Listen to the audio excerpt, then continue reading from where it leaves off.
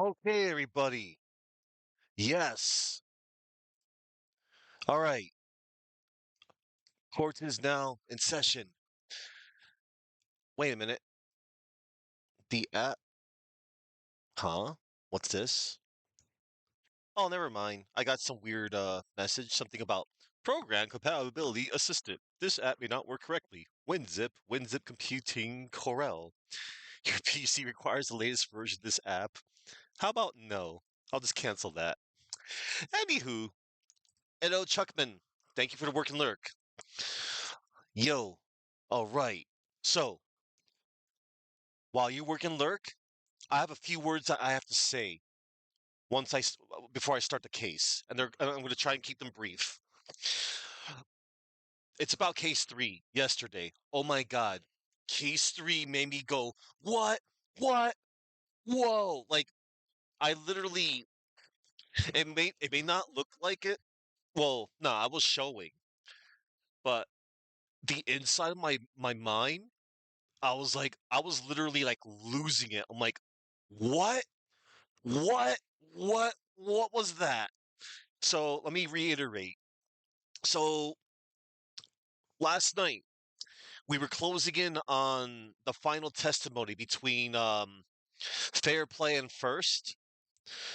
About it was about refuting the accusation on the whole omnibus murder, and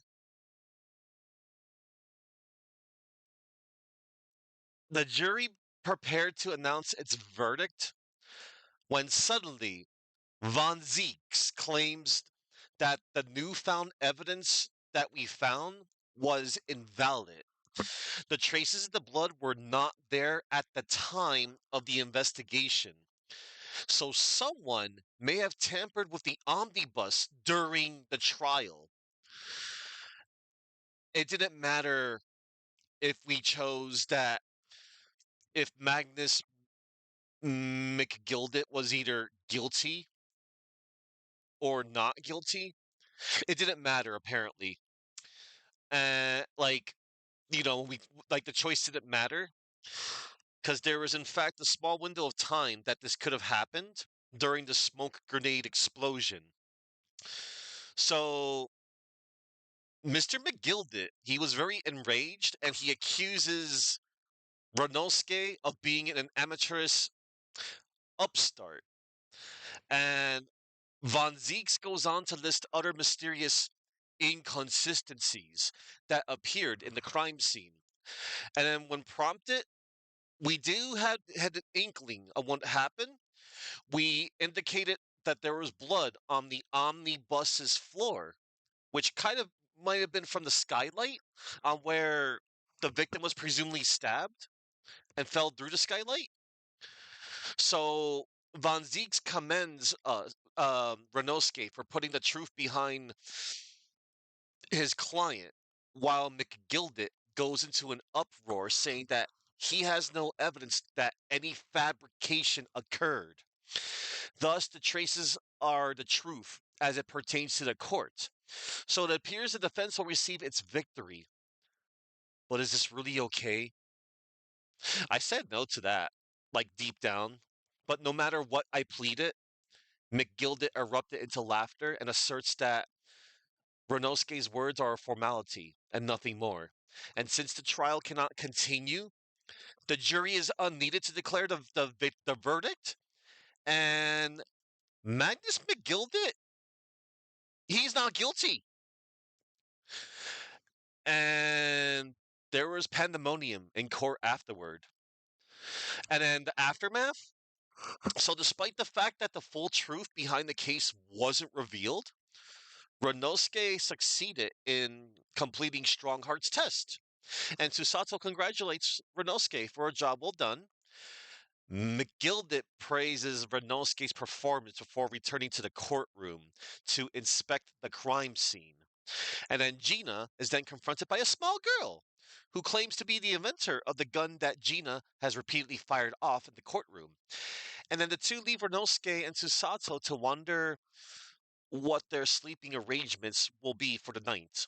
And then a cutscene showed that there was a fire that erupted in the courtroom, and it indicated that the case of thrice fired Mason and Magnus McGilded is far from over. Yeah, that was crazy. The omnibus was on fire. I'm like, what? Absolutely insane. And there's something about that entire case, the adventure of the runaway room. I don't know. Maybe something to do with the omnibuses. Who knows? I don't know yet. And I don't want to know. I want to find out. I'm hoping that maybe the next case or the final case will reveal to me what, you know, what was up with Magnus McGilded. Because, man, dude came off like a villain. I now understand what some people mentioned yesterday about McGilded, more like McEvil. And then I said yesterday in another chat, I was like, this is what I said.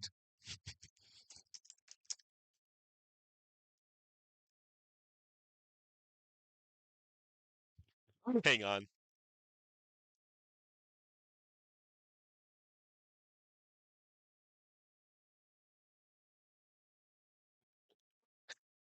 I'm gonna type this in my chat. I'm gonna let you all know how I really feel. Hey Sherry Bowberry. Sorry, Austin was here. Could have been. It's Austin.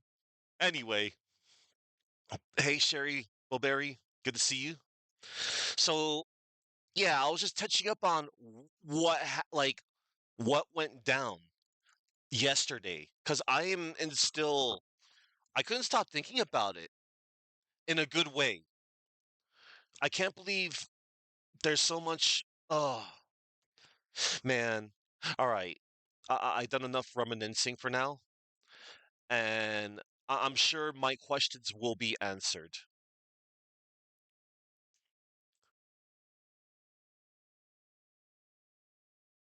Oh, cute. Anyway, all right, everybody. I am now going to start up case four, the adventure of the clouded Kokoro. So, from my understanding, so in Japanese, Kokoro broadly translates to heart, mind, or spirit. More deeply, it represents a person's inner essence, the inseparable combination of thoughts, emotions, and willpower. Key nuances of Kokoro: heart and mind. Unlike the Western separation of logic, mind, and emotion, heart, Kokoro blends both into a single concept. It is where intelligence, consciousness, and feelings reside simultaneously. Spirit and soul. It encapsulates a person's attitude, fighting spirit, and deep seated morality. Cultural significance. It is often used to convey deep emotional resonance or the hidden meaning of things. Students of literature will recognize Kokoro as the title of one of Japan's most famous novels by Natsume Soseki. Okay. Common uses and expressions. Strong Kokoro means strong mentality, focus, and mental toughness. Change your Kokoro. Close to changing your mind or altering your thoughts. Put your Kokoro into it. Putting your soul, genuine feelings, and focus into an action or creation. The first time I learned about Kokoro, of all things, was when I was watching the Astro Boy 2003 animated series years ago. I actually learned what Kokoro was when Dr. O'Shea talked about, Astro Boy having Kokoro. I thought that was kind of cool. Okay, now then, here goes. We're gonna start up case four, everybody. Again. Case 3. I can't get it out of my mind. But now, oh, what the? It went to full screen? Hello? Oh no. Um, okay, I'm not gonna like cast this into the wind, but what is the meaning of this nonsense? Hang on. Um, let me go to my. What? I did not set this. I don't understand why it doesn't want to save my settings, everybody, on this collection alone. My other collections are fine for the Ace Attorney games. No matter. We got this. Everything's under control. I will make things under control. All right, everyone. Y'all enjoy the work and lurk for some of y'all, and just, lurking in general. But yeah, thank you. Thank you both. All right, everybody. We're going to load up my game, and I think I can potentially one-shot this today. I saw by context on how long this might be, but we'll see. We'll see how I'm feeling. The Adventure of the Clouded Kokoro. All right, everybody. Here we go.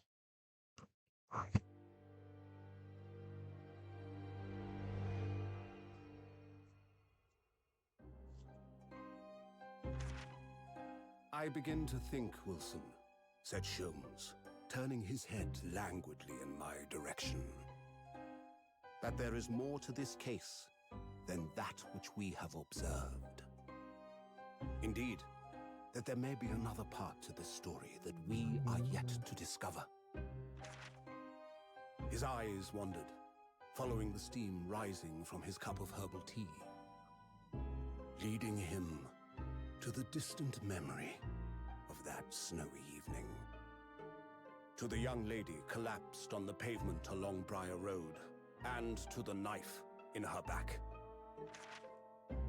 Lit in the soft glow of gas lamps, a most extraordinary scene had been set. And under the cover of a light fog, the curtain had risen silently on the insoluble mystery of our invisible killer. Oh my god. Another knife stabbing? I don't want to call out on the, not the create, I don't want to say it's uncreative of like, oh no, another case involving a knife. Oi. I mean, it's okay. I'm not trying to nitpick. I'm sounding like I am, but usually the cases are really good on the how and why. So, anywho, we're gonna dive in. Like I said, this is my first playthrough. Here goes. 19th February, 9:47 a.m. British Supreme Court, Lord Chief Justice's office. Lord Chief Justice. I like doing that. Did you sleep last night, Mr. Naruhodo? No, not at all. It was an enormous hotel, wasn't it? The rooms were so luxurious. I felt like we were staying in a palace. And with all the gas lights twinkling, it was brighter than day, even in the middle of the night. What about the enormous beds? After my time with the SS Buria, I wasn't going to waste a single inch of that space. I spent the entire night rolling from one side of the mattress to the other. Oh yes, it really was the sort of night you can only dream of normally. Except, when I learned that we owed £3 for the rooms, that dream quickly turned into a nightmare. Oops. Sorry about that. Fun fact, England and Wales currently have their first ever Lady Chief Justice. Hey, that's pretty cool. Thank you for the trivia, Astro Dude 1987. Because yeah, I'm totally in the dark on this entire game. Um, and I didn't like want to look up like any like like trivia that might like be a potential spoiler to me. But that's pretty cool, and not to mention like if that's like like anything pertaining to this game and in real life, that's awesome. Oops, sorry about that. The building was so impressive, and the entrance so inviting. I just wandered in without thinking. In a lodging house in Japan, the sum of money would put a roof over your head for a whole year. I did try, but I'm afraid I couldn't help my tears when we were presented with the bill. Oh, oh, I really am sorry. Well, never mind. We must find some more affordable lodgings straight away, though. If we're not careful, our entire stipend will be used up in 10 days or less. Oh, London is a scary place. Ah, good morning to you at this early hour. Oh, snap. It's this dude. Oh, yes, well, good morning to you, Lord Chief Justice.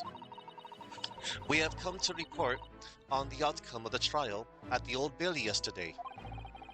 Susato-san is amazing. She doesn't bat an eyelid, even in the presence of the imposing Lord Strongheart. Yes, I believe you had a very comprehensive initiation into British courtroom practices. Oh, yes, it was very eye-opening. Thank you.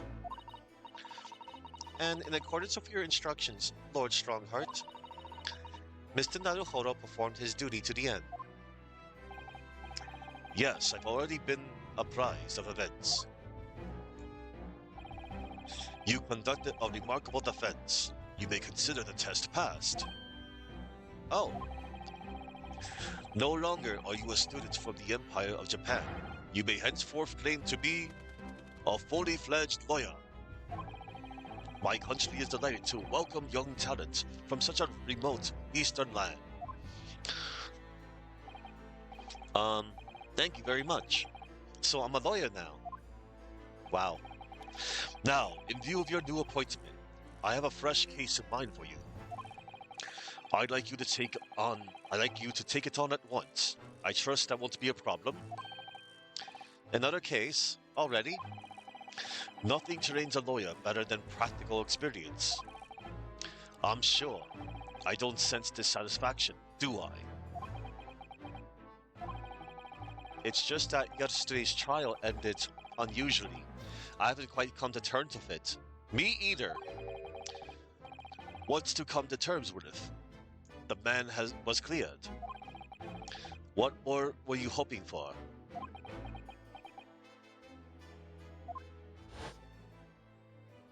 So much questions I had yesterday. The culpability of the defendants has not, at the present time, been established by this court. Consequently, the jury will not be required to proffer judgment. Well, Lord Van Zeeks, it's been a pleasure, so it has. And as for you, my dear fella, I couldn't have asked for a better defense.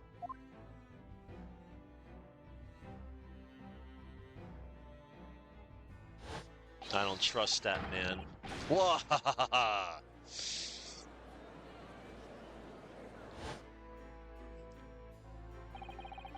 I just can't help wondering if Mr. McGilded really was innocent. Mr. Naruhodo? It's just that I never managed to ascertain the truth. And then the trial ended. Well, you needed to let it trouble you for a second longer. Sorry. What do you mean, Lord Strongheart? Magnus McGilded passed away immediately following the trial. What? No! No way! What? No! What? Miss, Mr. McGilded is dead?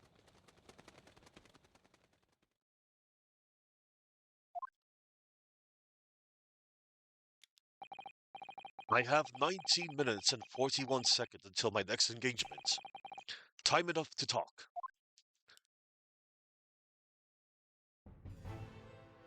What? No freaking way. Oh my god. Well, um, hang on. Before I talk to you, I want to examine stuff. Look at these menacing metal giants facing each other across the room. I believe yes, they're suits of armor. Oh, right. I thought maybe they were like the lion dogs we have in Japan guarding shrine gates. No, not at all. In fact, in Europe, suits of armor like these are always possessed by evil spirits, and they roam around in the middle of the night. Really? Is there nothing you don't know, Mr. Sato? This book tells me everything I need to know about everything. If you're ever unsure, just ask. Where did she get that incredible tone? Oh wait, that was the same text from yesterday. So is it the same text from yesterday? Yeah. Okay, the same text from yesterday. I was hoping there were going to be some different text, but it's okay. Because, yeah, I'm like, I remember I reloaded my save, and then Susato wanted that be checked because she was going to threaten to Susato take him down, Renosuke. No freaking way, though. Hold up. Let me check out our court record real quick. The armband. I did expect all of that yesterday. The Lord Chief Justice who wields absolute authority in judicial matters, including the appointment of lawyers. He's a thoroughly intimidating man. Yeah, he sure is. A judicial system. Yeah. All right. Hang on. Am I going to get the same dialogue from yesterday? Right, yeah. Okay. Yeah, yeah. All right, all right. We're just going to talk to Lord Chief Justice real quick. I have nothing else better to do. McGilded's death. Oh my god. I don't understand. What happened? How could he be dead? After the trial concluded yesterday, there was a great commotion in the Old Bailey. As you'll presumably recall, an omnibus had been wheeled into the courtroom. Yeah. Yes, of course. That was the scene of the crime, which Mr. McGilded had been accused of. Precisely. Well, while the bailiff's attention was diverted by some other matter, the omnibus went up in flames. Yeah. No. How could such a thing have happened? That is being investigated as we speak, but already the police have identified a corpse found inside the charred shell of the carriage as that of McGilded. Oh my god. That's awful. The man must have slipped inside, whereas the bailiff's attention was elsewhere.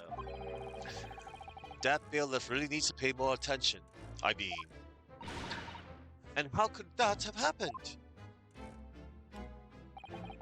That is also being investigated as we speak. Thinking back now, immediately after the trial, Mr. McGilded did mention going back to the courtroom to look at the omnibus. I remember that. Yes, this happened yesterday. Well, I must be making tracks now. 'Tis time for the inspection. Sorry, what inspection? They're going to examine the omnibus again, so I'm told. I asked if I could be present for it myself. An inspection of the omnibus? Not to my knowledge. I don't believe Scotland Yard had any intention of re-examining the carriage. But then who was Mr. McGilded talking about? Never mind that now. The Yard is making a thorough investigation. This matter is no longer any concern of yours. Leave it to the police. Poor Mr. McGilded.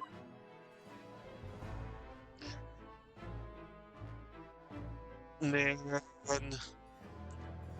Again, I have so many questions, but I'm sure they're going to be answered soon. Hang on, everybody.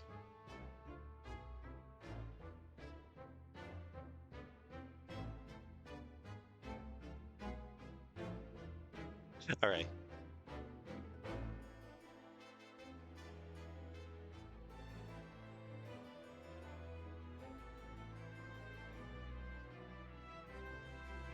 And now for British court.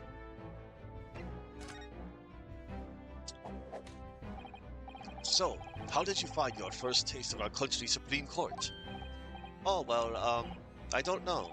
I mean, it was, wow.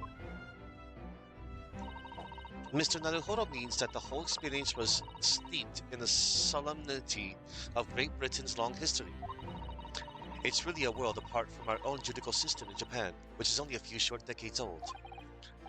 Wow, Susato-san has such a way of words. And you seem to have a way of failing to find the right ones. Well, I never.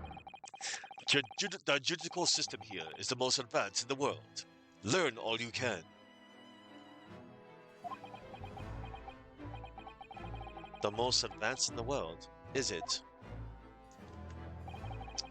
It was fortunate that your very first trial was a simple affair. Simple? That was simple? As I believe I mentioned yesterday morning, it was a trial you couldn't lose. I don't mean to be contrary, Lord Strongheart, but the case was anything but simple. It sure wasn't. The circumstances of the case were so incriminating. I was stunned when I first heard them.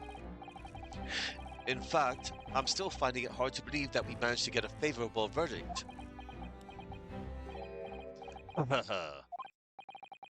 Is something funny? No, no, my apologies. However, the fact is that you did receive the not guilty verdict you set out to achieve. Yeah, and that can only be attributed to exceptional talent. Wouldn't you agree? Well, I don't know about that.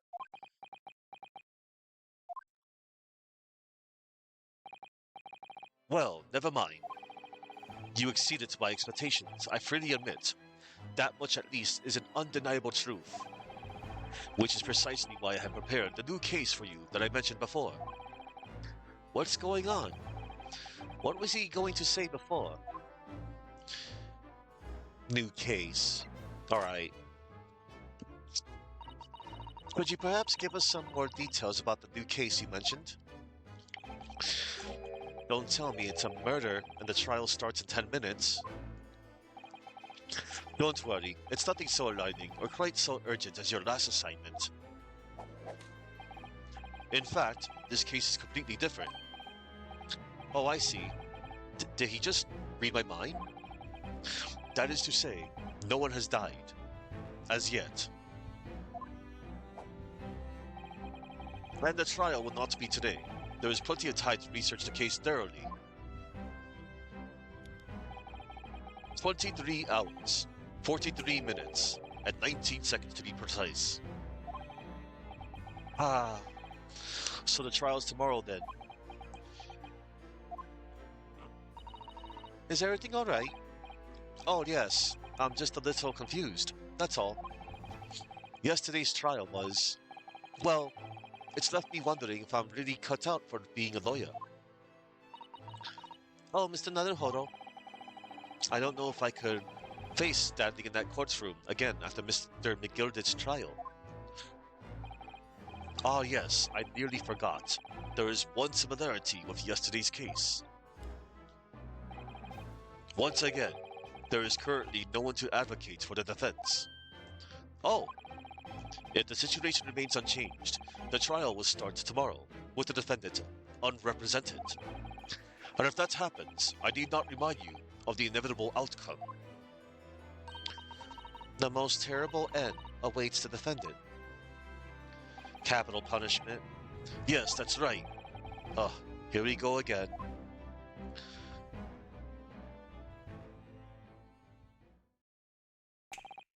Your time is up. You will have to excuse me. I would advise you to begin making preparations for tomorrow's trial. After all, the clock is ever ticking. There is now but 23 hours, 26 minutes, and 39 seconds until the court sits. Last time he mentioned the 23 hours, he said there was plenty of time. And one more thing, Mr. Naruhodo. There is something I should like to ask you. Oh, what's that? Yesterday, you remarked upon something that you intend to see through the will of your late compatriot, Mr. Osogi.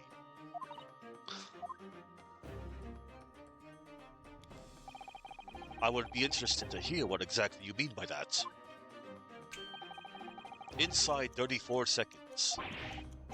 Oh, well, Kazuma always used to say, you see, that he wanted to learn how the greatest justice system in the world worked so he could change ours in Japan. Now that he's gone, I like to work towards that myself. And there's another thing. Oh, another thing. Continue. On the way here, on the steamship, he said something to me. There's something very important that I have to do. Something very important? And what exactly would that be? He never had a chance to tell me. I suppose he would have done if he'd ever made it to Great Britain. You're out of time. Well, thank you for an enlightening discussion. Mr. Naruhodo, what's this all about? Mr. Asogi never once mentioned anything of the sort to me. I urge you both to focus your attentions on the matter at hand. I've taken the liberty of summoning the police inspector in charge of the case. He'll be able to apprise you of the details. How long has he been there? Oh, so I wish you the best of luck and bid you farewell.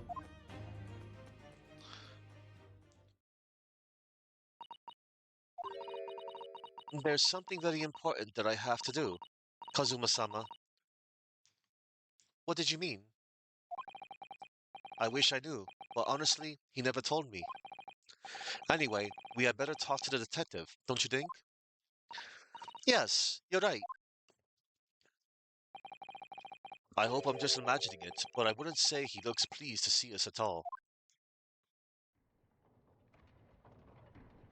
Alright,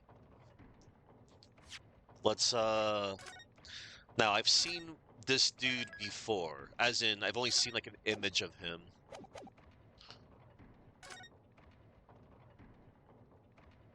We shall examine.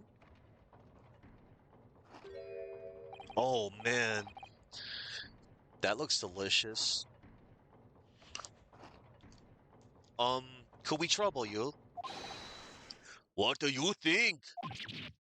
Ah, um, um, lovely weather, isn't it? What's the weather got to do with anything? Ah, listen to me, you young Japanese upstart. Some frippery about the weather doesn't get to every English gent eaten out of your hand, you know? Frippery?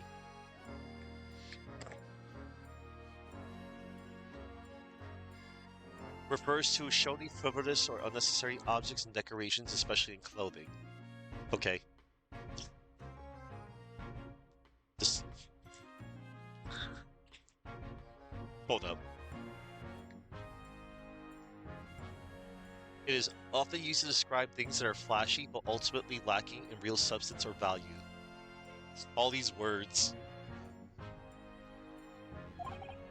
Oh, well, Susato-san told me it was foolproof. I'm a busy man. A very busy man. Oh my god. There's a crime scene to investigate, but I'm here having to give the likes of you a talking to. Oh, I'm ever so sorry. Can you imagine what the other officers there will be saying? Haven't seen Gregson anywhere, have you? No, he's too busy with the big wigs these days. And all because of some bumpkin who's here on a jaunt from a country I've never even heard of.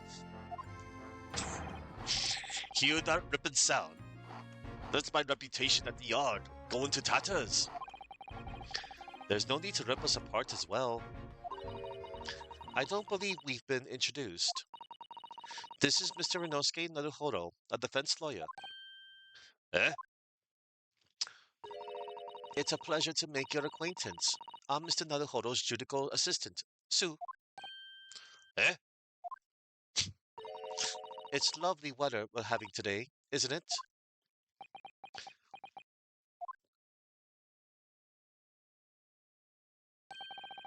It is unseasonably fine, I grant you. London winters don't see a lot of sunshine. Unbelievable. How did she pull that off? So, Lord Strongheart has asked me to fill you. Oh, excuse me.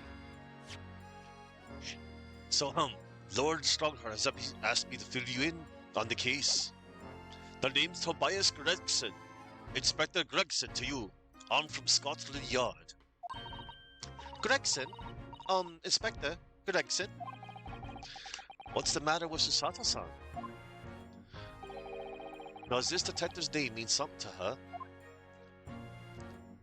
Inspector Gregson, huh? Alright, let's talk about him. Oh, let's check out the court record real quick. Oh, there he is with us. So he's 44. The detective inspector in charge of Scotland Yard's investigation of the case. He's stern and single-minded in his approach, and a great lover of fish and chips. Oh, that's what he was eating. Okay. Inspector Gregson. Inspector, are you perhaps the Inspector Gregson? The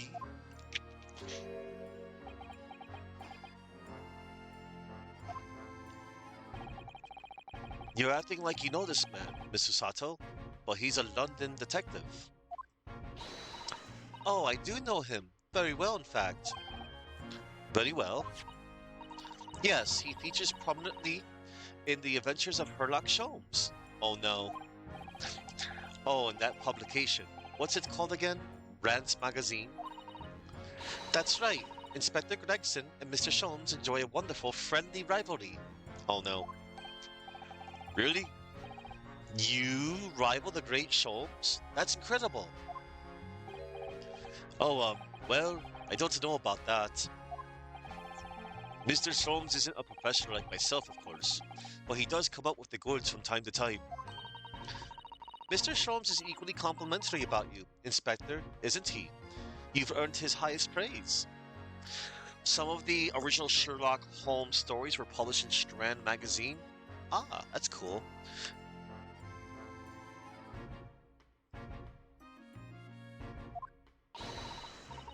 Let's see. Mr. Sholmes isn't a professional like myself. Mr. Sholmes is equally complimentary about you, Inspector, isn't he? You've earned his highest praise. Gregson is the pick of a bad lot of all the Scotland Yarders. Those were his own words. That's his highest praise? Well, Mr. Sholmes isn't particularly known for giving compliments, you see. So this duology has a lot of Holmes references? Gotcha. That he is not, and thanks to that magazine, my name's known all over London town now.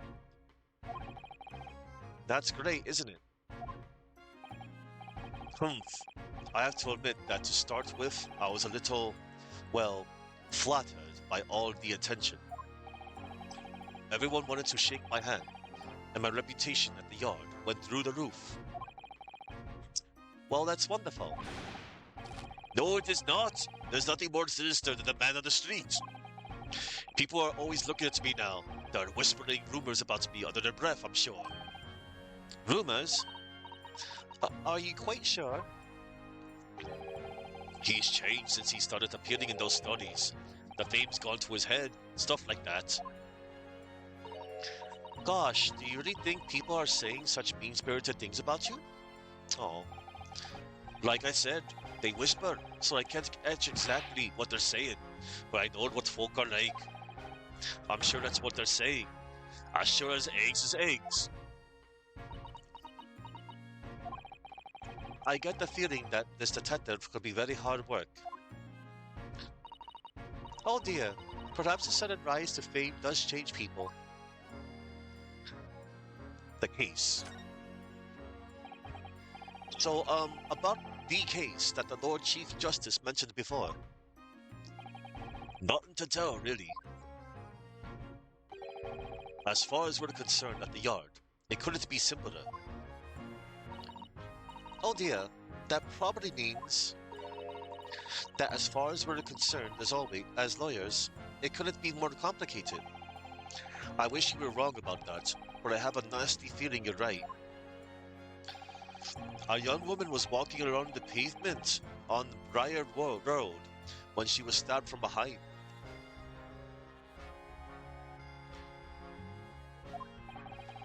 Fortunately, it wasn't fatal, but she's still laid up in hospital, unconscious. Oh, oh, I'm glad. I'm glad that she's okay because we saw in the intro that poor lady got stabbed with a knife. Okay, it wasn't fatal, but she's still laid up in a hospital, unconscious. That's despicable. What sort of coward would attack the poor woman from behind? Yeah, right? I suppose you would have finished whoever it was off Susato takedown, would you? I mean, yeah. This is neither near nor there, Mr. Naruhodo. Yeah, Renosuke. Brace yourself, Renosuke. You've angered her now. Anyway, after something of a whirlwind investigation, the criminal was arrested. He barely had time for a cup of tea after the incident took place, to be honest. So, there must have been something left at the scene that led you directly to the culprit. Or perhaps a reliable witness who recognized the person in question. Let me stop you right there. You're wasting your time on this one. Sorry? There's nothing you can do. There's no way to help the broke now. Why ever not? Simple. The prosecutor that's been assigned to the trial tomorrow is Lord Barak Van Zieks. Uh-oh. I mean, I wouldn't have expected nobody else, to be honest. I mean, I've only met the dude yesterday, and I think he's freaking awesome. I love his Count Dracula vibes. No, sounds like you've heard of him then. I mean, oh yes, we are very familiar with Lord Van Zieks, believed to be the harbinger of death itself, the Reaper of the Bailey. I love that title, by the way, the Reaper of the Bailey, of the Bailey. Reaper of the Bailey.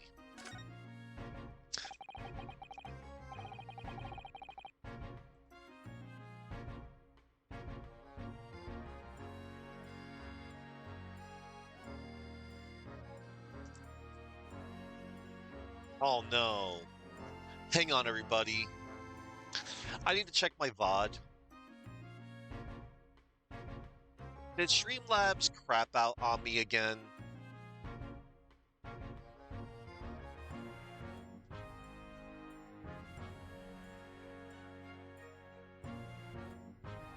Oh no, hang on. Hang on, everybody. I'm gonna check my VOD real quick.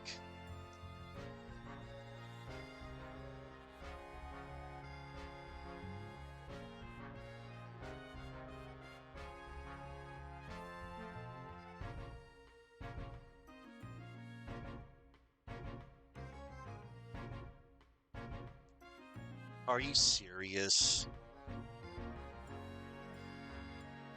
Uh,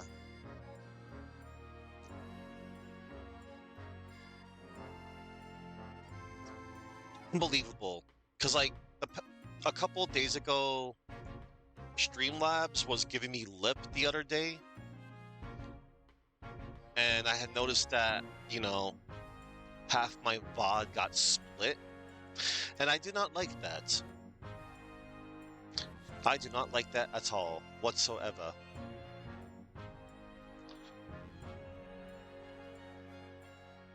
Or, hold on. Is it still going? No, never mind. I'm tripping. My apologies, everybody. No, I'm fine. My bot didn't get split in half. It's just, I got really paranoid the other day, everybody. I thought my bot had split. I wasn't paying attention to my runtime. Sorry. I didn't mean to spread a little confusion there. Because I wish I had a better resolution for this game. Like, I could still see, like, my chat. But, I have my runtime covered. Okay. I thought I had lost time. No, we're just 55 minutes currently in the case. Again, apologies, everybody. It's just I wasn't. Streamlabs was giving me a lot of like lip the other day, but it's good to know that I didn't lose that much time or anything. I didn't mean to break up the pacing. Lord Belloc Van Zeeks, who we faced in court only yesterday. All right. Mr. McGilded told us about him before the trial, didn't he? He did. Ah, there he is. When Von Zeeks stands for the prosecution, they call the accused his sacrificial lamb. And in every single trial in which he's been the prosecutor, the accused has been damned. This Reaper of the Bailey nickname, I suppose he's learned that because every defendant he advocates against is found guilty. Is that it?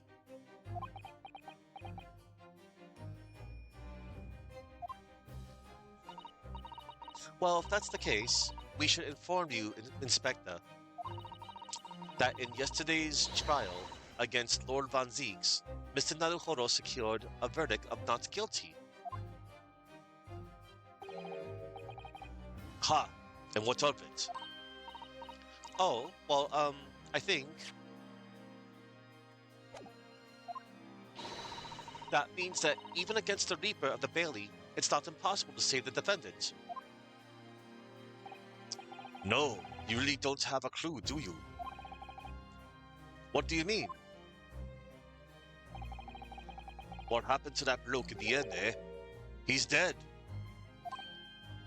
Ah, Magnus McGilded came a cropper in that omnibus when it went up in flames.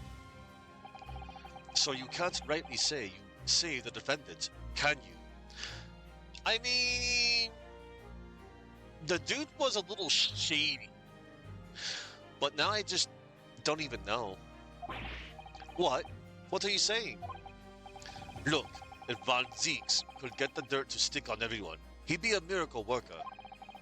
But that's not how it goes. He doesn't work miracles. He works magic.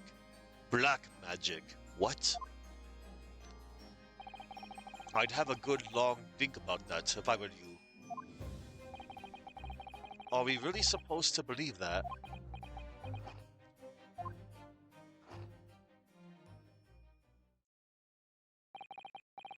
Right, well, I filled you in as requested, and I'm very nearly out of chips. So I'll be heading back to the crime scene now. We're still carrying out a few investigations there. It was Briar Road, you said, didn't you? Where the incident took place. That's correct, ma'am. And if you head over to the holding cells, you can meet the criminal himself.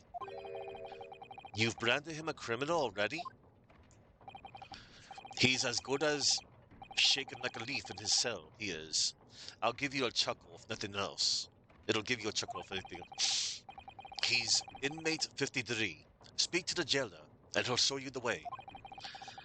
Inmate 53. Thank you. Okay. So there's no helping anyone against the Reaper of the Bailey, they say. Is something troubling you, Mr. Naruhodo? To tell the truth, When I recall the trial yesterday, I can't stop myself from shaking. The idea of facing the Reaper in court again is, well, if you think it's too much for you, there's no shame in turning the case down. That takes courage too. No. Listen, Susato, several centuries later, Phoenix Wright never backed down. Apollo Justice never backed down.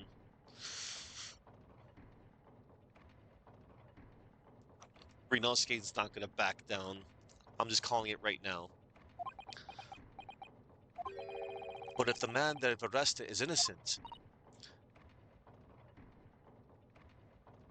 just 1 century. Yeah, you're right. Because I know this takes place in the 19th century. You're right.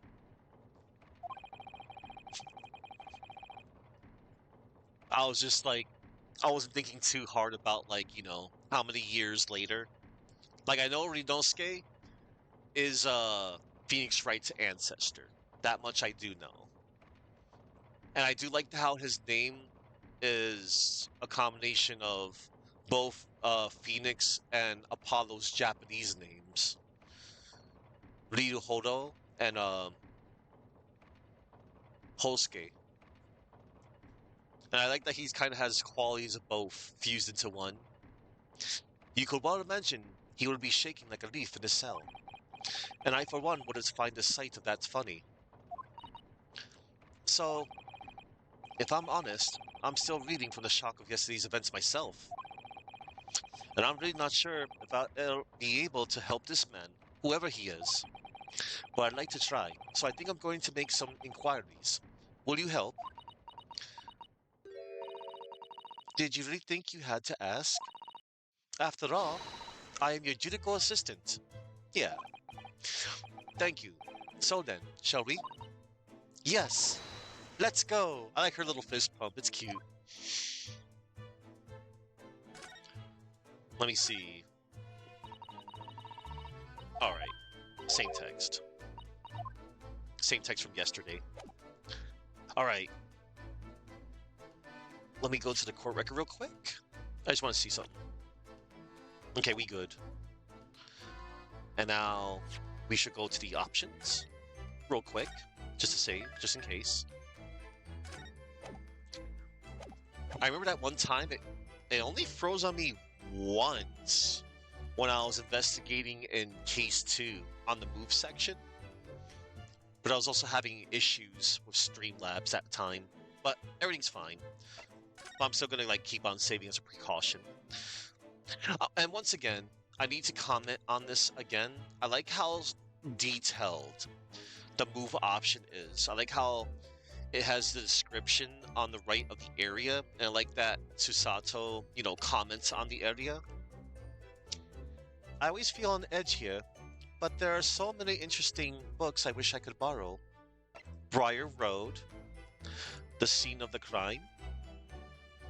By the way, Apollo's second case starts today. Oh! Turnabout Quarter? That's awesome. In real life. That was a good case. That case was honestly, look, outside of the, the filler part with the magic panties, I generally liked that case. I think a lot of people are kind of almost feel the same way about that case. Dai Eldune's awesome. He's one of the few bright spots in that case. Heck yeah. I know these are Eldune's noodles, but I love my Maru-chan roast chicken. And then Phoenix surviving a hit and run. That explains why he has such average stamina in Ultimate Marvel vs. Capcom 3. The man took so much abuse. But he got hit by a car and hit a post, I think? Telephone pole? And he lived. And of course he got whipped, got coffee tossed at him, fell off a bridge. The man's indestructible.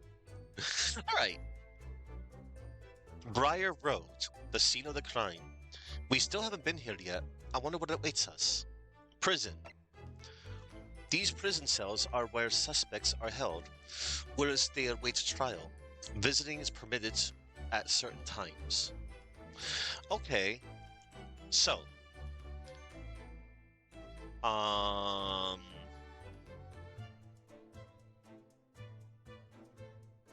naturally,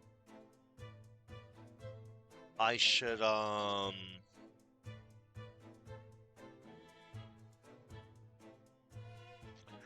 should go to the prison first, because that's where I should go, judging by the dialogue that has transpired just now. So, everybody, to prison! Da-da-da-da.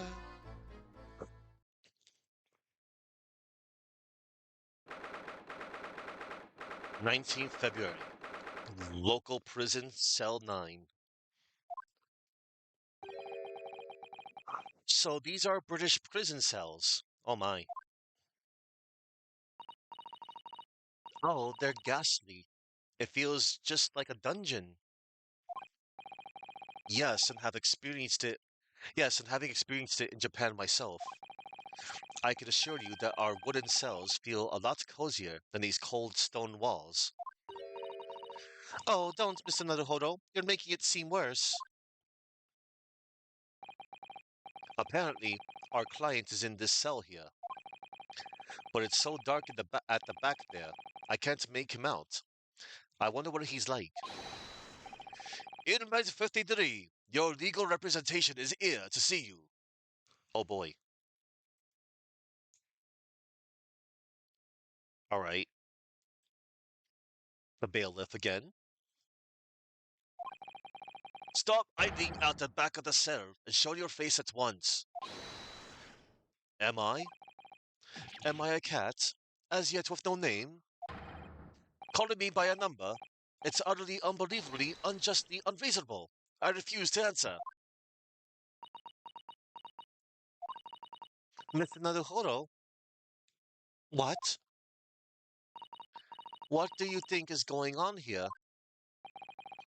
I have no idea, for I wasn't just hearing things, was I?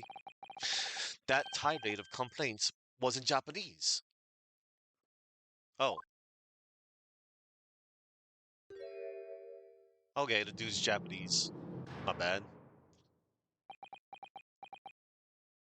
Okay. Excuse me, but who? Shh, quiet! They're all around, hiding. I know they are. They're watching, listening. Even now, I can sense it.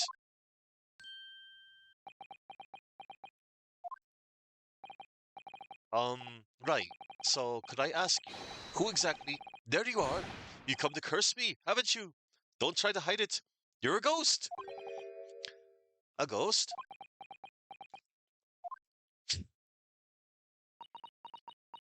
Oh my god. We mean you no harm, prisoner son. Are you Japanese, by any chance?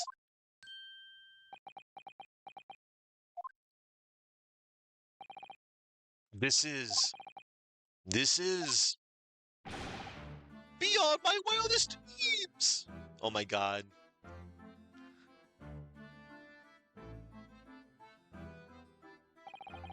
Forgive me for that outburst before. I'm so sorry. Oh, it's fine. We were just a little surprised, that's all. Imagine it! It's been 12 long months since I left my hometown, and here I am, in a frightful fix in a foreign land. So hearing the sweet, sentimental tones of a compatriot's voice here, in this damp, dark hellhole, was a most monumentally moving moment! Who could have guessed that this new client Lord Strongheart assigned to us would turn out to be a fellow Japanese? Ah, what compassion my fellow countrymen show. To dispatch a first-class lawyer all the way from Japan to defend a mere foreign student. Noble, nurturing, never failing Nippon. Oh my god. First class lawyer? Oh dear, I think there's been something of a misunderstanding here. I wonder, would you be so kind as to tell us what's happened? Why you've been detained as a suspect, for example? Yes, yes, I can. I will. Shut, stay, sullen, and silent. Oh my god. I'm not quite sure I understand what he means, but he seems happy. Yes, he does. I just hope he actually has a good reason to be. Thank you for your cooperation. I'm a lawyer, as you said. My name is Renosuke Naruhodo, and I am Naruhodo-san's judicial assistant, Susato Mikotoba. I am a visiting student sent here by our government. Notably, notoriously named Natsume, Soseki Natsume. Okay, so this is Soseki Natsume. Again, I've seen an image of this dude. I don't know too much about him, but I'm about to learn what he's all about. I mean, I just learned just right now. Again, my first playthrough.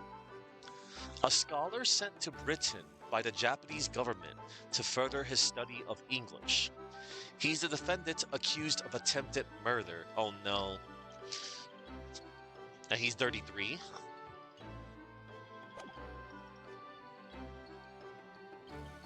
Alright. I'm gonna try presenting my, hold up. First, let me save.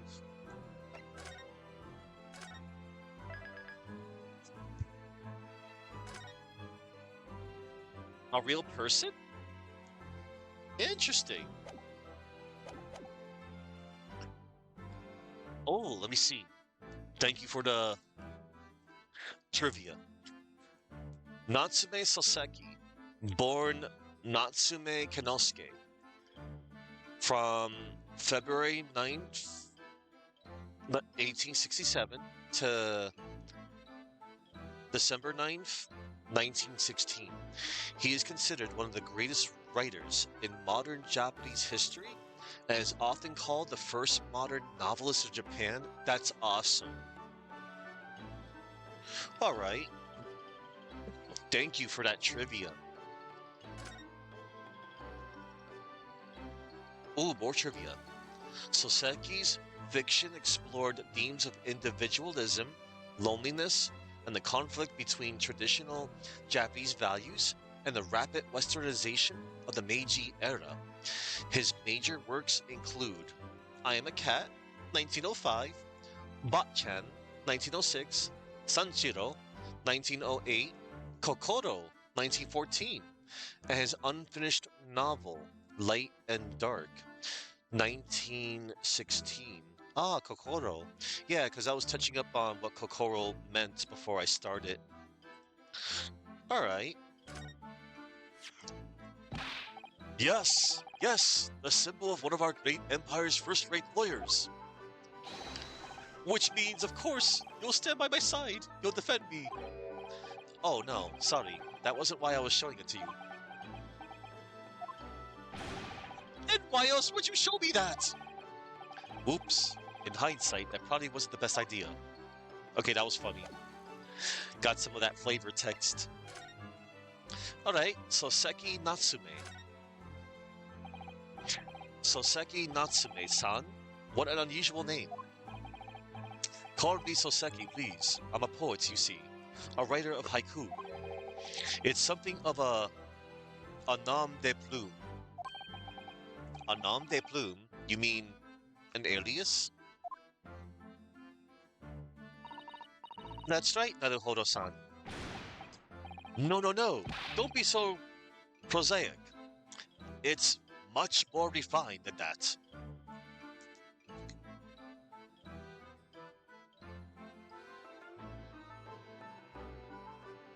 Dull, ordinary, lacking imagination.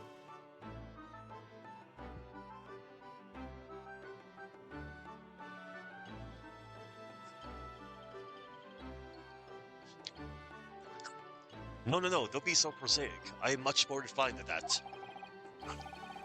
and haiku, that really reminds me of home. Did I hear you say that you were a visiting student sent over here by the government?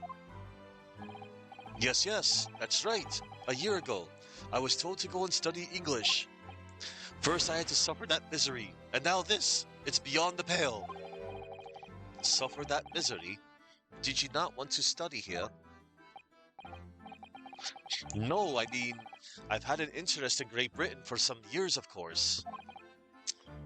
Oh, but just because the government tells you to do something, does it mean you can do it? No. What do you mean? If they told me to study English literature, then I could have understood. That's my field. But no, they told me to study the English language. Utterly, unbelievably, unjustly, unreasonable.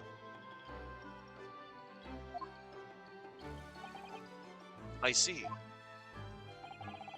Only the other day, I was told to send a report about my first year here. I lendered, I tendered a blank piece of paper. Wise words on whitewashy.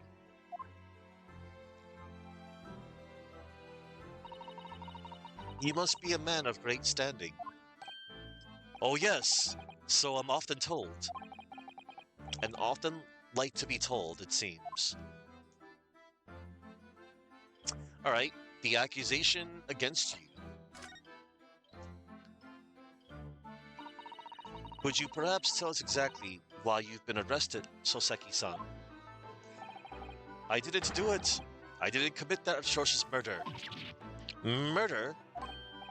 Oh no, no, it's alright. The woman didn't actually die, did she? But she was stabbed with a knife, right before my eyes. Before your eyes? You mean you saw the attacker? I didn't see anyone. What? If I'd seen the person who did it, do you think I'd be locked up in here? Oh dear, it seems this case is becoming rather complicated. Why me? Why me? Why did that silly woman have to be stabbed in front of me? It's the curse of London. It's... You are cursed. The Curse of London by Danhausen. It's incredibly, inexcusably, irritatingly inconvenient. So Soseki-san was there at the scene, but he didn't see the attacker. It's vital that we find out more about the case. I agree. About the case. It was an accursed evening, just after the snow had started to clear and heavy with fog. I'd been to the bookshop to buy some books, and I was on my way back to my accursed lodgings. Sure the bookshop wasn't accursed too? As I was walking along that accursed pavement, I could make out the sole silhouette of another ahead of me. A woman wearing a green overcoat, she was, and just as I went to overtake her... Oh my god. She suddenly let out a scream and collapsed onto the cold, hard slabs of stone at my feet. Oh my god. How terrible. I called out to the woman, but she didn't move. It was like a ghostly, ghoulish, grim graveyard. I like his words, his way of words. Slight exaggeration there, perhaps. I was terrified. I had to get away from there. So I ran as fast as my legs would carry me back to my accursed lodgings. That's not good.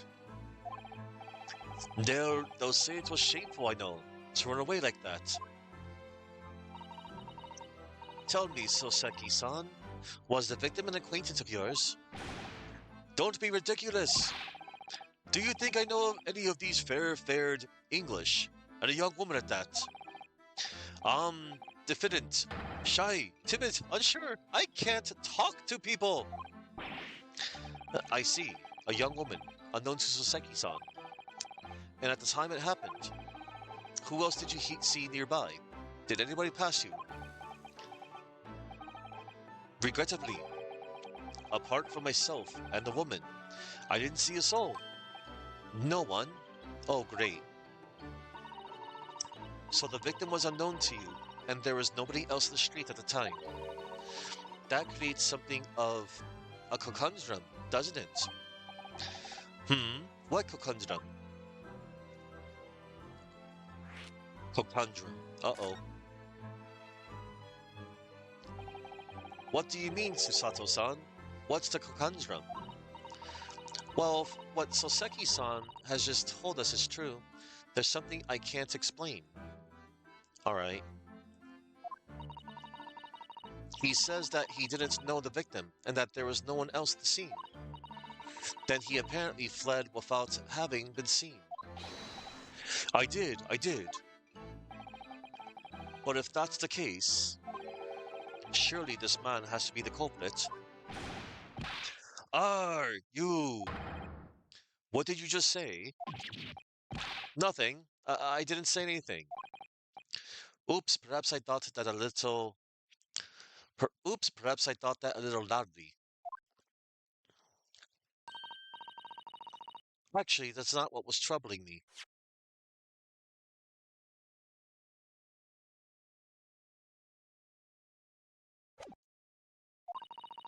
What I was thinking was, how did Soseki-san actually come to be arrested?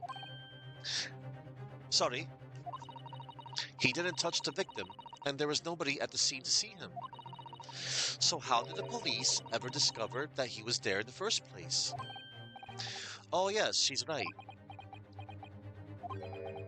It it was him, that accursed great detective. He led the police to me. Oh no, of all the bad luck. Accursed great detective, could it be? I shall never forget that man's name as long as I live. With his haughty laugh and his self-proclaimed greatness. Brash, big-headed busybody, be gone. May you be cursed until the end of your days. Airlock Sholmes. Oh no. They mistook his name as Airlock again. I knew it. Mr. Sholmes. Airlock Sholmes. Well, I didn't expect to hear that name from this man's lips, that's for sure. It was the morning after that nightmare had unfolded on the pavement before me. I was gnawing on a sliver of hard cheese when some men suddenly burst into the door. They started shouting at me, "This is the police! Put the weapon down!" Yes, it was a thin sliver. And yes, it was hard, but I wasn't eating a weapon. Disgusting dietary discrimination devils! You clearly had a trying morning yesterday. He clearly had a... Yeah. And there he was, in the middle of all the policemen, grinning like a Cheshire cat. That Airlock Sholmes. It's actually just Herlock Sholmes. He's English. I've since found out that he's a famous name in detection here in London. Yes, the great detective is really very well known. And his overly sharp mind managed to deduce my whereabouts apparently. He thinks I'm the knife-wielding that madman, me, this weak, stooped kitten of a man. I wonder what great deduction process led him to his conclusion this time. Yeah. Do you mean to say that Mr. Sholmes' deduction was the only reason the police arrested you? That would be really most unreasonable. Well, the thing is, I was thrown into a panic when they barged their way in. Of course you were. That's only natural. Of course you were. Hold up. Of course you were. That was only natural. I was terrified and trembling, and they kept throwing question after question at me in impossible English. Fiendish foreign flammery. Well, we are in England. You can't really blame them for questioning you in English. Good point, good point. But my mind went blank. I knew I had to answer, but I didn't know what to say. So I just kept repeating things like, yes, I do, and I'm fine. The next thing I knew, I was in manacles, and before I knew it, I was thrown in here. Ah, oh dear, I'm afraid. That's hardly surprising. I'm fine. He's not fine now.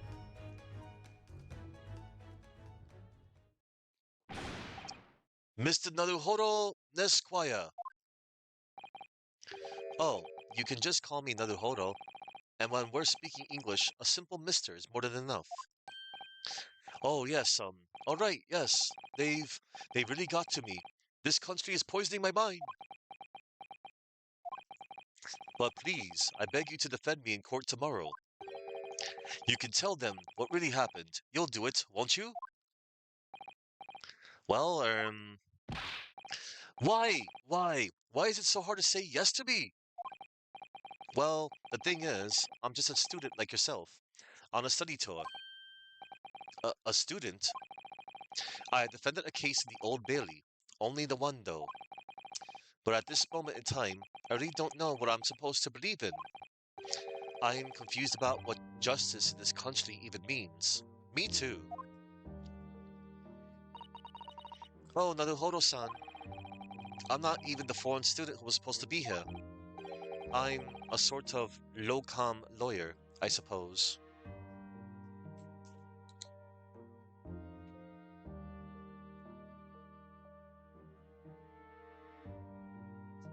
Locum, short for the Latin phrase locum tenens, meaning to hold a place of, is a person who temporarily steps in to fulfill the professional duties of another person.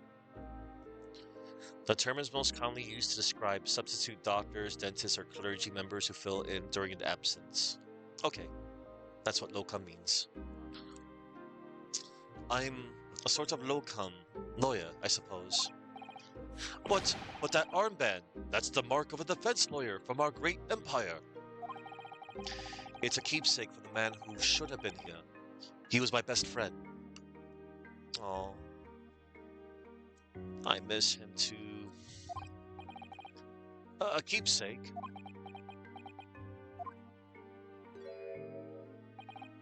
I know exactly what they're saying about me. Oh, what do you mean? The lawyers, all the British defense lawyers, they won't defend me. Goodness, why? Why do you say that? For the same reason as you noted before, when it happened. There was only the victim and myself around, and I ran away from the scene of the crime. I'm not a fool. I know it looks as though I must be the culprit. It must be very hard for you, Soseki-san. And anyway, I'm a student from overseas. I'm just a foreign nobody to them. Somebody not to be trusted. Oh, I heard them openly laughing about me before, in my earshot, without any compunction at all.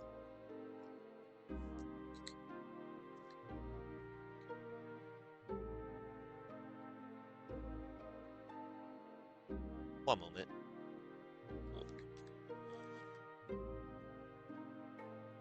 Compunction is a formal noun that refers to a slight feeling of guilt, anxiety, or conscience-driven hesitation before, during, or after doing something wrong. Most commonly used as a negative to describe someone who acts without any sense of shame or regret. Hey there! Hey, Skajor. Good to see you.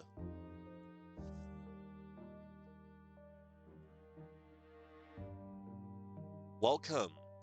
I am really enjoying this so far. It's my first time going through this game. I heard them openly laughing about me before, in my earshot, without any compunction at all. Any trial for this man would be a waste of time, they said. And of course the foreigner did it.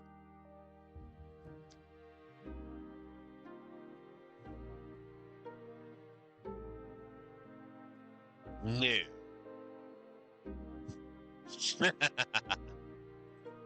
Even if I am there.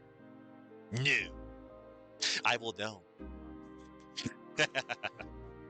Anyway, any trial for this man would be a waste of time, they said. And, of course, the foreigner did it. They even had the gall to say, the man doesn't understand half of what's being said anyway. Hello there, famous adventurer.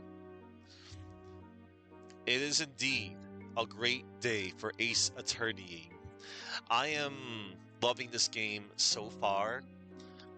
I had so many questions at the end of case 3 yesterday, and another twist has come my way, and I just cannot wait to see what transpires.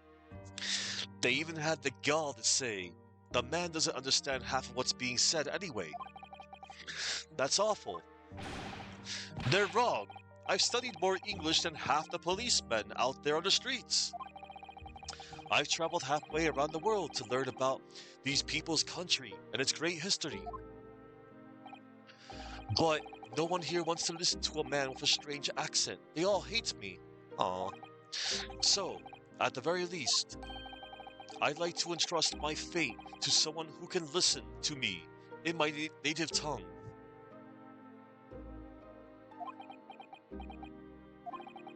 You could do it, couldn't you?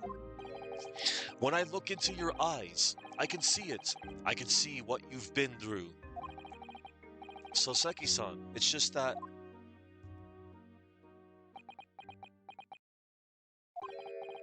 Give me a little time, please. Hmm? I'll do what I can, for the time being. What do you mean? We shall investigate the case as thoroughly as possible. Oh, hold up. We shall investigate the case as thoroughly as possible. If we can find some clues, it will give us a much better chance, I'm sure. Oh, yes, yes, thank you. I'll be here, all alone, waiting for you. Low-com student, Mr. Naruhodo, Esquire. Oh, God. We should be going then, Naruhodo-san. We have a case to prepare for. We sure do. Alright, we have conversed with his entire um topics. So only thing left to do is to move elsewhere.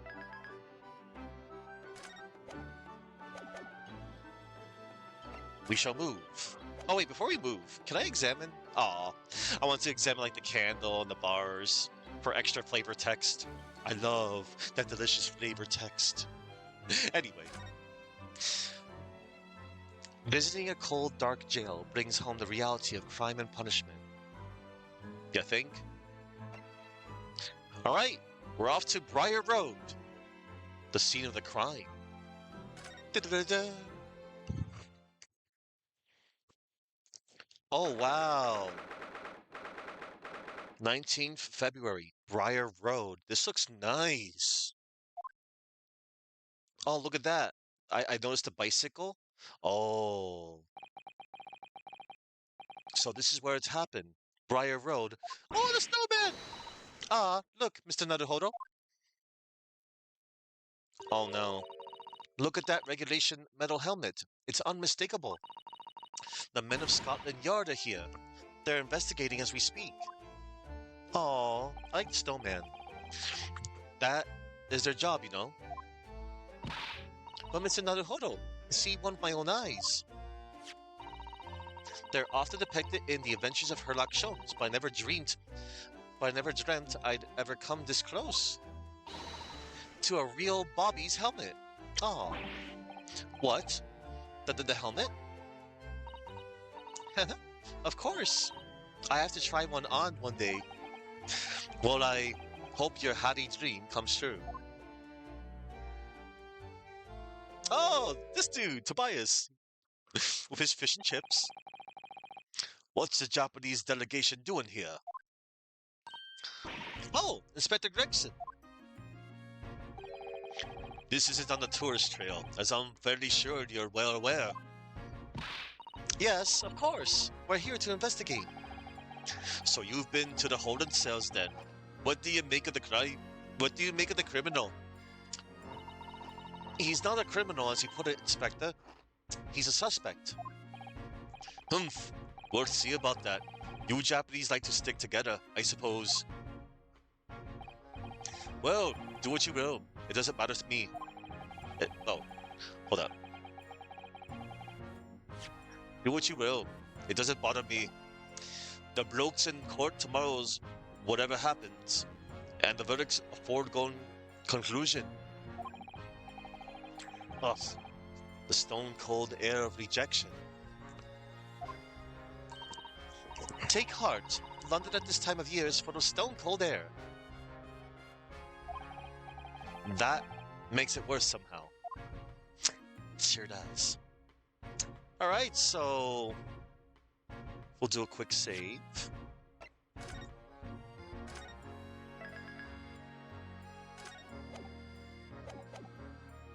So we can converse. Okay. Can we examine yet? Well, I don't want to examine yet. We should actually talk to him first. I want to present the armband. Inspector Gregson, could I show you this? Am I supposed to know what that is? I've never seen that insignia before. It's worn by defense lawyers in the Empire of Japan as a symbol of their profession. In other words, it's a worthless trinket here in Great Britain.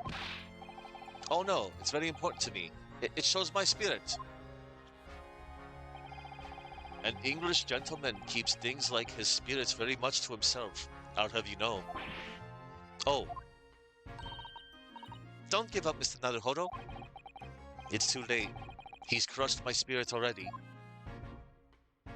Dang. Alright. Let's converse about Scotland Yard. Tell me about Scotland Yard, Inspector. Ever since I read about it in the adventures... Oh, sorry. I clicked on it too quick. Ever since I read about it in The Adventure of Sherlock Holmes, I've been fascinated by the place. The Yard is the most sophisticated policing organization you'll find anywhere in the world, ma'am. Oh, and you know I've always dreamt of wearing a real Bobby's helmet. It does make them look the part, seeing that policeman there with his helmet on. You certainly get the sense that this is a man who will take no nonsense in his duty of protecting the city. Oh yes, doesn't he look wonderful? Being a London Bobby is hard going, I can tell you. Oh really? First thing in the morning, you know what he does? Goes round and rouses all the laborers on his beat so they can get off to work. What? He wakes people up? Yup, raps on their windows for long pole. Did it myself, going back a bit. I had no idea. The Bobby works for the people of the town. It's just another one of his duties. After that, he starts tirelessly patrolling the streets all day long. He has to cover 20 miles a day. That's the regulation distance. I can't really imagine how far that is, but it sounds like a long way. Let me see. Oh, she's got that awesome strategy guide. 20 miles? That's approximately the distance from Tokyo to Yokohama. Oh wow. On foot? That's definitely taking things a step too far. And when it gets dark, of course, he has the important job of lighting all the gas street lamps. Oh man. That's a lot. Oh my.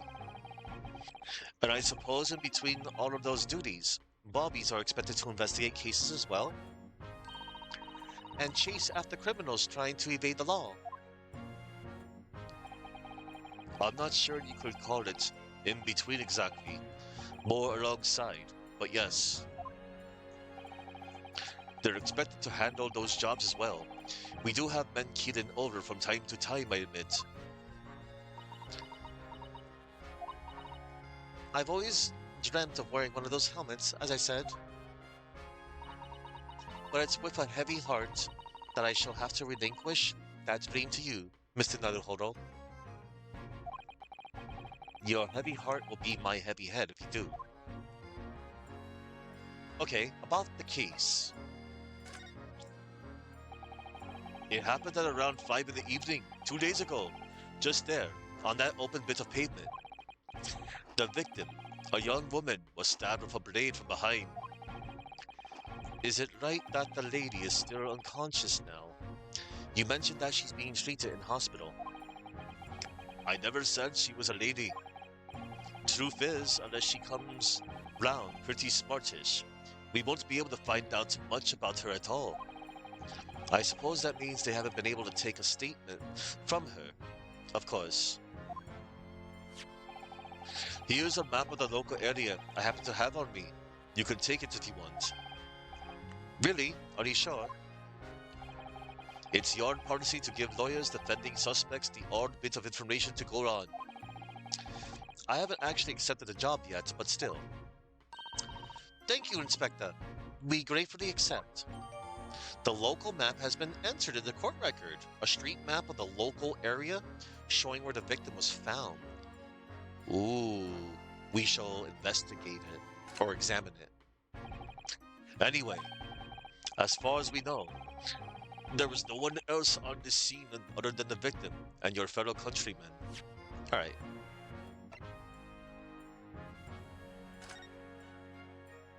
Oh wow. There's an X right there. Mexcrum Street, Briar Road, Calabash Road. Alright, cool. Oh, Mearsham. Mearsham Street, Calabash Road, Briar Road, okay. As far as we know, there was no one else on the scene other than the victim and your fellow countrymen. So who did it, do you think? Not much of a head scratcher, is it? Well, I know Mr. Natsume is also claiming not to have seen anyone else around, but just because he didn't see anyone, it doesn't mean we can be sure that nobody else was present. I'm sorry to have told you, but we most certainly can't be sure. How? Because, ma'am, the precise moment of the stabbing didn't go unnoticed. It... What? We have two very reliable witnesses, no less. Uh-oh. Ah! It was a typical foggy London day, and your client obviously didn't see them. There were witnesses now? Great. Witnesses. Who are these witnesses, Inspector? A fellow and his wife, and the man's one of the most reliable and respected citizens in all of London.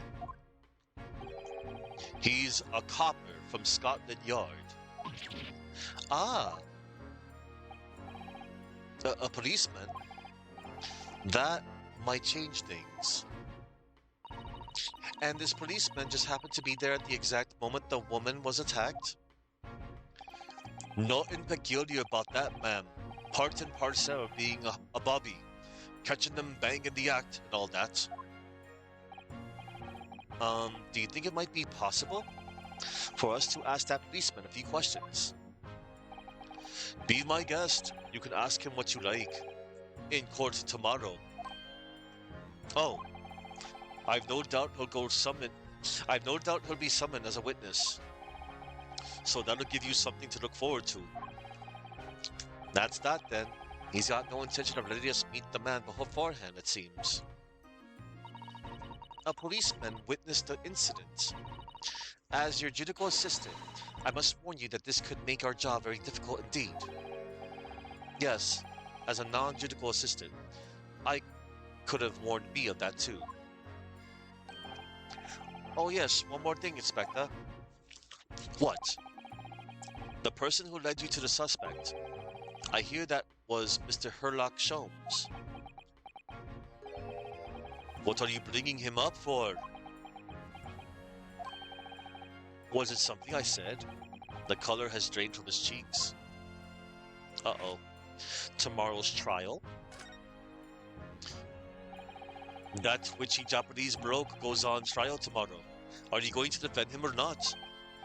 Well, makes no difference to me, but I will just say this. No London lawyer worth his salt would touch that case with a large pole. Because the prosecution is being handled by the Reaper of the Berry, you mean? There's no way to save the man now. It's a waste of time trying. It is all a bit strange, though. Sorry. The Reaper. He hasn't appeared in court once for a good few years now. Yes, we did hear something to that effect. We did. And the only people he usually bothers with are the real scum, the master criminals, the violent ones. Master criminals? The violent ones? That's right. He handpicks his victims. Only deals with those guaranteed to go to the gallows for their sins. But Mr. Natsume wouldn't hang for what he's accused of, surely. That's just my point, sunshine.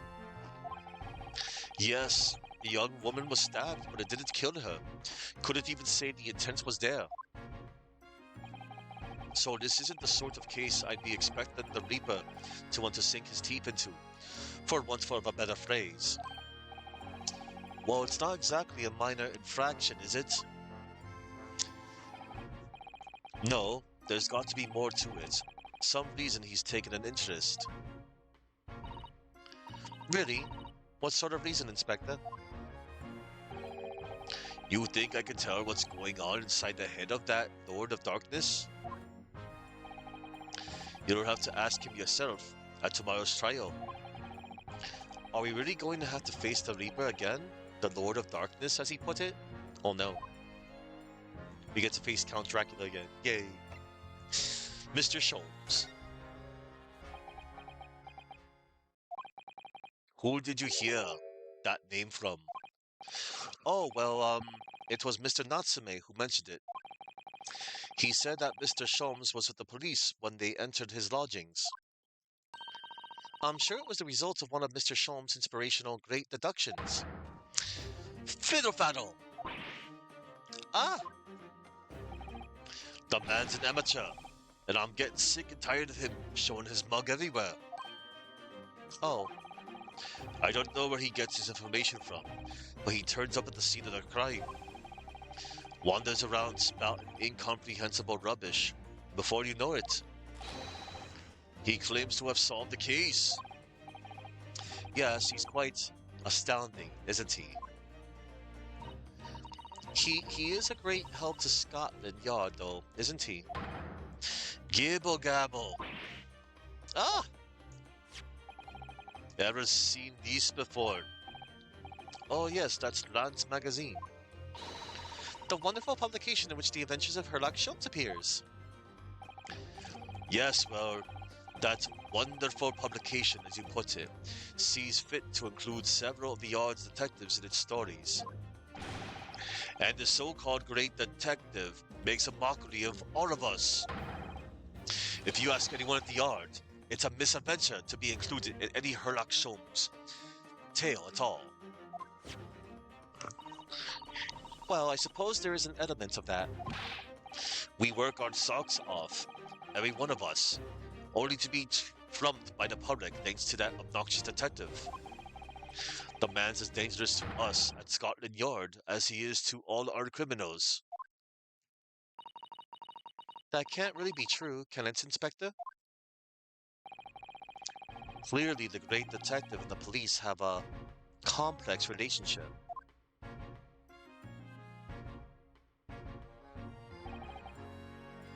Well, I don't think we're going to get any more useful information out of the detective. Mr. Naruhoro, Can I make a suggestion? Oh, yes, what is it?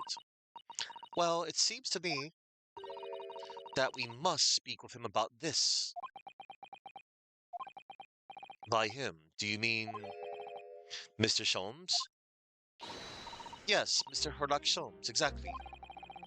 Look at those shining eyes. You can't wait, can you? Well, Mr. Natsume did blame Mr. Sholmes for all of this, didn't he? Yes, he did. He really did.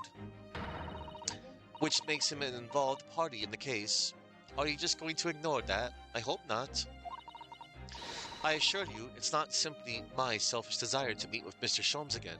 Yes, it is. The trouble is, we have no idea of the man's address.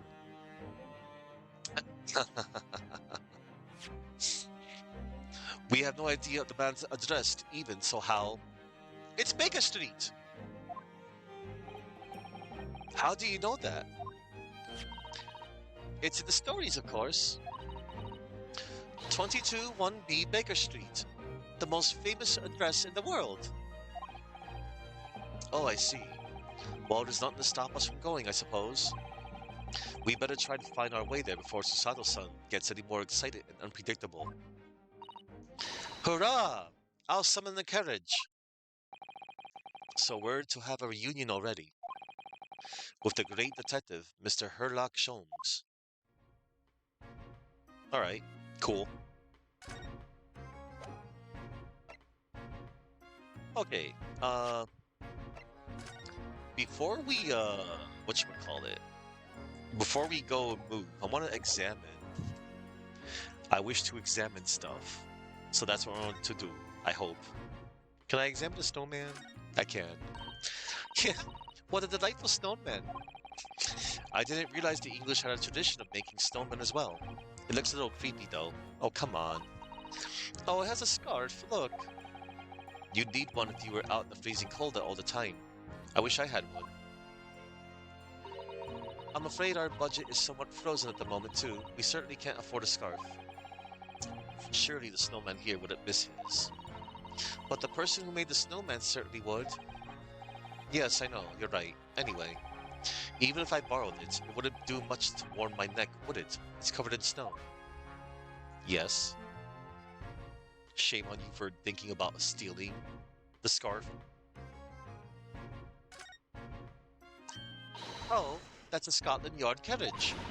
They use vehicles like that to rush to crime scenes and cart away criminals. You're very well informed, aren't you?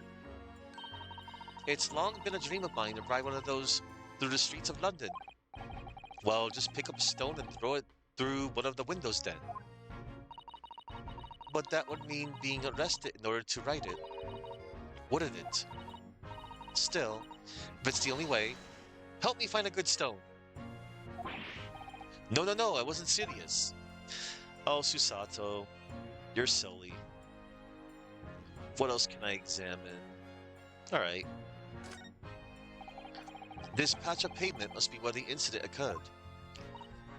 Yes, it's a very wide open space, isn't it? That's true. I can't see anywhere an attacker could have been hiding. Oh, oi! What are you foreigners doing here? Ah! Oh, we, just investigating the scene, officer. Conspiring with that mustache fellow from Japan, are ya? No. Conspiring? Come here to destroy evidence, have ya? No.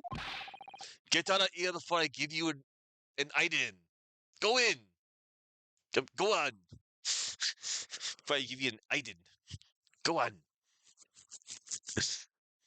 Oh. He shooed us away like rats. Yes, we should give him a wide berth, I think. What a disappointing experience. Yeah. Well, we just can't really... Oh. That's one of the officers from Scotland Yard. The police are making sure the crime scene is undisturbed. I have a feeling that if we wander too close, we'll be clapped in irons. I think perhaps you're being a little overcautious. We've done nothing wrong, so we have no cause for concern. Oh no, I'm not getting caught out again. Twice is enough. Twice I found myself in handcuffs despite not knowing a thing about what was going on. Yes, you've had some dreadful experiences. I'm sure it's that wide-eyed look of panic you're so prone to. It does you no favors at all. Ugh. Oh, please. Yeah, he was pretty nervous in court the first time. And he had that nervous look again from yesterday. Let's see. Let's, Oh. There are piles of snow on the pavement here and there, but the road itself is covered in carriage tracks. It seems carriages often travel down Briar Road. It soon disperses all the snow. Oh, I slipped over when I was walking down the pavement earlier. It seems like it would be far safer to walk the road instead. Oh, but you're rather small, Mr. Naruhodo, and dressed all in black. I worry coachmen might not see you, and you could be flattened by horses. Well, thank you for the rather small concern. Yeah, thanks. Oh, a British bicycle. Look.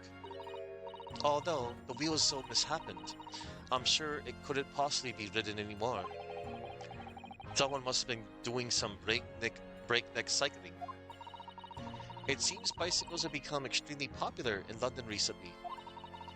There's even a movement to change women's dress to allow them to ride as well. The bicycle fad won't last. I don't see why anyone would want to ride something like that. Goodness, do you dislike bicycles? No, not at all. I mean, it's not that I dislike them exactly. It's just that any occupation that involves taking both your feet off firm ground seems reckless. If you'd ever tried walking on stilts and fallen into a river, I knew you'd agree with me. We'll have to hire a bicycle sometime. You can sit behind me while I ride you around. Wear a helmet. Oh, look at the windows of that building there. Are you sure they're windows? Yes, but they're all filled in with bricks. Oh, you're right. I wonder why. Perhaps it's an empty property where nobody lives at the moment. There's smoke coming from the chimneys, though. Oh dear, everything still feels very foreign. There's so much we have to learn about this place.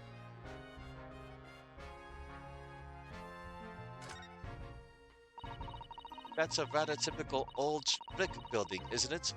I'm sure it has a long and interesting history. Well, time certainly seems to have taken its toll on the place. It's crooked, sagging all over. In fact, it looks in decidedly worse shape than the other houses around here. We must find some cheap lodgings ourselves as soon as possible. Yes, you're right. Cheap, but ideally with reasonably level floors. Alright, it looks like I have examined every single thing on Briar Road. Alright, oh wait, the fog. The clouds, oh, the clouds. The clouds look so big and heavy in the sky, don't they? And with the dense fog as well, everything looks hazy. Well, it is known as Foggy London Town. I can't, I can just make out some sort of spire through the fog. It looks like it's still being built though.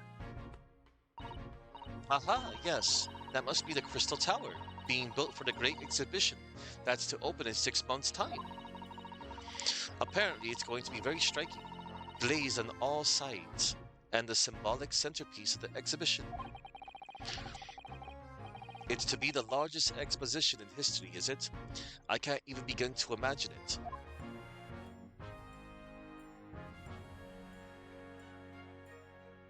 Alright.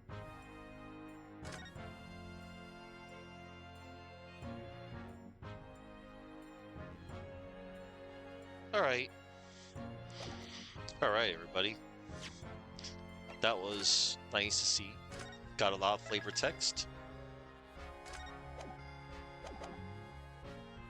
And now we shall... Okay, we're done with talking of him for now. We shall head to...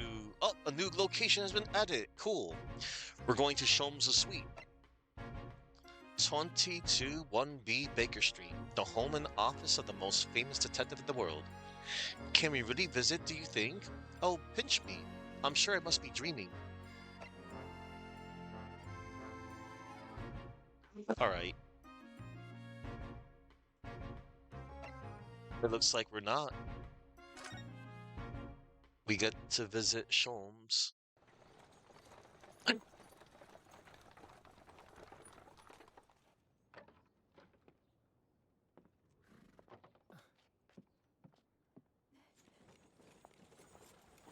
Thank you very much. It's just up there overlooking the street. Good day. Oh. Thanks again.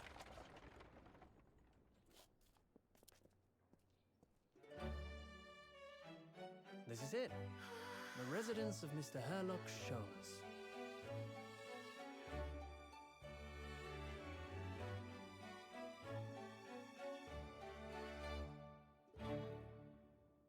Nice. I like these little scenes too. These little cutscenes. Very nice. Whoa! 19th century, 19th February, 12:53 p.m. Sholmes' Suite. Whoa! There's so many things to examine. Oh wow! There's a knife on a letter.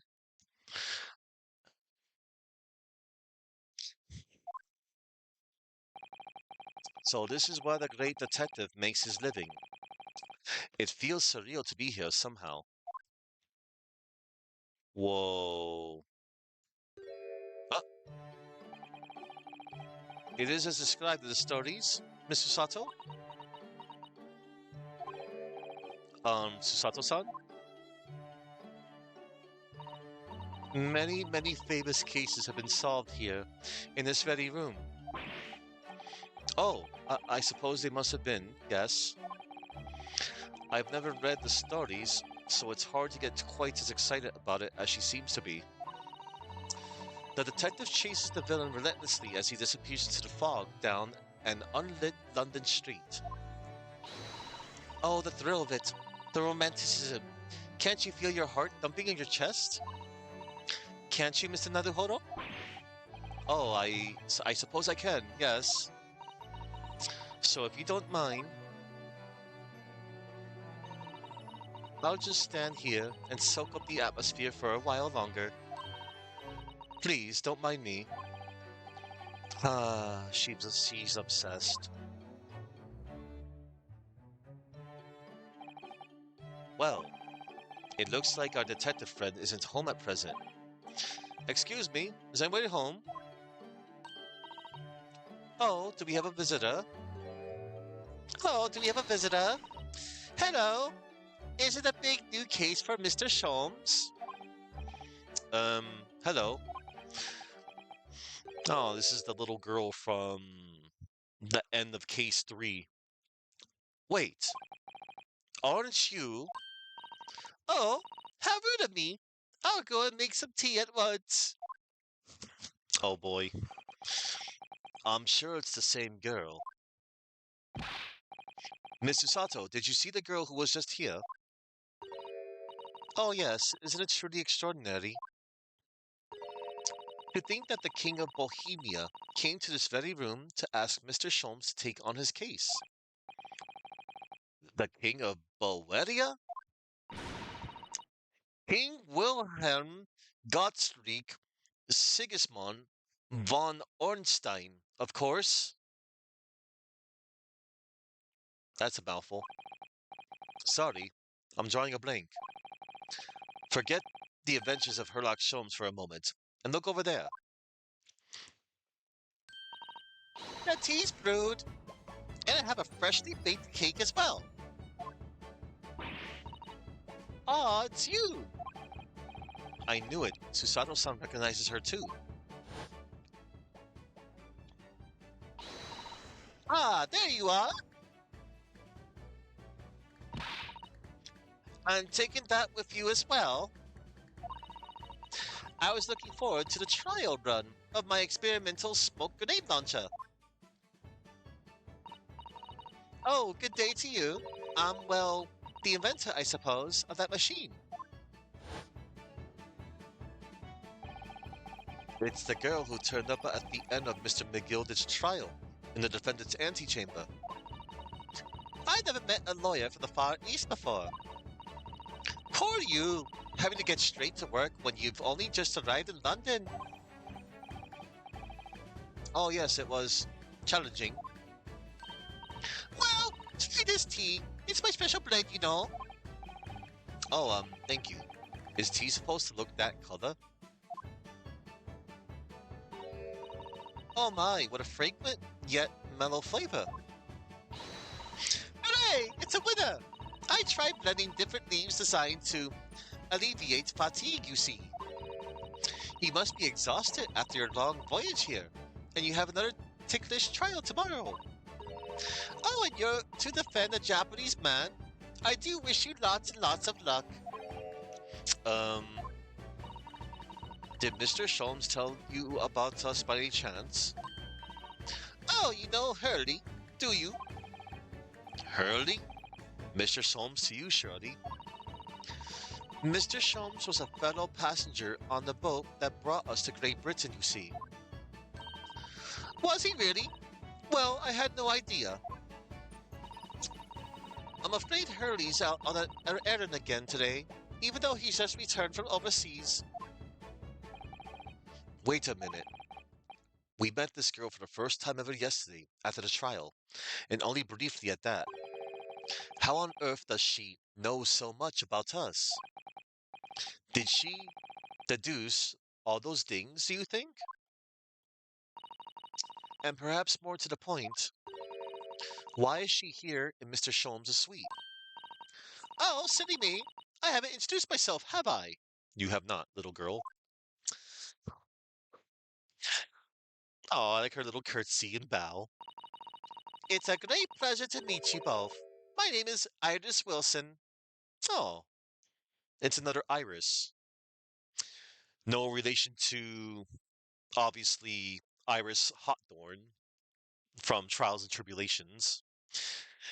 It's just another name, Iris, but she's Iris Wilson. And yeah, I did see AKA Iris Faye. Interesting. Yeah, that's right. That's right, that's right. Yeah, yeah, yeah. That's right. I remember.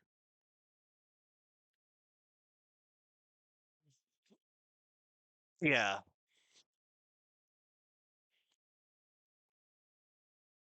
He was the good one. I mean, she still, did bad, but she was still the good one. It's a great pleasure to meet you both. My name is Iris Wilson. We live here together with Hurley.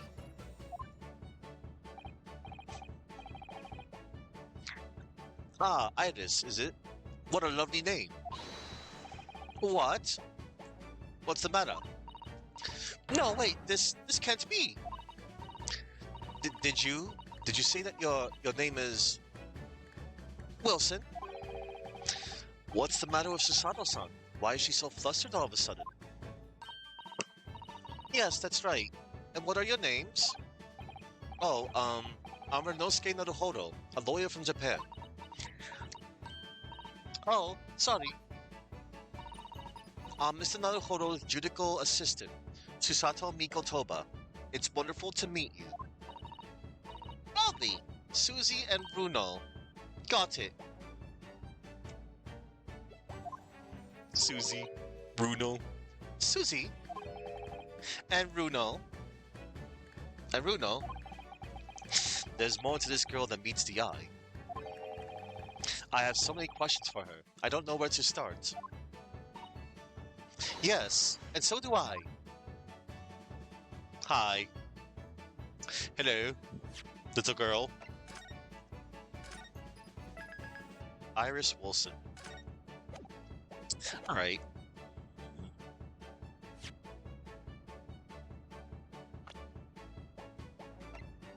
Iris Wilson, 10 years old. An extraordinary young girl who lives with Mr. Sholmes. She has a degree in medicine and is the author of a popular series of short stories. What? Well, okay. Let us converse. Iris, it was you that we ran into yesterday, wasn't it? At the Old Bailey. Yes, that's right. You were ever so helpful. Thank you so much. Oh no, not at all. I'm so sorry we couldn't have been more welcoming. Though at the time, we did have a rather large gun pointed at us. Oh no. Like this? Put that down. Ah, thinking back now, you left with Miss Lestrade in tow, didn't you? Oh yes, that awkward witness, Gina Lestrade. I wonder what her name pun. I was trying to wonder what her name pun was like Gina Lestrade, like led astrayed. I don't know. Oh yes, that awkward witness, Gina Lestrade. Oh, Guinea. Yes, she's a professional pickpocket. Ah, she knows her. So we found out. It was very naughty of her to pinch my invention like that. Are you referring to that trial disrupting gun-like contraption? Exactly. So I followed her, you see, to get it back. Perhaps I should think about fitting a self-destruct mechanism in my inventions. This girl is dangerous. Yes. Anyway, I brought Giddy back here after that, so she could apologize to my trusty technician. Sorry, your technician? Hurley, of course, silly. What? Hurley? Yes, Herlock. Herlock Sholmes. We live here together. Oh, it's not a pun? G. Lestrade is a Holmes character? Okay, thank you. Because, yeah, I only know of, in name only, of Herlock Sholmes. I was told about, you know, whom Herlock Sholmes was last week when I was doing case 2. I understood the context between Herlock Sholmes and Arsène Lupin. Yes, Herlock Sholmes. Yes, Herlock Sholmes. We live here together. I had no idea the great detective had such an interesting young daughter. Daughter? Not likely. What? I wouldn't call him Hurley if he was my father, would I? Well then, what is your relationship with Mr. Sholmes? Well, I expect you found out that lodgings of any kind in London are very expensive. So the solution is to share the cost of a partner, a roommate. Your roommates? I hope you don't mean I hope you don't mind me asking, Iris, but how old are you? 10 10 at last this year. Well, what of your mother and father? Oh no, they're not around. Oh. Oh, I see. I wonder what the story is there. Wilson. Oh yes, there's something I must ask you. Of course. Go ahead, Susie. I am a very great fan of the Adventures of Herlock Sholmes, and... Oh, you have a copy of Red's magazine! Yes, I read every issue. It's delivered all the way to Japan on a ship. Oh, this is so exciting. My stories are being read on the other side of the world. My stories? That's right. Hurley is always solving such amazing cases, you see, and he tells me all about them. They really are quite fascinating. It would be such a shame if I was the only one who ever heard them, don't you think? This. Last night, he was telling me all about a new case he just solved on a steamship traveling from a faraway land. Case 2. So I was just in the middle of typing up the manuscript for the next issue before you came. So you are the author? Yes, I'll let you in a secret. If you like, I'm going to call this latest adventure The Speckled Band. The Speckled Band? That's certainly very familiar. Yeah, that was the name of the second case. Of course, I always change one or two details of the stories, here and there. This time, I had the idea of making a venomous snake be the cause of all the trouble. Oh, that was Mr. Sholm's first thought as well, actually. Yes, and of course I know that a snake might not be a credible fit for the facts of the case exactly, but it's a story. Some poetic license is justified to make it more thrilling, I think. Don't you? So, do you mean to say, are the stories about Mr. Sholmes that are published in Rand's magazine all written by me? Yes. On my wonderful and very modern typewriter. But all the stories that I've read are written by a doctor of medicine, Dr. John H. Wilson.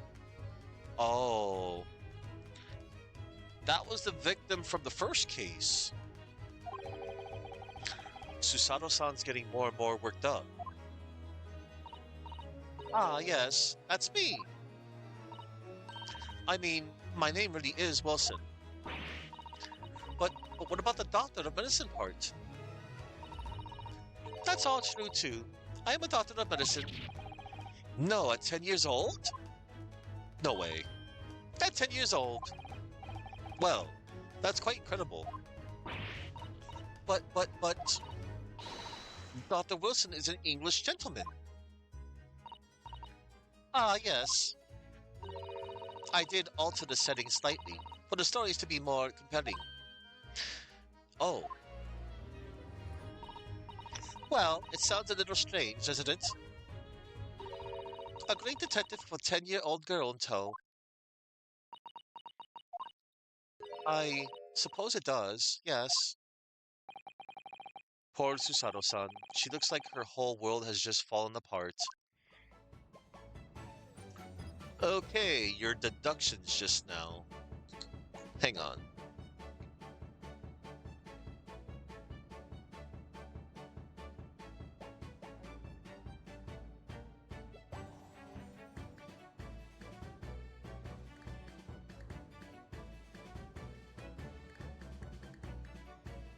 Your deductions just now.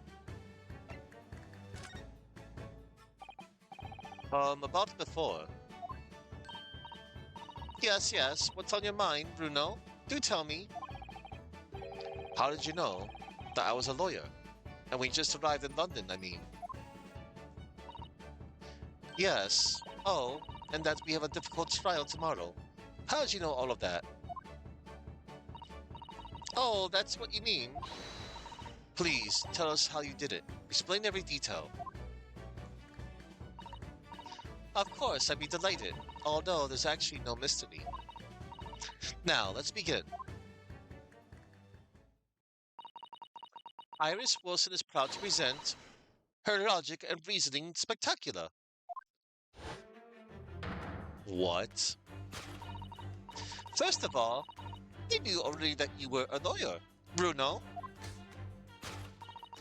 After all, I met you yesterday at the Old Bailey in the defendant's antechamber.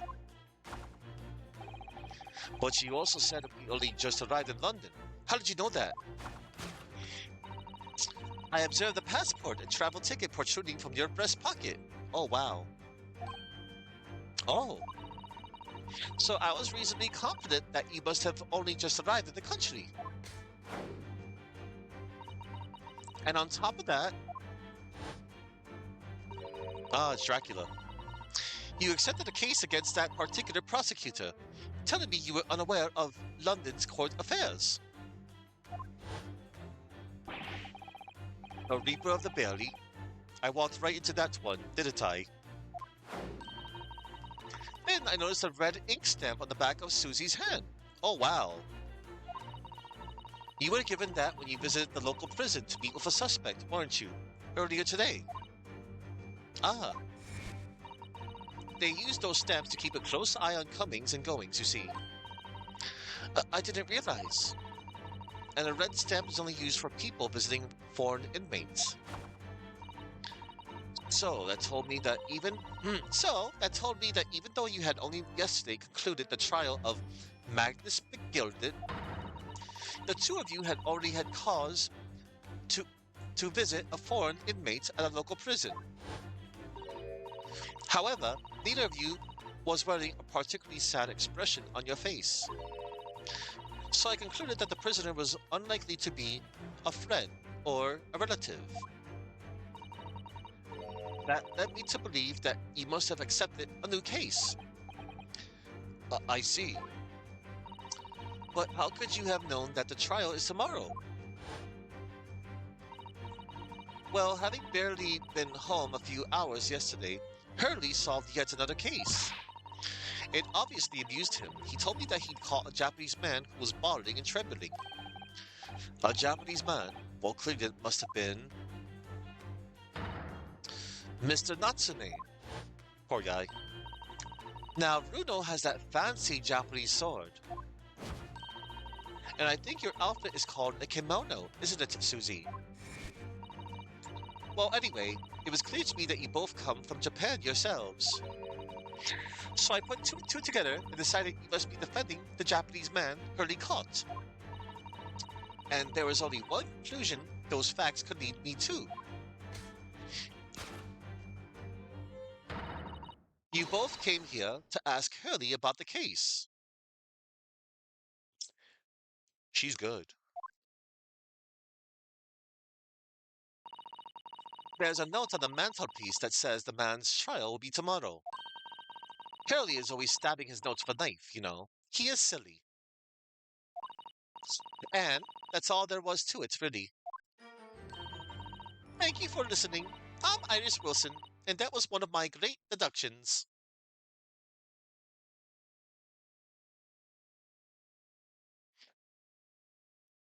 That was pretty damn good.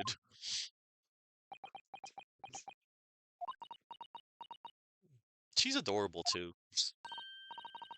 Well, was it a winner? Were my deductions correct? They were spot on. That was amazing, Iris. Truly a great deduction. You even managed to certain something of Mr. Shom's delivery. Oh, well, I was just copying Hurley's style for that. This is really very good news. You could tell us all about the case involving the Japanese man. You will, won't you, Iris, please? Yes, the case of the Japanese man. Oh, hold on.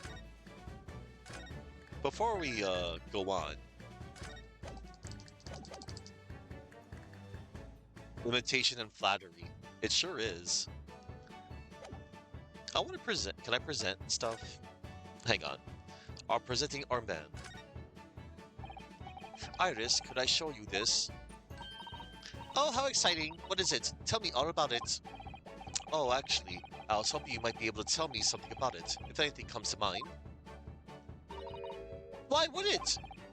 Well, no, I suppose it wouldn't. Tell me, I want to hear everything. This hasn't gone according to plan. Okay.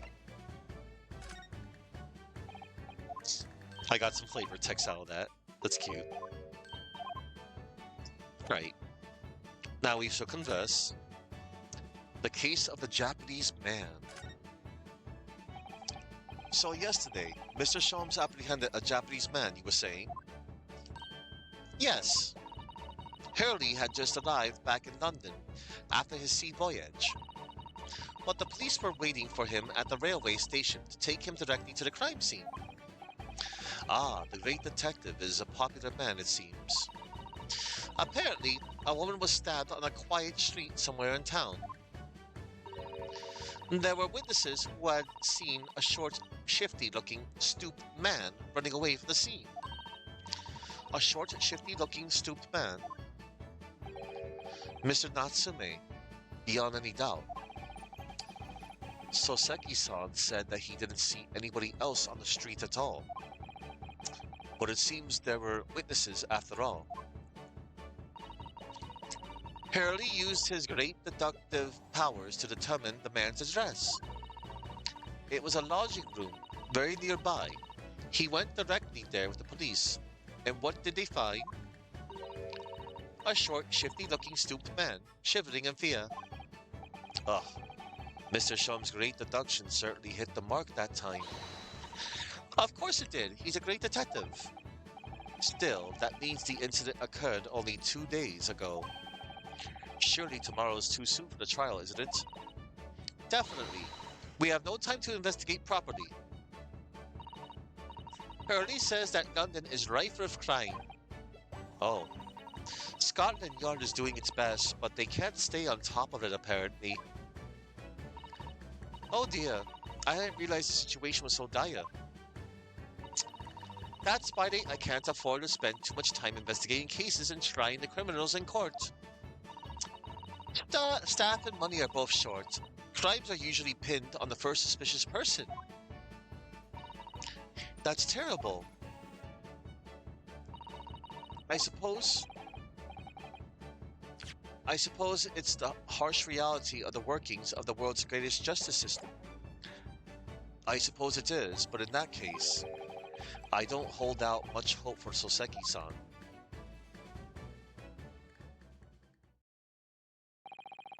Thank you for answering so many of our questions, Iris. This has been very informative. Oh, you're most welcome. I've had so much fun. Do you happen to know where Mr. Sholmes is at the moment?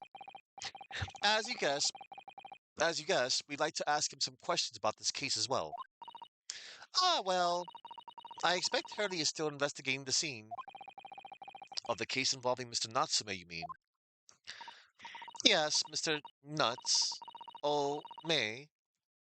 Hurley said he was going to the man's lodgings. If you leave now, you'll probably catch him there. Iris, do you know where those lodgings are? Well, I imagine the police are still investigating the scene of the crime themselves, aren't they? Did you happen to come across a detective by the name of Gregson when you were there? Yes. Yes, we know Inspector Gregson. Ah, goody. In that case, give Gregsy this from me, would you? If you do that, I'm sure he'll tell you what you want to know. What is this? A 5-shilling piece and a postcard, it seems. Iris's postcard has been entered into the court record. A card for Inspector Gregson with a message on the back from Iris. It reads, "Tell the gentleman in black whatever he wants to know. I trust that won't be a problem." Gosh, this will make the inspector help us, will it? Well, thank you, Iris. We'll give it a try.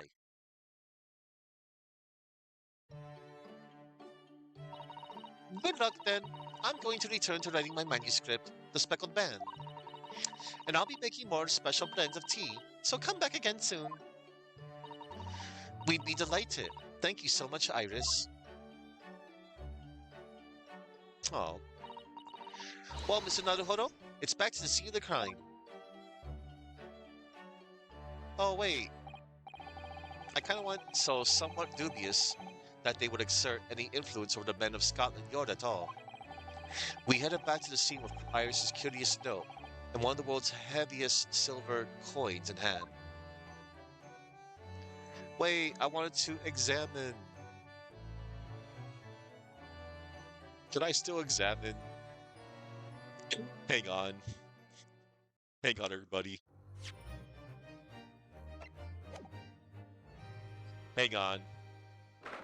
I'm going back to the past, dang it. I wanted to examine I want to examine the whatchamacallit.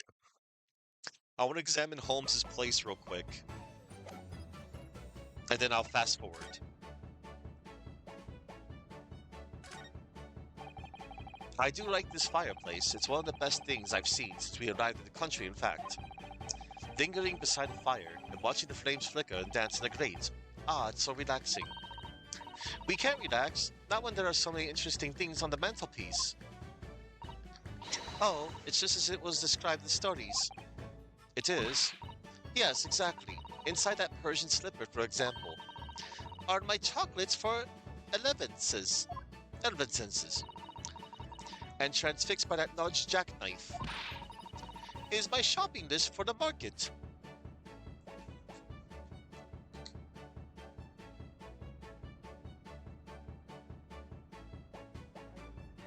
Hang on.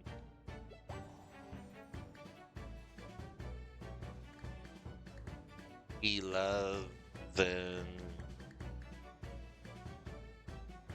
says. Oh. Food. Light mid-morning snack or meal. Typically eaten around 11 a.m. Consisting of tea or coffee, with a small bite like a biscuit, scone, muffin, or sandwich. Oh, and it was also popularized by J.R.R. Tolkien's The Hobbit. A real tradition in the UK and Ireland, serving as a break between breakfast and lunch, similar to a morning tea or a lighter version of brunch. That's cool.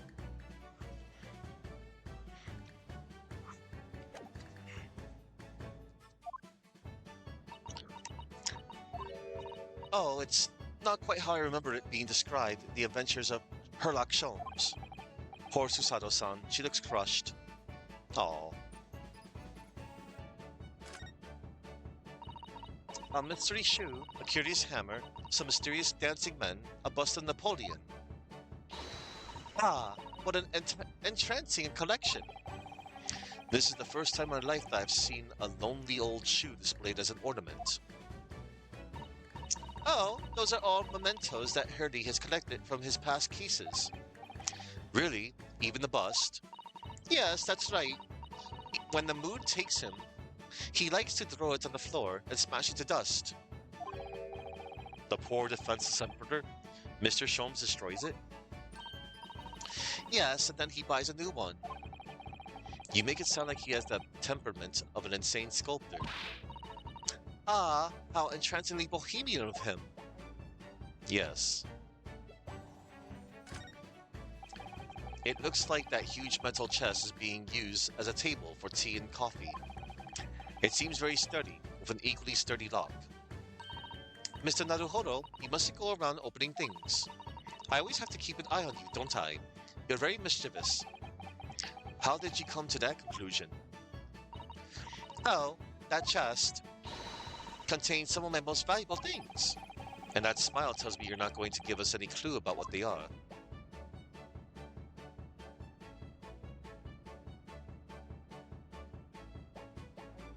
Alright. Yeah. I want to examine all the things before I move on.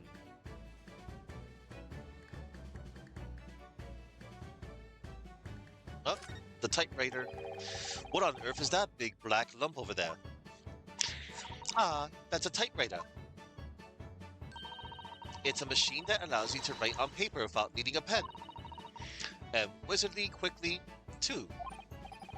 Oh, that sounds like it could be very useful for someone like me with terrible handwriting. Wait, Iris, are all the stories from the adventures of Sherlock Holmes?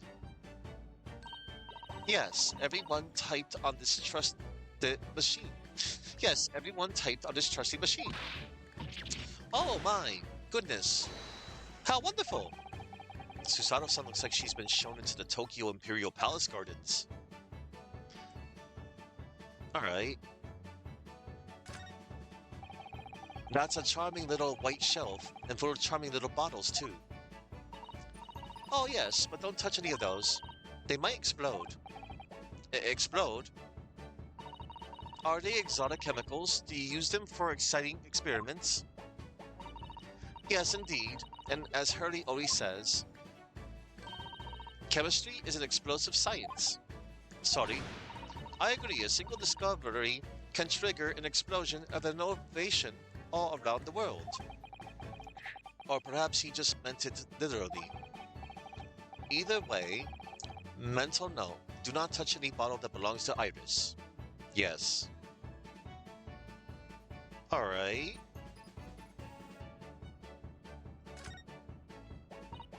Ah, that's my blackboard where I note down ideas.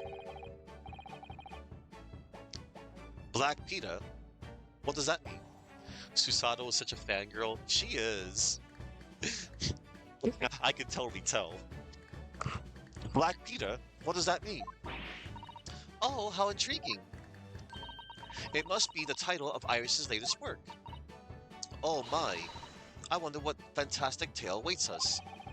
Susato-san looks like an angel, but I bet she's dreaming of the most grisly crime you could imagine. It's a case that Hurley solved just recently. A black cat called Peter went missing in the neighborhood. Hurley tracked it down at the fishmongers in the end. Well, I can't wait for the story to be published.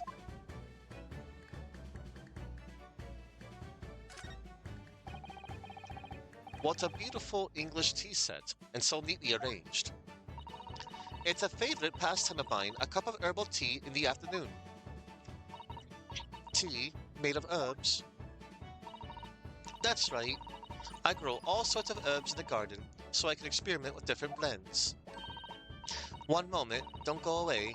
I'll brew a pot of the special blend I came up with earlier today. She looks delighted. I only hope it's safe to drink. Alright. And now there's one more thing for me to examine on the other side. A couple more things, I mean. Yeah, I should have, examined first, because I didn't know I was gonna move on. What on earth is this huge over-the-top machine? That's the great analytic scope.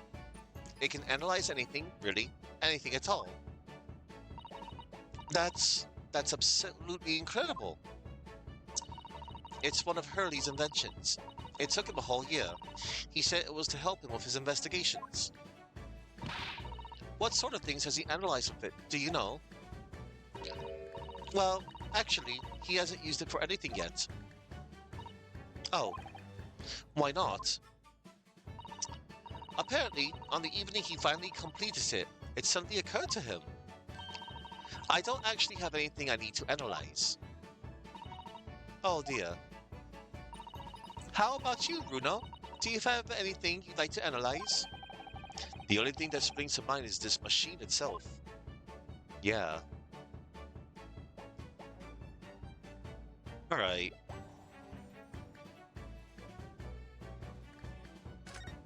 Oh. I've been seeing pictures of Western musical instruments like this. It's called a violin, isn't it? Of course it is. Mr. Sholmes is renowned for his violin playing. Oh, really? That's right. I just sort of slipped that in. You did what, Iris? I didn't really give it a lot of thought and just started adding it in the stories. Adding it into the stories. Yes, Mr. Sholmes' exceptional violin playing has been mentioned a number of times. But the truth is, Hurley had barely touched a violin in his life up to that point. Oh. Of course, people started asking him to play for them after my stories were published. And he wasn't able to tell them that he didn't know how. What did he do? He went straight to the pawn shop and brought himself a very nice violin. And then he practiced. He practiced until his fingers very nearly dropped off. Must be why he's so highly strung. Before I knew it, he became rather good. The greatness of the great detective really shone with that experience, I think. It was a great deception, that's for sure. Yes.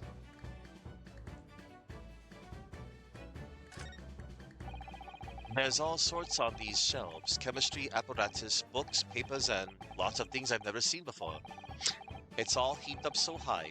I can't help feeling that the whole lot is going to topple at any moment. I keep telling Hurley not to cram so much on those shelves. Good advice. He wanted to look something up in one of those books a while ago, but it was so tightly wedged in, he couldn't get it out, so he went and brought a new copy instead. Alright. Alright.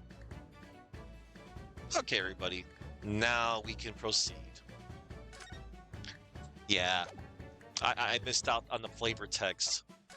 Alright, we're just gonna fast forward this and we're gonna get the note and show it to Gregson.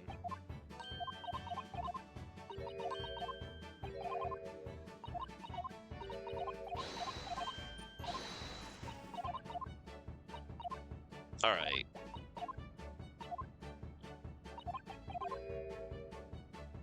Yeah, I do like me some flavor text, everybody. And I don't want to miss out on, flavor text.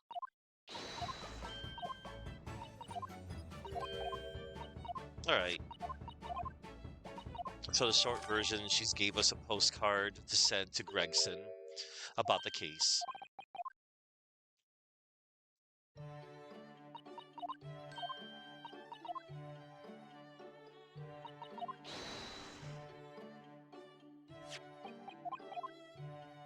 Alright. Yeah. I know that was probably not important, but it was important to me. I got to learn a little bit more about Herlock Sholmes' hideout. Okay, investigation part 2.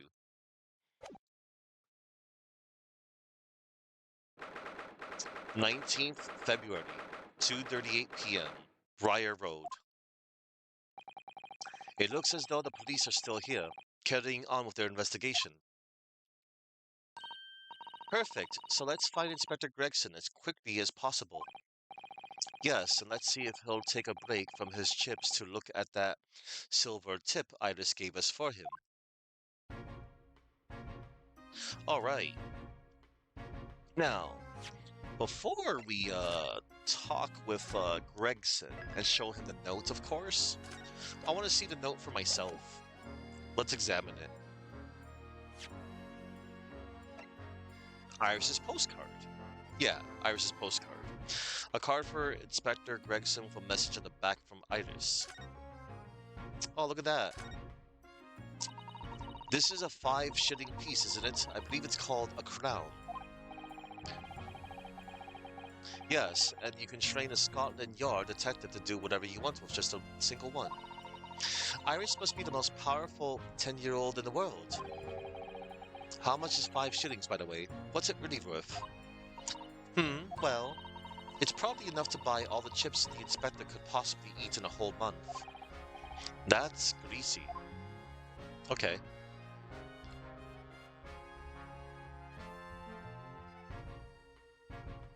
Oh, look at that. Here it goes. Iris's little handwriting is adorable, isn't it? Tell the gentleman in black whatever he wants to know. I trust that won't be a problem. Yes, the handwriting might be adorable, but the message is ominous. There's no room for sentiment there. I'm sure it's simply the way you're interpreting it, Mr. Naruhodo. Anyway, I do hope the inspector will tell us what we need to know when he reads it. You don't think it will just make him munch piping hot chips until steam comes out of his ears, do you?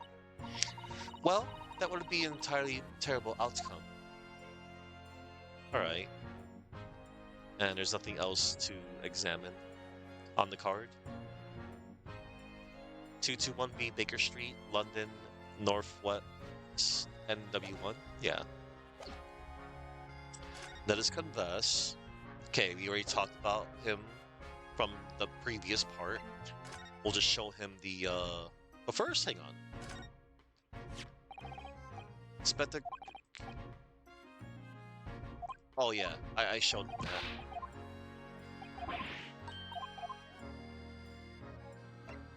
Local map. Thank you again for this. Don't mention it. I had someone at the yard fish it out for me, but in the end, I didn't need it. Oh? Well, the case could hardly be simpler, could it? I don't need a map to work out what happened. You can throw it away when you're done with it. Oh, cold. Well, that's going to be probably valuable evidence to use. Alright, we shall show you the postcard. Inspector Gregson, do you have a moment? I'm sorry to say I don't. I'm a very busy man. Much too busy to talk to a pair of foreign gadabouts, that's for sure. We must... We have these for you. A present from Miss Iris Wilson. What? For me? From her ladyship? Her ladyship? Give that here at once. Come on, hand it over. That's for me. Ah, don't wait for me to give it to you, will you?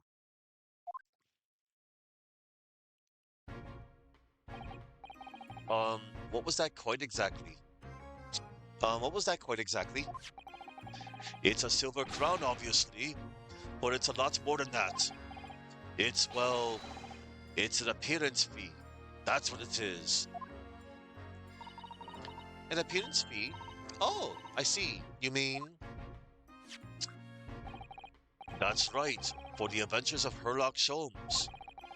Her ladyship always offers me a little financial reward for featuring me. Every time. Yes, yes, of course. I know all about your exploits. Inspector, I read them avidly. Of course, her using my name without my say-so does make me the butt of a lot of unpleasant jokes, but still, I am sorry, I am sorry, Inspector. That must be difficult for you. Never you mind that. So, what do you want to know then, eh? Sorry. Tell the gentleman in black whatever he wants to know. I trust that won't be a problem, it says. Well, obviously, it's not a problem. Go on, fire away. What do you want to know? Well, if you wouldn't mind, Inspector, we'd very much like to know the address of Mr. Natsumi's lodgings. Ah, the little knife-wielding, mustached Japanese fellow. He lives in a right old hovel. It's just over there. Look. Oh. Oh. On the first floor of that house in the corner, where that wreck of a bicycle's propped up. That is nearby, indeed. If I remember rightly, the landlord is a Mr. John Geradeb. John Geradeb. Right, well, if you see her again, you make sure you give her ladyship my regards. You hear?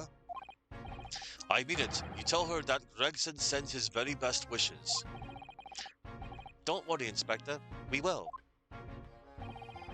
Goodbye for now, then. And long live her ladyship. Okay. Peace. Well, at least he told us what we wanted to know before he left. Yes, so then, shall we go and see what we can find in Mr. Natsume's lodgings? Definitely. Yay. New location, hype. That's a rather typical old brick building, isn't it? I'm sure it has a long and interesting history. Well, time certainly seems to have taken its toll on the place. It's crooked and sagging all over. In fact, it looks in decidedly worse shape than the other houses around here. According to Inspector Gregson, that's the house where Mr. Natsume has lodgings. Just across the road from where the incident took place, I see. It must be awful for Soseki-san, getting caught up in something like this in a foreign land. Alright. One moment, everybody.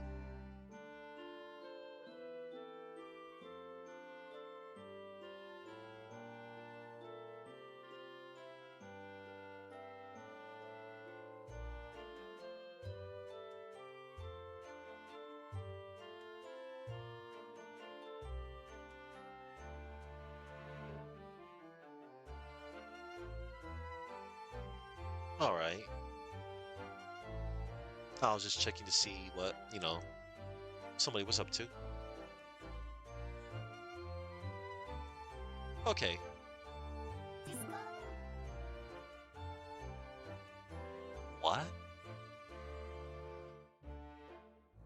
Did I just hear my Discord go off? That's weird.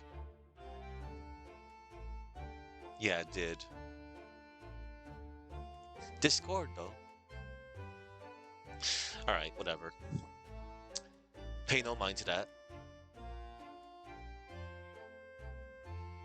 Okay. Um... Let us move into... Oh, the location's been added. Sholmes is sweet. The workplace, the world's greatest detective. Oh, it's a dream come true.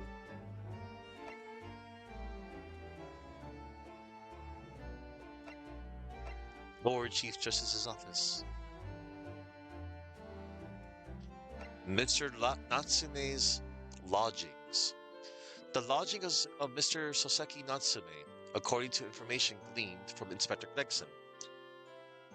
We still haven't been here yet. I wonder what awaits us. Only one way to find out. Oh, wow. 19th February, Mr. Natsume's lodgings. Wow. Oh, hello. May I help you? Ah, yes. Would this be the residence of Mr. John Geradeb? Indeed it would, sir. And who may I say is calling? My name is Renosuke Naruhodo. Mr. Naruhodo is representing Mr. Soseki Natsume. I believe he takes lodgings here. We would very much like to ask him some questions about our client. One moment, please. I shall convey the message to Mr. Geradeb.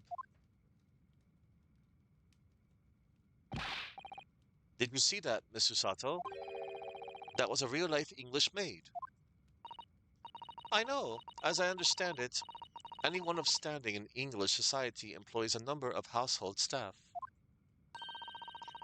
But that was the first time I've ever seen one in the flesh. Oh, this day keeps getting better. It certainly feels like we've really arrived now, doesn't it? We need only to meet a butler, and the experience will be complete.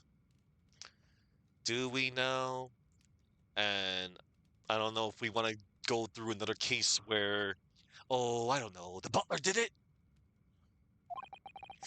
Well, I'm not sure if I'd go that far, but I understand the sentiment. Yeah. Thank you for waiting. Mr. Geradeb will see you now. This way. Whoa. He looks rather... Wow. Maid. A maid who works at the Geradeb household. Her main duty appears to be standing at Mr. Geradeb's side, pouring tea. Okay. So, I guess we will, well, before we examine him, or her, can I examine anything else? Oh, cool, I can.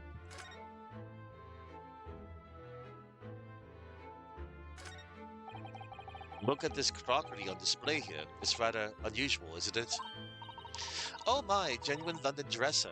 Isn't it delightful? Although the shelves seem to be broken, and the crockery is, oh dear, it's in pieces. Oh. It really is. The word cracked wouldn't do that chinaware justice. Ah, I wonder. Perhaps the cannon was fired at it. Yes, probably something like that. But let's not delve too deeply here. Alright. Oh, look. What a wonderful collection of cakes lined up on that gleaming silver cake stand. Lined up, it looks more like someone has half demolished them to me. Afternoon tea is a time of indulgence, you know. It is quite the English way. It is Mr. Geradeb's custom to take 2 cakes with his tea. That sounds delightful. Oh, Wait a minute, though. There are at least 10 cakes on his cake stand. Well, naturally, it would never do to waste the leftovers. So whatever Mr. Garadeb doesn't eat, I say to myself, Joan, you shall have to tidy up. How magnanimous of you. Okay. This window looks out over Briar World, where the young woman was attacked. Oh yes, I can make out the policeman on the far side of the road investigating the crime scene. The glass is rather murky, isn't it? You can't see very clearly. Does this mean... Does this thing open at all, I wonder? I shouldn't underestimate the bitterness of a London winter, sir. Sorry. As soon as you open that window, the tea will freeze in the pot. No Londoner will go opening windows at dusk in the middle of winter, I assure you. Alright. It seems very unlikely that these two would have seen anything out of the incident then. Yeah. Okay. Look at that enormous screen. It must have been put there deliberately, sure, Lily. Yes, it certainly seems like someone's trying to hide something from view. What could be behind it, I wonder? I'm going to have a very quick look. Just a little peek. Maybe let's not, Miss Usato. Yeah. I think the maid is going to head us off with a cup of tea. Ahem. What about this object on the floor?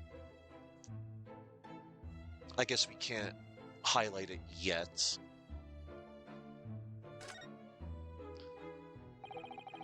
That portrait of Mr. Garadeb is glaring at me, I swear. Have you noticed that all of the little frames contain photographic prints of Mr. Garadeb as well? Yes, and there seems to be a statue of a lion on the mantelpiece as well. Ah, yes.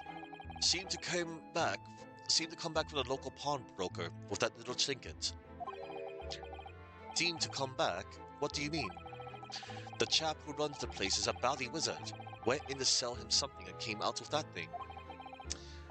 In point of fact, now I think about it, I rather often find myself leaving the place with something I don't need. The lion ornament certainly does seem surplus to requirements. Susato-san doesn't pull her punches, or her throws for that matter. Alright. That looks like a Medal of Honor, and it's showcased in a very grand manner. Yes, it's displayed with some pride, I would say, although it bothers me that it's not straight. What? That old thing? Sorry. I should be glad to see the back of it, but the general would turn in his grave if I disposed of it. The wall is the best place for it. Keeps the bally thing out of my way. So it's just been polished to shine by accident, I suppose? There appears to be an inscription on the medal itself. Look. Let me see. It says, "For distinguished participation."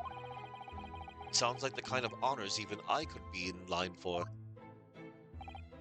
Well, one doesn't like to blow one's own trumpet, but I was given that for my time in the army. Can't measure an officer by the number of medals. To his name, of course. Common knowledge in military circles. Alright.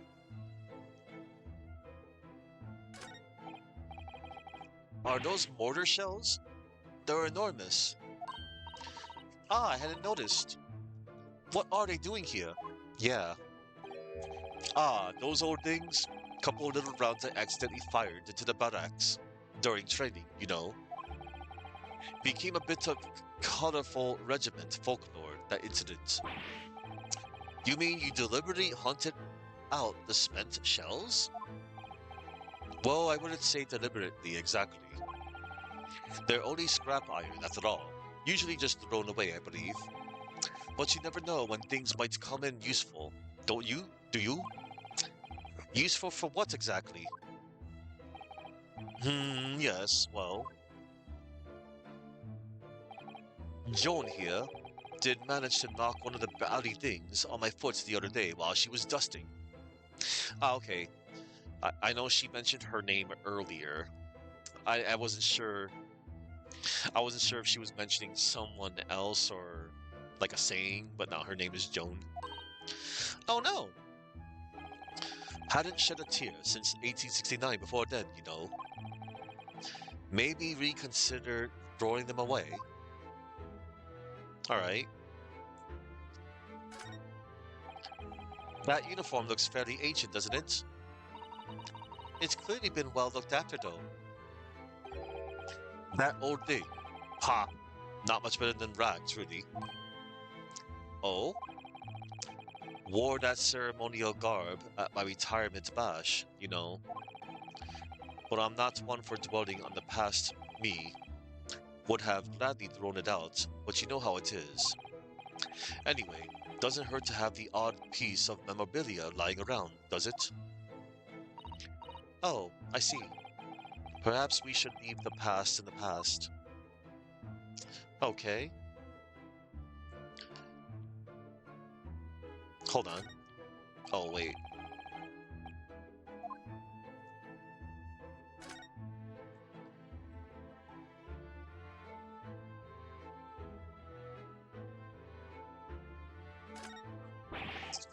That's a full-size cannon. What's it doing in here?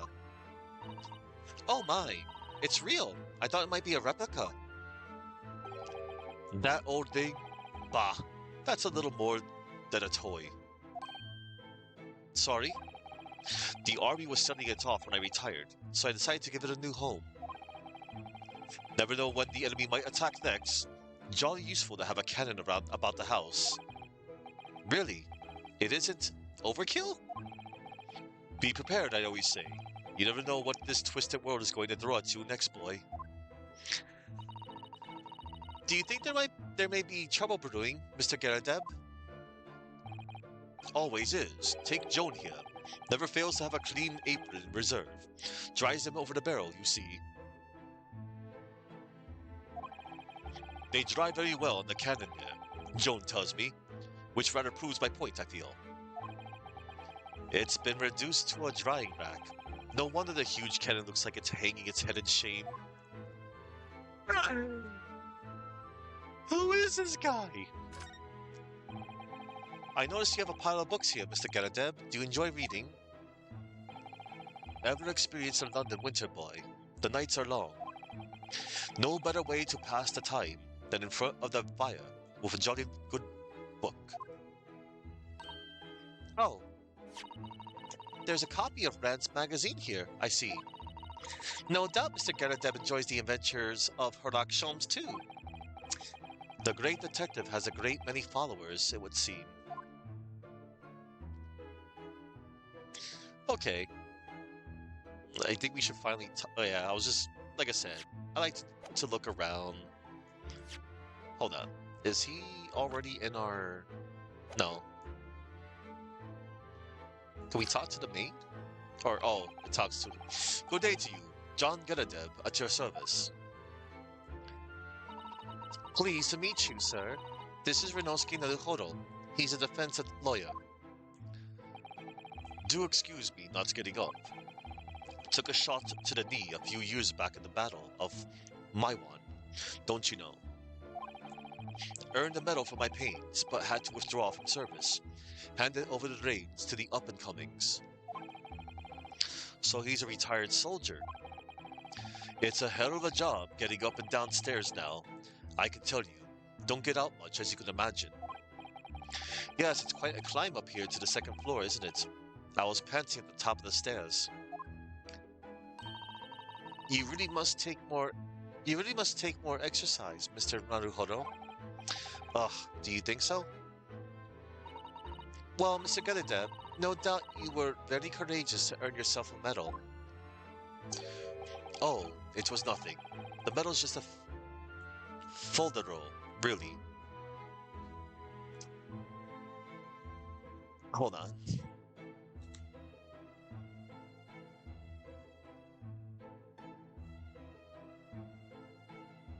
Kokoro, also spelled Fideta, refers to trivial foolishness, nonsense, or a useless showy ornament.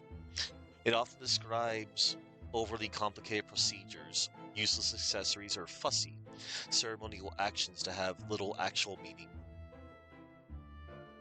Alright, so that's what that means. But the medal is just a folder already. Wouldn't like to offend the general, though, so I grudgingly displayed it on the wall. Why don't you fetch it down, Joan? Let these good people see its property. Pouring the tea. Joan, fetch the... Ah! Dash it all, woman! Be careful! Oh, dearie me! I do beg your pardon, sir. Humph! You Johnny nearly took the skin off of my hands. Johnny, I should be more careful, sir. So anyway, there you have it. Living the quiet life now. Yes, I see. Now then, I hear you want to know about the chap lodging downstairs. Is that right? Yes, we would be very grateful if you could answer some questions for us. Only to please, naturally. Especially if it helps to keep the peace here in Blighty. We forged an alliance with the Empire of Japan recently, as I'm sure you're aware. So this case is very much in the public eye, as it were. Oh, is it? Even had some famous detective poking around, you know, in this old house, would you believe? Yes, Mr. Eric Sholmes. Humph, could have been. Didn't catch the chap's name. Not really my cup of tea, all that detective business. Oh, but you have a copy of Rand's magazine here, so... Hmm? Ah, no. Anyway, the chap's investigating the foreigner's room as we speak. So he's in Soseki-san's room. It's a bally nuisance. Is that what it is? Is what it is. The whole neighborhood's twitching its curtains now. I don't like all this fuss. It's jolly unsettling. Wow. I like how this dude's side profile, it looks like he has like a half moon appearance or something. John Geradev, 46, a retired army man who's the landlord of the lodgings rented by the defendant, Mr. Natsume. An old knee injury means he's confined to a chair most of the time. Unfortunate. She's just maid, but her name is Joan. Go figure. About Mr. Natsume. Yes, let us talk about Mr. Natsume.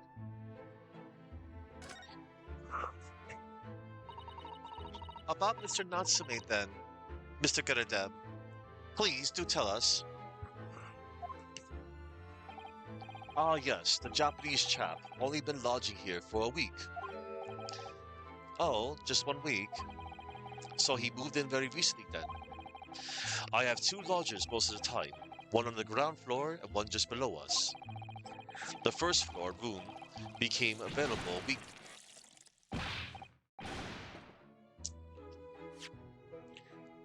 The first floor room became available a week ago. You see, there'd been...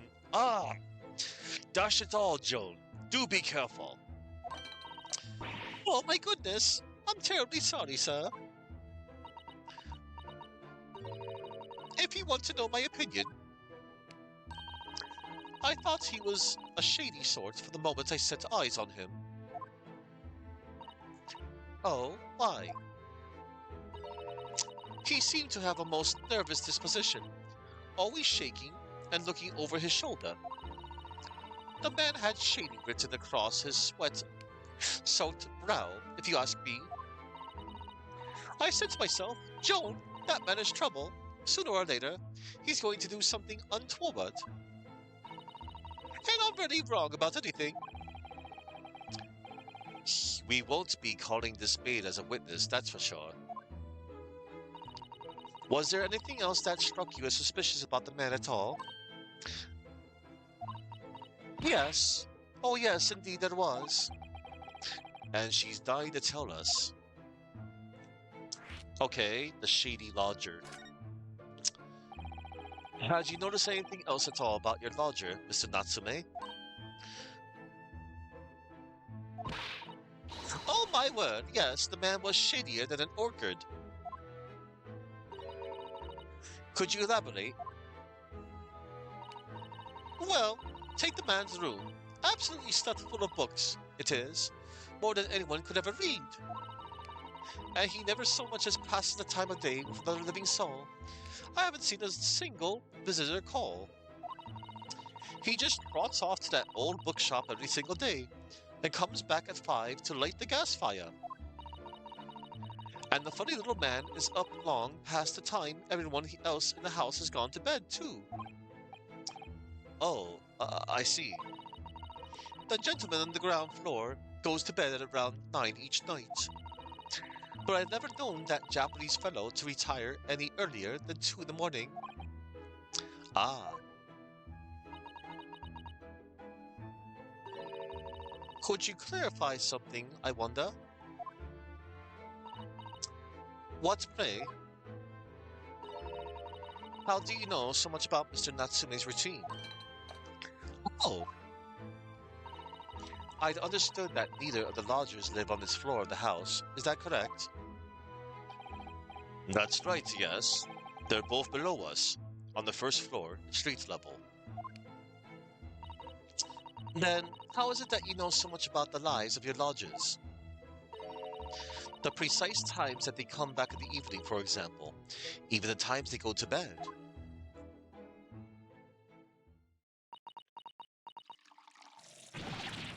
Ah! Oh my god. Good grief, Joan! Be more careful, woman! Oh my goodness, sir! I'm terribly sorry, sir! Hmm. Something doesn't add up here. The incident 2 days ago. It seems that the incident took place at around 5 in the evening. Did you happen to look out of the window at around that time? The window? Yes, we noticed that the window over there looks out over Briar Road. The incident took place on the pavement just on the far side of the street. Was there anyone suspicious loitering nearby? 5 o'clock is dinner time in the Geradeb household, so I'm afraid I don't remember seeing anything. How about you, Joan? No, sir. It would have been dusk outside already at that hour. And with the fog as well, I should think it would have been quite impossible to see the other side of the road. Oh, I see. Did you notice anything else out of the ordinary then? Such as? Anything at all, even if it seems unrelated? Well, yes, was there something then? Well, it's nothing particularly significant, but at around that sort of time in here.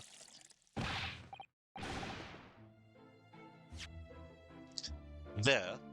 Ah! For the love of God, Joan! Watch what you're doing! Oh, dearie me, what have I done? I'm awfully sorry, sir. Do be more careful, woman. Of course, sir. If I may, Mr. Nerohano. Oh, yes. I have an exceedingly good memory, and as far as I remember, nothing of any significance took place here at that hour. Nothing at all. Oh, really? Mr. Galadeb? The way you were talking before, it sounded rather like there might have been. Oh, well, as I was saying, it was just a trifling matter. It was just a trifling matter, really. Nothing of, ah, Joan, dash it all! What is the matter with you, woman? Beg your pardon, sir. Nothing happened. Yes, quite. Nothing happened. We sat down to a quiet, uneventful meal. Joan? That's right, Mr. Ganadab. What is the matter with these two? It sounds like something happened here in this room on the evening of the incident, but what? I wish I knew. Mr. Natsume's room. Could you tell us which floor Mr. Natsume's room is on? Why, certainly, just below us on the first floor. And Mr. Sholmes is investigating there, even as we speak. Yes, told me not his name, had asked him to look into the matter, so I gave him the key. Mr. Natsume has engaged Mr. Sholmes' service. That's a blatant lie. Would it be all right if we also had a look around? In Mr. Natsume's room, I mean.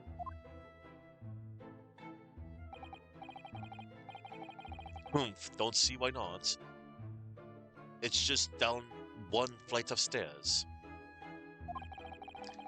Who knows if we'll find anything that could help us with the case, but we have to try. We need all the clues we can lay our hands on, shall we? Yes, and while we're there, we can speak with Mr. Sholmes again. Perhaps he'll be able to tell us more. Such enthusiasm, Susato, when Mr. Sholmes is involved. Anywho,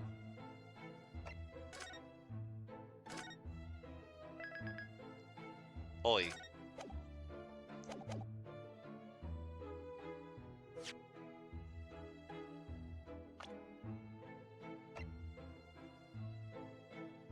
At least put down, like, her name is Joan or whatever. Oh well.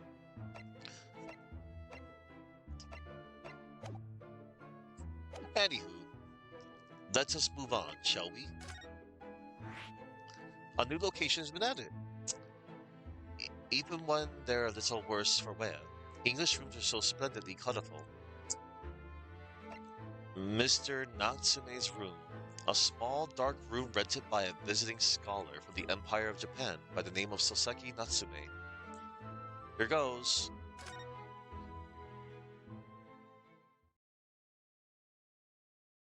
Oh my goodness. Oh, is that a lucky cat I see? 19th February, Mr. Natsume's room. One moment, everybody. I'm gonna look for something.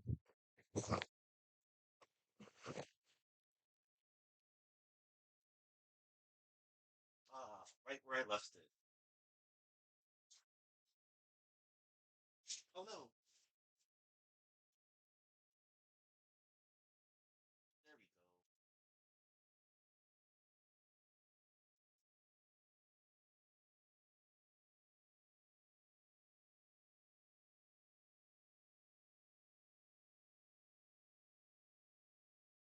There it is.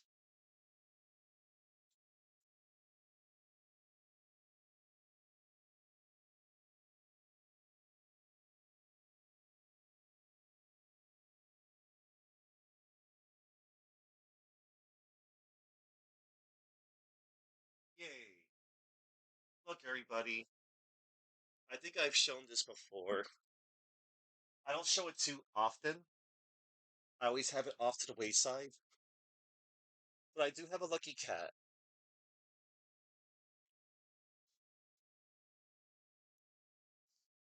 Lucky cat. That's adorable.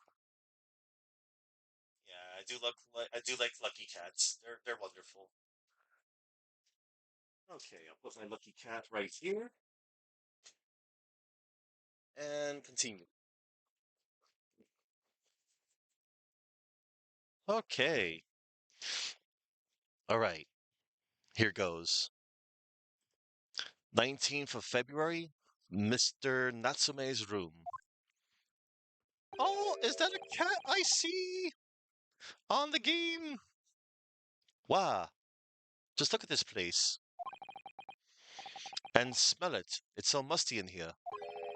I suppose it's the mountains of old books that are responsible for that. Yeah. Oh, look at the kitty. I don't think I've ever seen so many books in all my life. No, me neither. It's so dark in here, too. Oh my god. Is that the window over there? Well, it was the window, I think. Yes, once upon a time. But for some reason, it's been closed up with bricks and mortar. So this is where Mr. Natsume lives. By the way, I haven't spotted Mr. Sholmes anywhere. Have you? No, that's true, but according to what Mr. Garadeb told us, the great detective should be around here somewhere, investigating. Oh, first order of business. I kind of want to inspect the cat.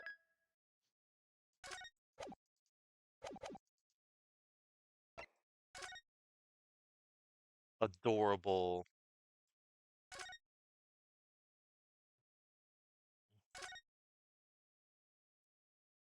All right, let's inspect the brick wall first. Could you even call this a window? I think so. It was a window at one time, after all. Although all that remains is a frame around some bricks now. So really, it's just a wall then, isn't it? But why would anyone deliberately brick it up like that? I'm afraid I have no idea. Ah, perhaps Mr. Natsume painted the brick design on in a fit of whimsy. Ah, that's alarmingly feasible. Anyway, whatever the reason, the lack of ventilation in here makes the place very oppressive. It does, and I imagine being cooped up in a room like this would be extremely trying.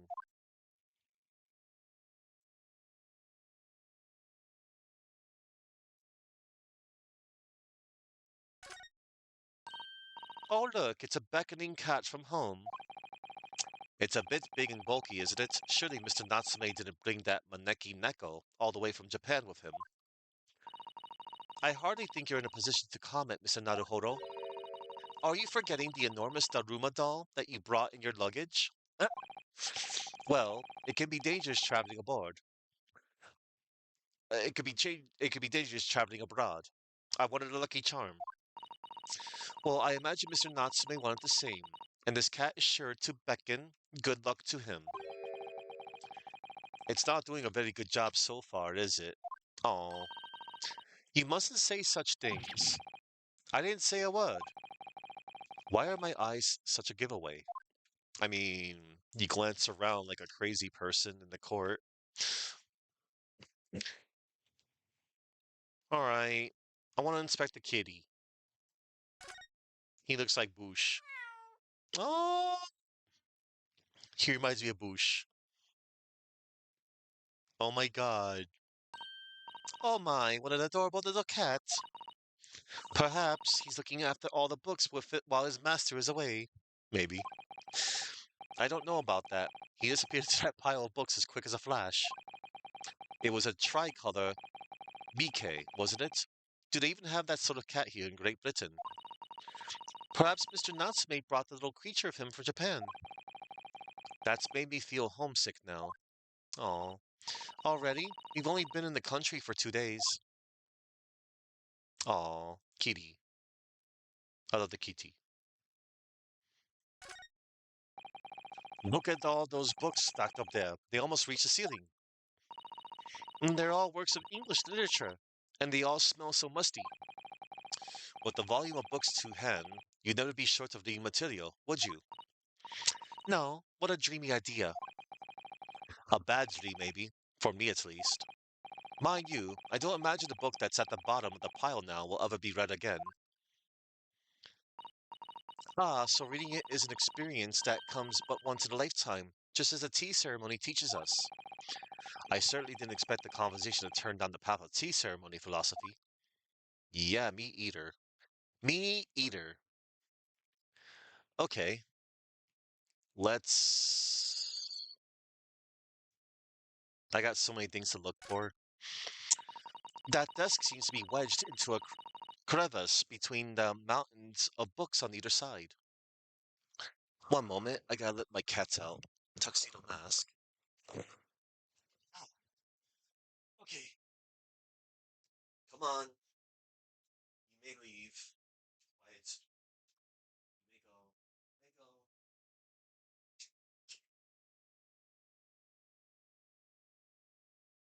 go. Okay, Black cat has been ejected. Black and white. He's a tuxedo cat. That does seem to be wedged to a crevice between the mountains of books on either side. I suppose Mr. Natsume would sit there and read while stroking his cat. Oh, but surrounded on all sides by these towering old tomes. Surely he dreamt of books every night as well. Yes, he must have done, mustn't he? Oh, what's this? It's a receipt from a second-hand bookshop. Your books. Your.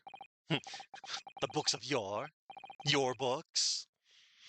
Oh, yes, Mr. Natsume's name is on it. Look, and the date of purchase. Ah, 2 days ago at 4:45 p.m. That's the day of the incident.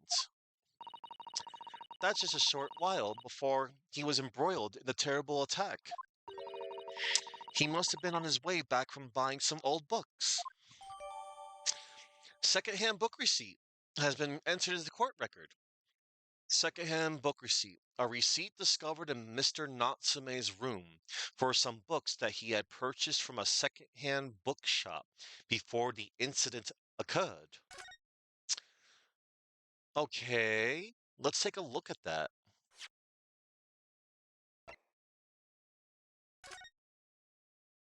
Your books, your, as in your books, 17th February, 4:45 p.m. Customer, Mr. Natsume. The sum of 2 shillings tendered in receipt of the picture of Monsieur Lecoq,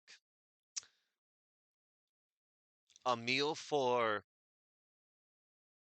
Gaboriau, the Canterbury Yearnings. Hang on.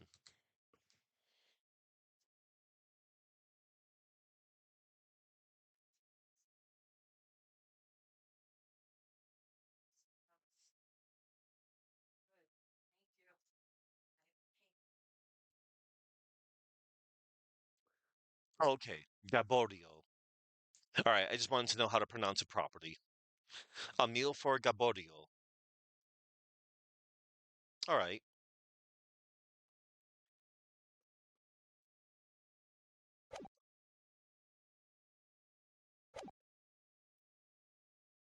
all right. Books and books and books.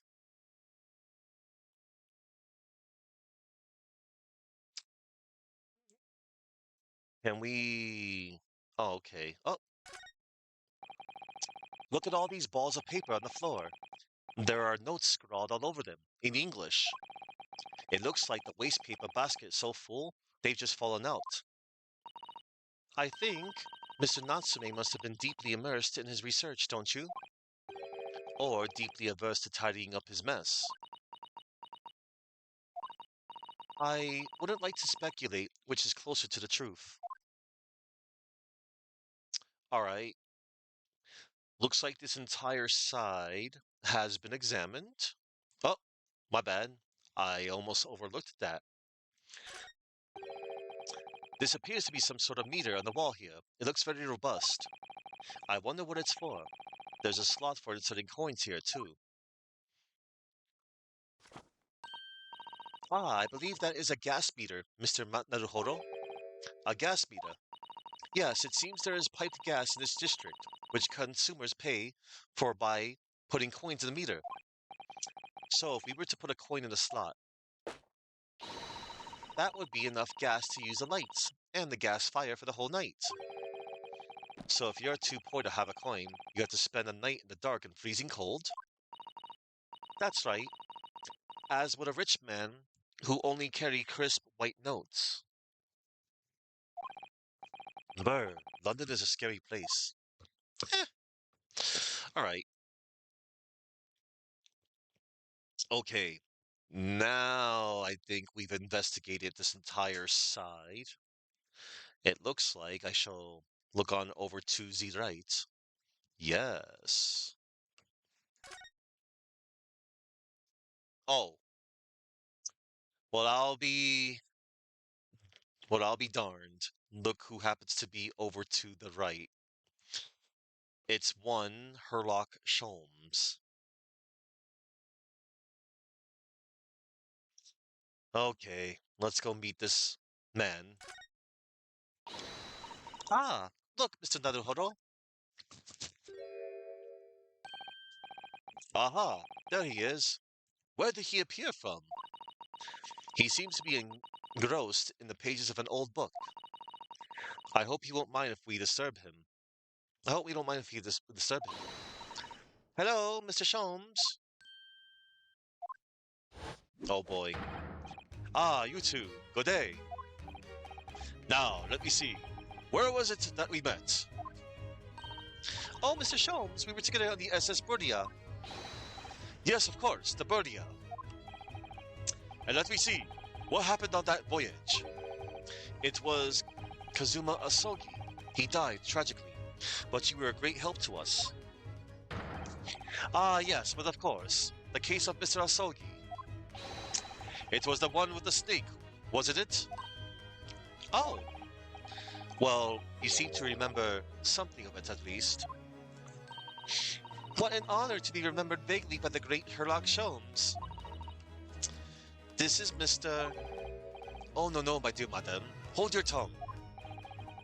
I pride myself on my superior powers of recollection. Your names are safely recorded in my brain attic. Miss Naruhodo. And Mr. Susato. You got them backwards, you clown. Try the other way around, Mr. Sholmes. Ah, ha, ha, ha, ha. I lose the first round. Oh my god. In truth, I had hoped to invite you both to my Baker Street suite the day we arrived in London. But some Scotland Yarders ambushed me at the railway station and whisked me away to a crime scene. But it was an entirely trivial case, of course. I solved the matter in no more than 30 minutes. So they apprehended Sasaki-san in that short an amount of time? I'm afraid the pursuance of a new case has dulled my recollection of my past involvements a little. A little? It is a mistake to think that one man's brain attic has elastic walls and can distend to any extent. I do my best to forget useless facts, but lest they should elbow out the useful ones. Yes, those are my own words of in inimitable wisdom, from an adventure entitled A Study in Scarlet. Please, there's no need to quote yourself. I don't always remember my pearls of wisdom, but fortunately, my associate pens them beautifully. He means Iris, I suppose. Mr. Sholmes, we have some extremely important questions to ask you about the trivial case you just mentioned. Goodness, what an earnest expression. My dear madam, I should be only too pleased, and this murky room is an apt place to discuss the murky case. Okay. So, we shall ask Herlock Sholmes a lot of things, apparently. I mean, of course, that's what we're here for. Converse. But before we converse, I want to present stuff. Mr. Naruhodo, please. Despite aspersions to the contrary, I am a professional. If I am to unleash my deductive powers on that trinket, I must ask for a sum of £3 in cash. Oh, I don't need you to make any deductions about it. I was just wondering if you might know. Mr. Naruhodo, as a professional, I insist that if I am to offer my opinion of that trinket, I must ask for a sum of £3 in cash. I believe Mr. Sholmes has his eye on an expensive copy of the complete works of Shakespeare. Yes, to stand on the stage amid rapturous applause. It has long been a dream of mine, as you know. I literally had no idea.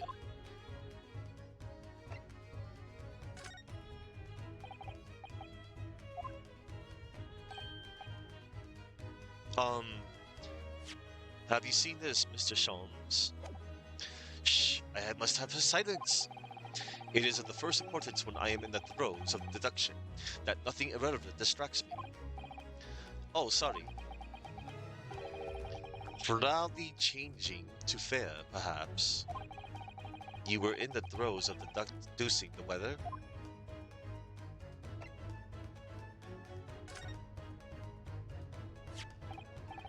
Ah, the receipt for the books our stooped Japanese friend purchased. I uncovered that yesterday morning. A marvelous find, wouldn't you agree? Oh, yes, the work of a truly great detective. What a scatterbrained individual he must be to have left it behind. Curiously, there was no mention of this publication on the receipt.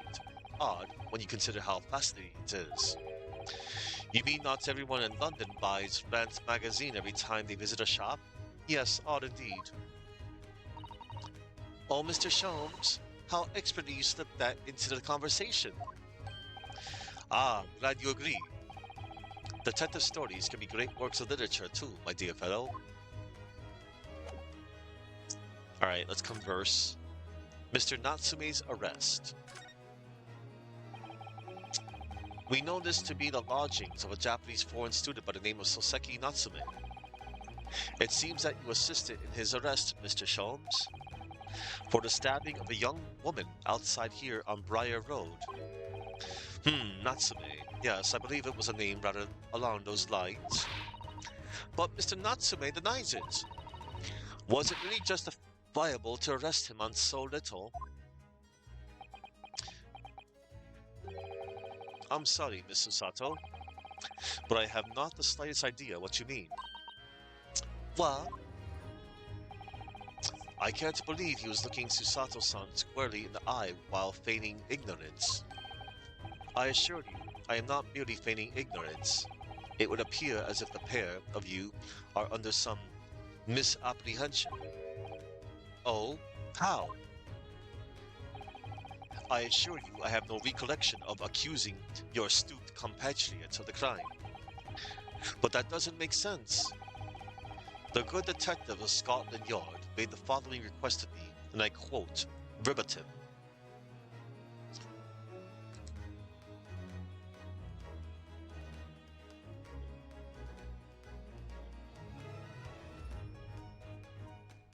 To repeat, transcribe, or quote something using exactly the same words as were originally spoken or written, word for word. Verbatim. It ensures absolute accuracy, thought changes, omissions, or paraphrasing. Okay. The good detective of Scotland Yard made the following request of me, and I quote verbatim. We need you to ascertain the identity and whereabouts of a man seen fleeing the crime scene. Ah, a man seen fleeing. There were a number of books scattered on the pavement at the scene. From the book plates, I was quickly able to determine the bookshop from which they had been purchased. On speaking with the proprietor, I was immediately led to this address. Elementary, what did you say?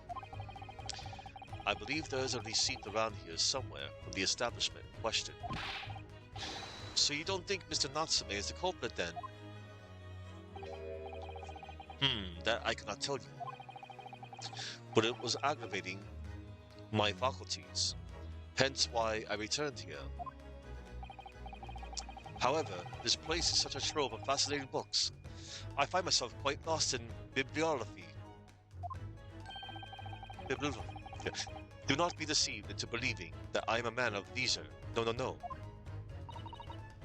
Oh dear, Mr. Geradev, the landlord. Ah, tell me, have you encountered the landlord of these lodgings? Yes, Mr. Geradev, a retired military man.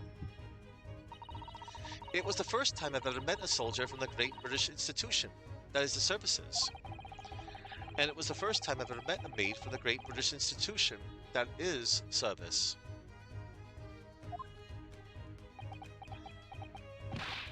Ah, ha, ha, ha, ha, ha.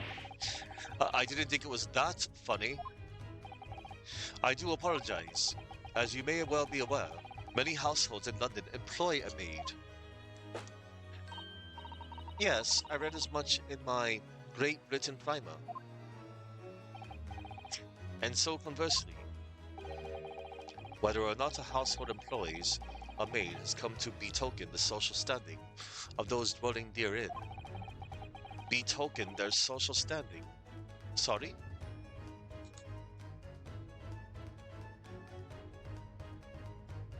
Betoken. Past tense and past participle of the verb betoken. It means to serve as a sign, symbol, or evidence of something, indicates that something else exists or is about to happen. Okay. Betoken their social standing. Sorry.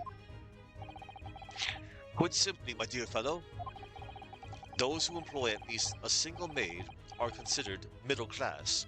Those who do not are beneath that. In the upper echelons of society, of course, households employ enough staff to constitute a large family. Goodness, how extraordinary! As you can appreciate, for those on a precarious boundary between the middle and lower classes, being able to afford just one maid is of the first importance. I had no idea. And it is for precisely that reason that I find great stimulation in the situation upstairs. Specifically, in the retired army veteran, Mr. John Geradev. Oh? Affable as he is, the fellow is hiding something. Affable. Whether or not it imposes on the circumstances of this case, I am as yet unable to ascertain. I'm thoroughly lost on what he means to say. Let's talk about the dingy room. The dingy room.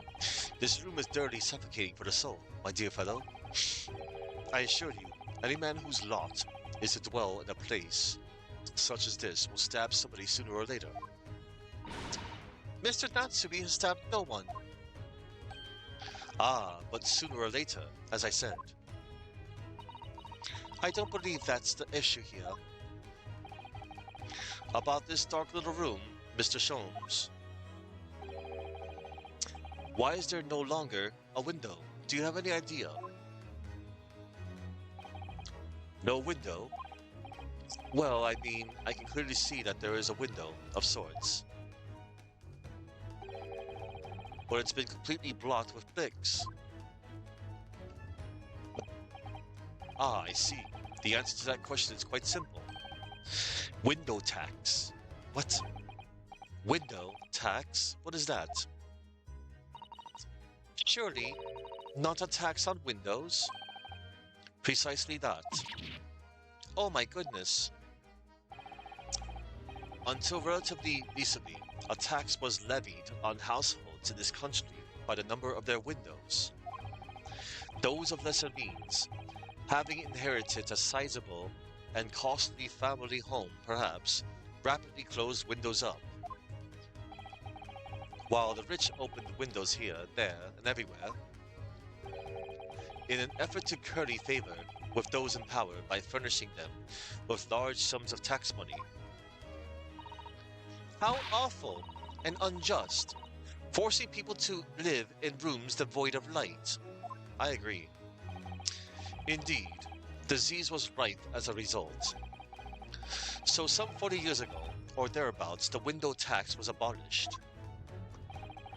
but its legacy remains, as you can see, in squatted lodgings, such as these, for examples. SQUA. Squalid, meaning extremely dirty, foul, and repulsive, typically as a result of neglect, poverty, or lack of care. Figuratively, can also describe morally degraded or dishonest behavior. Oh, geez.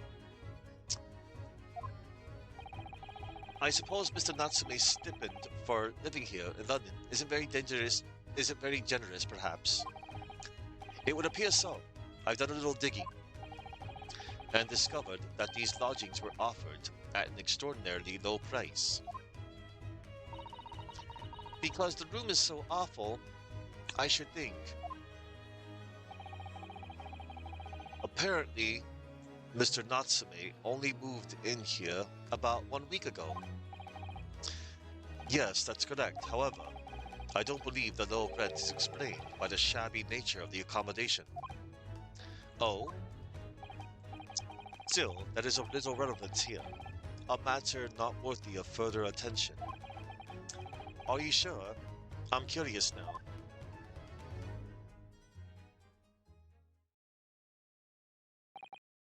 Well, I believe I've told you all I can now. Thank you, Mr. Sholmes. Ah, yes, Mr. Naruhodo. Was it not your intention to become a practitioner of law? You remembered that, did you? Will you perhaps be offering your services in this very matter, I wonder? To the occupant of this room, Mr. Natsume, was it? I'm not sure. Not sure? On what grounds? Well, I actually defended someone in court here only yesterday. Really? Well then, I congratulate you, sir, on an ambition realized, and so promptly, too. The thing is, it's really made me question things. Am I right to believe in my clients? To trust in their innocence? Yes. Trust. Mr. Sholmes. Mr. Natsume didn't do it, did he? Ah, ha, ha, ha, ha, ha. My dear fellow, I haven't the first idea. Oh, but I thought that's why you were here. Didn't you come back to investigate? Ah, yes, that was indeed my initial intention. But there are simply too many fascinating books here. I couldn't possibly ignore them. Oh, I see. Nevertheless, there are two facts that I can state quite unequivocally. The man who fled the scene of the crime 2 days ago was a Japanese occupant of this room, and there are witnesses who swear to having seen the same man commit the crime. That is all I can say. Ah, and one more thing. Oh? What is it, Mr. Sholmes? Tell us. I cannot say with any certainty whether or not it is of relevance to this case, but I am quite sure that the retired army man who owns this property is hiding something. Mr. Garadeb is.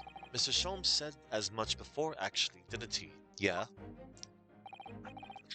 Anyway, at present, that is really all that plays on my mind in relation to this case. Mr. Naruhodo, as yet our investigations have uncovered nothing that could help establish Mr. Natsume's innocence. No, you're right. Perhaps it's time we probed a little deeper into Mr. Karadeb's secret. Just remember, I cannot be sure whether the landlord's secret will prove to be of relevance or not. But I wish you every success, of course, Mr. Naruhodo. And there he goes. A busy man indeed. He's gone back to his book in the corner of the room. Oh, okay. So, hang on. Excuse me, Mr. Sholmes? Yes, so true. To be or not to be? That is indeed the question, Mr. Naruhodo. Shakespeare. To be or not to be brushed off, that is the question, and the answer is all too clear. Let's leave Mr. Sholmes in peace, shall we? Yes, let us. Okay, that was cool. I got some extra dialogue there. I got that sweet, sweet flavor text. And all right,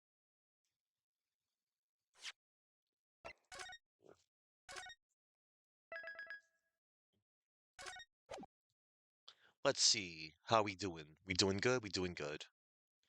All right. Let me double check something. All right, cool. Okay. And now, let us.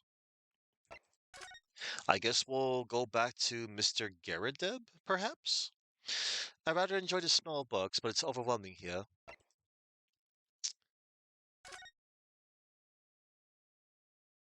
Huh? He didn't. 19th February, Mr. Garadeb's room.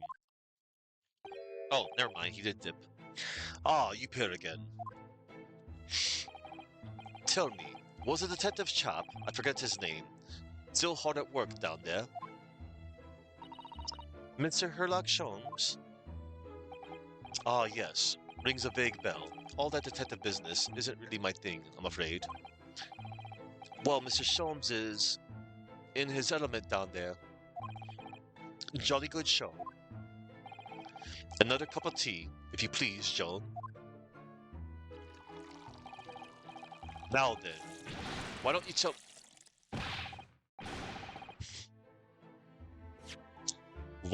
me what for the optive tie woman, will you watch what you're bloody well doing? I shall be serving dinner shortly, sir. Yeah, yes, of course. Frightfully rude of me, but I'm afraid I shall have to ask you to take your leave, if you'd be so kind. Oh, yes, of course. We are deeply grateful for all your assistance. Not at all, that is all. Don't get much chance to talk with young foreigners like yourselves. It's been a pleasure. Best of luck and all that. Perhaps you could see yourselves out. According to Mr. Sholmes, Mr. Karadab is hiding something. And since no other avenues of investigation seem open for us at the moment, perhaps we should do some digging. Okay. I mean,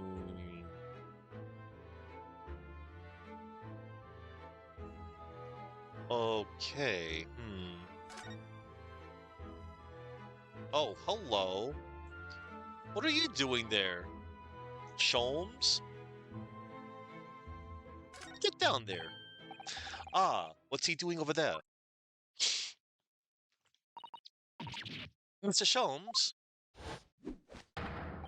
Aha, we meet again, my dear fellows. Good gracious, when did you sneak in here? Yeah, when? Herlock Sholmes, sir, at your service. Whatever were you doing over by the window? I am given to watching the evening sky as the sun sets, madame. Yet sadly, cheerful as the room downstairs undoubtedly is, it lacks an aperture for such observation. So I took the liberty of borrowing a small corner of space by the window up here. Well, keeping an eye to one's windows at dusk is a prudent thing to do in London, I'm gathering. Ah, and one other thing, Mr. Naruhoro. Oh, me? I thought perhaps you might be in need of a certain great detective's great mind. Wait, he's not talking about, is he? I did not expect to be going through that again so soon. Do you mean, Mr. Sholmes? There is a mighty secret in this modest room. My eyes see even the most trivial of trifles. I take it you're prepared, Mr. Naruhodo? I think so. There is just time enough for one of my greatly admired great deductions. Let us conclude the matter before dark. All snap. Are we doing Deduction? Mr. Garadeb, though it would seem you are a military man of considerably distinguished service, your standing as a landlord is most certainly not what one might call first rate. Hmm, I'm afraid, sir, that it is all too clear to me. There are two conclusions I have been able to draw by careful observation of your living arrangements. I beg your pardon? The first is that even as we speak, you are concealing the presence of a ferocious beast in your care. Eh? And the second is that as a result of the beast's violent rampage, you have lost something very dear to you. Ah, Mr. Laruhoro, look. The old man's broken out in a cold sweat. The old man's broken out in a cold sweat. Unbelievably, it seems Mr. Shone's conclusions are both spot on. How? How could you possibly? How could I possibly know? You mean to inquire? The answer couldn't be simpler, sir. For in the dense jungle of logic and reasoning, I am the king of beasts. Ah! And I know only too well that wild beasts are not easily tamed. So, shall we begin?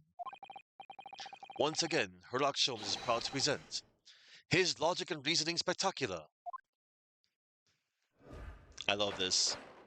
The Great Deduction. The game is afoot. Topic 1. Nature of the Beast.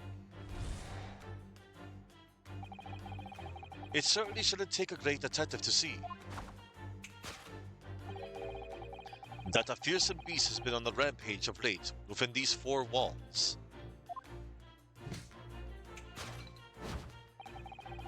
Thus, we are faced with the question, what form might this beast take? Ah, for a man with a military breeding, your eyes are uncommonly candid. Your furtive glance, Mr. Garadeb, leads us directly to the answer. The true nature of the beast that has run rampant here is revealed by that lion statue. Yes, though an army man, you appear unimposing at best. A fact that has fueled your admiration for the mighty lion, the king of beasts. What is this pitfall, I ask you?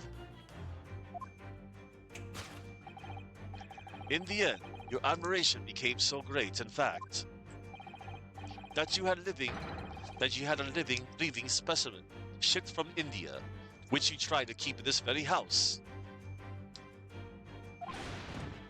What? Yet, living with such a wild beast proved more difficult than you had imagined. The chilling traces of a wild rampage are still very much in evidence. I think I might have a general idea on what the beast might be. Well, yet as we look around, the beast in question fails to present itself. Where could this angry creature have disappeared to? Madame? Me? I pray you do not consider me unchivalrous, but it is plain to me, with one glance in your direction. It is? Your dress pocket gives us a handsome clue as to the beast's current whereabouts. For protruding from it is a handbill advertising a circus show. Ah, yes, you sought to dispose of this terrifying lion, Mr. Garadeb, at Batty's Circus, a traveling show currently sojourning in a nearby park. I have observed the tents. You sold a savage lion, sir, to the circus troupe. I most certainly did not. I believe I have made my point. The fearsome beast which ran amok in this room was an Indian lion, and a simple visit to the circus now will reveal the lion prancing jubilantly through a ring of fire. Conclusion: a rampaging Asiatic lion. Topic 2: Aftermath. Now, Mr. Karadev, it is plainly clear that you still have deep feelings for this formidable beast. Indeed, in that blithe pose, the distress this loss has caused you is veritably tangible. Your head weighs heavy on your shoulders, the pain you feel being revealed by that supporting arm. Amid fits of tears, you let your beloved beast go. The strain of losing something so dear to you is clearly visible in your visage. Nonsense, man! I simply. But what we must now ask ourselves is the true cause of this pain. And we need only follow the direction of your gaze to find the answer. Yes, it is this pile of bills that has given rise to the pain you suffer. Every envelope contains another demand for payment. Ah, for cart loads of meat, potatoes, wheat, and tea. Indeed, feeding your beloved has had a devastating impact on the financial circumstances of your household. And so you had no choice but to let it go. Yes, well, now, in a final fit of rage, the ferocious beast carried out one last unimaginable attack. Unimaginable? The aftermath of which can be clearly seen by observing the carpet over there. A very expensive wooden carpet, if I am not mistaken. Oh, dearie me! What could have caused such a destructive outburst? Oh, dearie me! What could have caused such a destructive outburst? Ah, this time, madam, I'm afraid it is you who has inadvertently revealed the truth to me. Your wandering eye has settled upon the answer very neatly indeed. Yes, to explain the dire state of the carpet, we need only look at the Tower of Cakes. Ah! There is no creature more dangerous on this earth than a beast with an unsatiated appetite. Was it or was it not once said by a certain noble woman, if they have no bread, let them eat cake? Food is at the heart of all tragedy, in fact. Whatever do you mean? Having tired of the taste of cake, the beast began to stalk its next prey. I'm sure I need not spell out the nature of this final act of destruction carried out by the beast. There is only one logical conclusion. Worked into a frenzy by hunger, the lion attacked and ate the carpet. The teeth marks in the carpet are a perfect match with those of a lion I once saw in India. Carpet gnawed on by the starving lion. Conclusion. You know, thus concludes Herlock Sholmes' great deduction of this beastly puzzle. Watch it be the cat, in before it's the cat.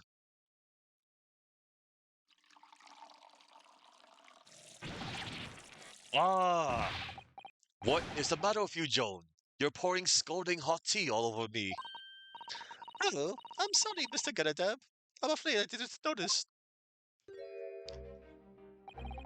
My deductions can be startling sharp.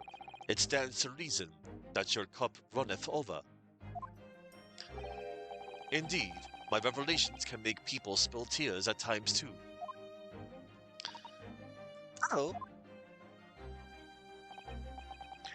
um, Mr. Shum, sorry to butt in again, but could I make an observation?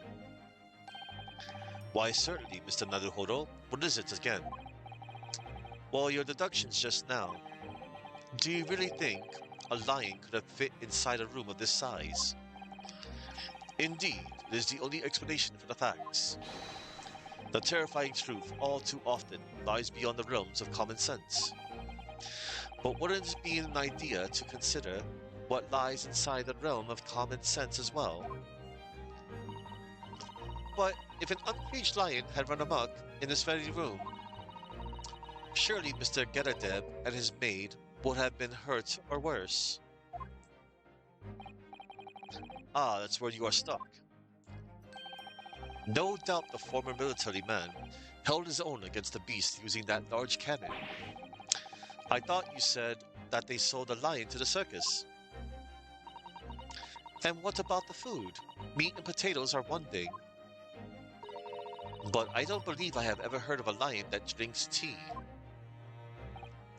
Ah, my dear Miss Osato, it occurs to me with some regularity that irrespective of race and breeding, whenever anyone lands on Great British soil, they are infused with a highly appropriate taste for afternoon tea. Oh, what a glorious notion. Well then, Mr. Naruhodo, it's your turn to shine again. I had a feeling that was coming. A slight massage. That's all Mr. Shone's dedications need. A slight massage. That's all Mr. Shone's deductions need. You can do it. Excellent. I've been waiting for my trusty partner in deduction to step forward, Mr. Naruhodo. We don't even know yet whether or not this is going to help with Mr. Natsume's case. Still, uncovering the truth is always a worthwhile, whatever the motivation. At least that's what I want to believe. Let us start again, from the beginning, of Erlach Sholmes, Logic and Reasoning Spectacular.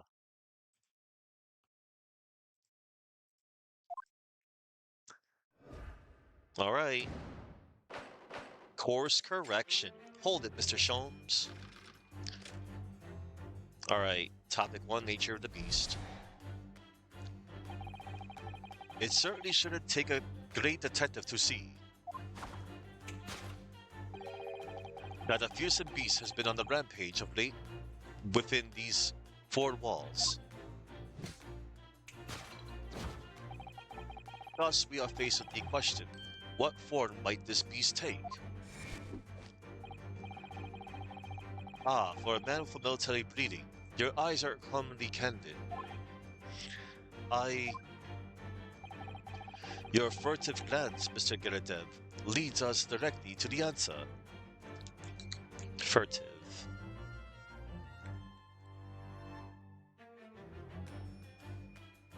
Actions or behavior done in a quiet, sly, or stealthy manner to avoid being noticed.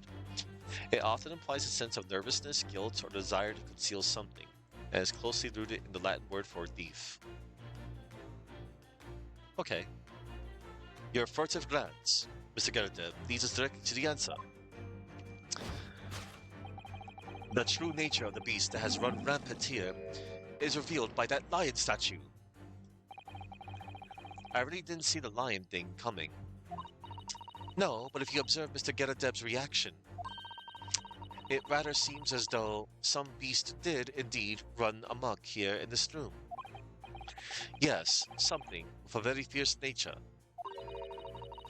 But it couldn't have been a lion transported from India. So what was it then? We must follow Mr. Geradeb's gaze. That will lead us to the true answer. Alright. We need to look for things and things. The true nature of the beast that has run rampant is revealed by that lion statue. Alright.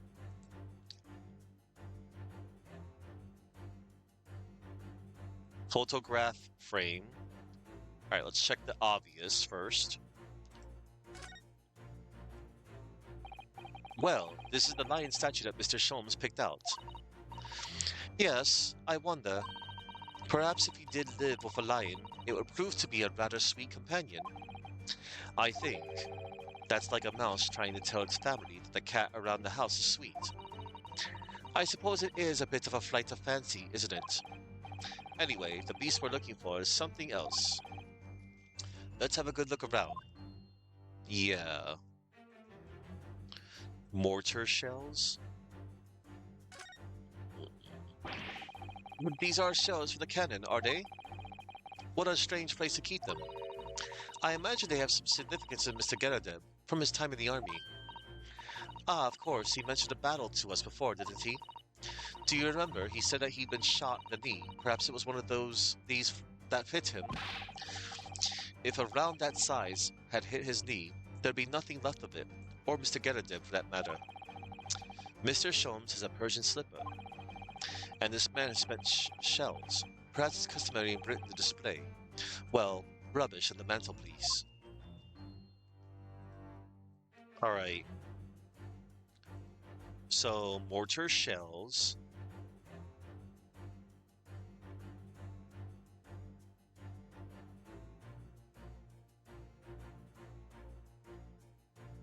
Okay, we can't look at anything else. I thought we could I was just moving the camera around. Yeah. There is something else here. We're gonna check out that photograph frame in a moment. I just want to make sure. Lion statue, we already inspected that. We already inspected the mortar shells.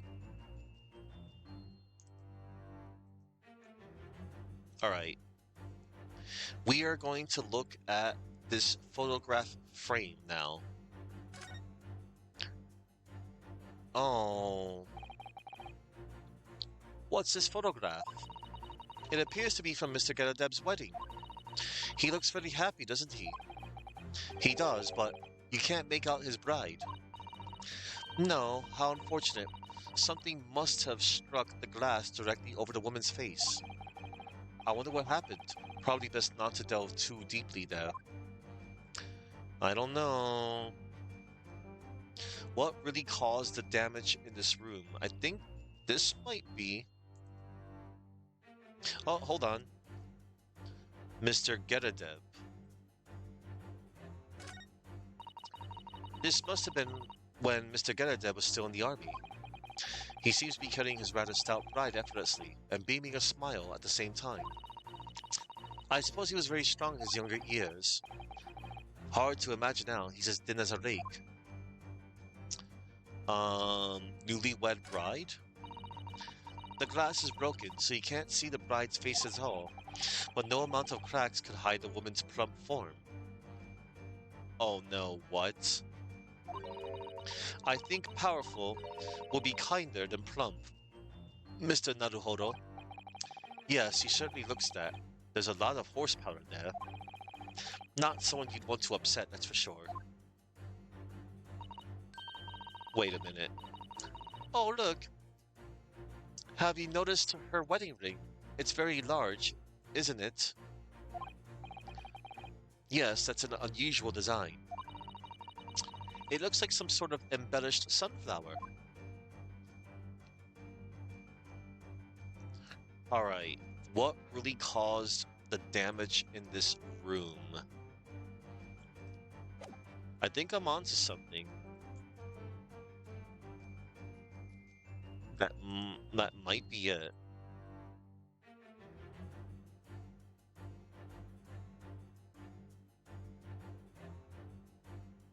So hold on.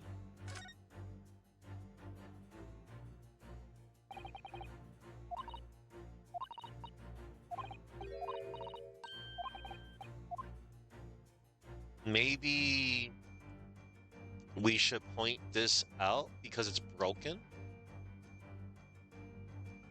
We will present. Take that! Was that it? The true nature of the beast that has run rampant here is revealed by that newlywed bride. Okay. Precisely, Mr. Naruhodo. No other explanation could possibly fit. Yes, this framed print pictures your wife, Mr. Garadeb. And while we lament the fact that her face is obscured, we can still make out her mighty arms and note the considerable horsepower they must contain. Oh, indeed, surely any woman of such powerful constitution would be honored to be described as a beast. Um, Honored might be stretching a point. Too late, the fact remains that the beast, which so clearly savaged this room, was your wife, Mr. Garadeb. Yar! The chilling traces of a wild rampage are still very much in evidence. Well, yet as we look around, the beast in question fails to present itself. Where could this angry creature have disappeared to? Madame? Me? I pray you do not consider me unchivalrous, but it is plain to me with one glance in your direction. It is. Your dress pocket gives us a handsome clue as to the beast's current whereabouts. The poor, fragile, defenseless woman is beside herself. Well, I don't know about fragile. Oh dear. Anyway, Mr. Sholmes is quite right. There's no sign of a Miss Geradeb anywhere. But it seems there may be a clue as to her whereabouts. A clue that this maid is trying to hide. I wonder where Mr. Geradeb's wife could be. Alright. Your dress pocket gives us a handsome clue as to the beast's whereabouts. What reveals Mr. Geradeb's whereabouts? Hang on. We're going to take a look.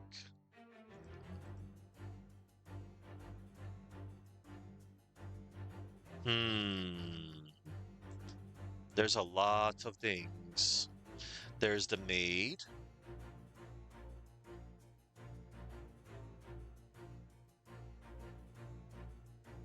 The teapot.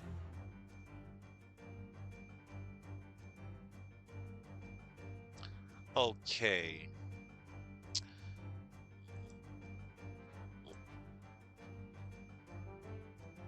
Hang on. I just want to make sure that I inspect everything to make sure I'm not overlooking anything. I most likely have to check the maid and the teapot and her pocket if I'm able to. Okay. Let's see. Maid.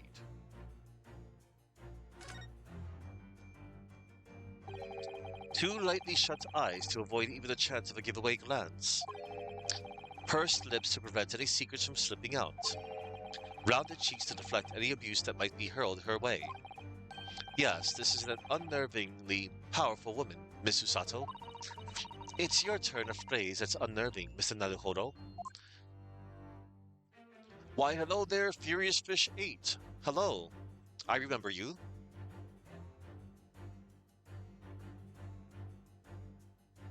I tried to remember, like, familiar faces.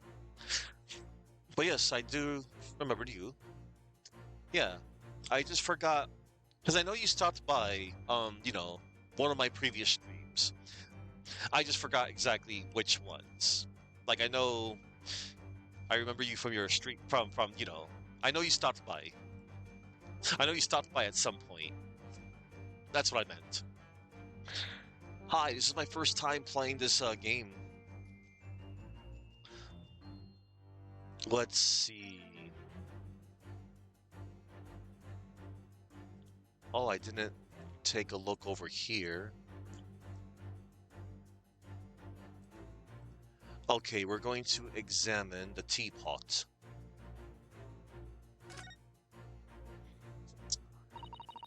What a charming little teapot, and it's in pristine condition. Joan has been pouring some deliciously fragrant tea from it for Mr. Geradeb, hasn't she? Well, not so much for Mr. Geradeb as on Mr. Geradeb. What did you say? I want to dream of drawing attention to it.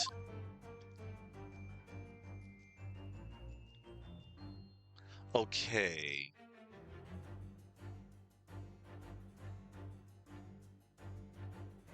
Oh, hello. Wedding ring. Before I check the wedding ring, I'm gonna check this pocket. I knew it. That certainly does appear to be a circus handbill poking out from her pocket. Batty Circus, currently performing shows in a park not far from here. You don't think? Surely Mr. Geradeb didn't sell his wife to the circus. Mr. Naruhodo, how can you even think such a thing? I was only joking. Besides, I would have gone with, do you think he fed her to his pet lion? That's somehow worse. Yeah. Alright. What reveals Mr. Geradeb's current? Yeah, the wedding ring. This is clever. I'm so glad I spotted this. He's wearing a very large ring. Look. Oh yes, a sunflower design with some rather nice embellishments. And it's on the ring finger of her left hand, which means it's surely a wedding ring. It looks like it's on there for life too. I can't imagine it would slide off a finger of that size. That's something to think, Master Naruhodo, not to say. Do you know, Mr. Geradeb's wife in the photograph had a ring very much like this one. It was a large sunflower design as well. Really, you have a great memory for these things. A large sunflower wedding ring. It's quite a coincidence that they have the same ring, isn't it? Yeah. So now we're going to present the wedding ring. Take that! Awesome. Your wedding ring gives us a handsome clue as to the beast's current whereabouts. Ah, indeed it does. That flowery band gleaming on your finger gives you away.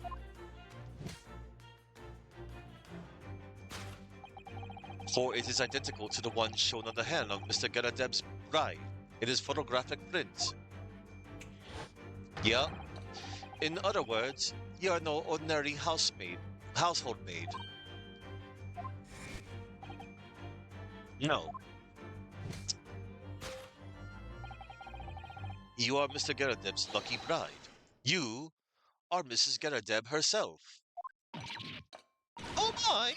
What? So, Joan Geradeb? Well, jolly fine detecting, sir. As you rightly surmise, this is the wife, yes? My Joan. Rather let herself go, you might say, but she was a bally.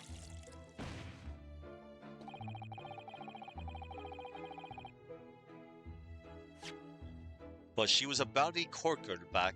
Arr! It would appear that you don't live in the most comfortable of circumstances. After all, you're a retired army man, yet you're in the business of renting out rooms. I would assume, therefore, you have insufficient means to employ a maid. Would that be correct? It's not right, I tell you. I was a second lieutenant of the 3rd Regiment. A man has his pride, don't you know? By golly, it's a sorry thing when a chap can't even afford to have a single maid in his employ. Yes, here in London, one is rather judged. A household cannot be considered worthy of society if it employs no staff at all. Though in my considered opinion, such concerns about appearances are a folly. You mean Mr. Geradeb had his wife work as his maid? Precisely. Am I right, Mr. Geradeb?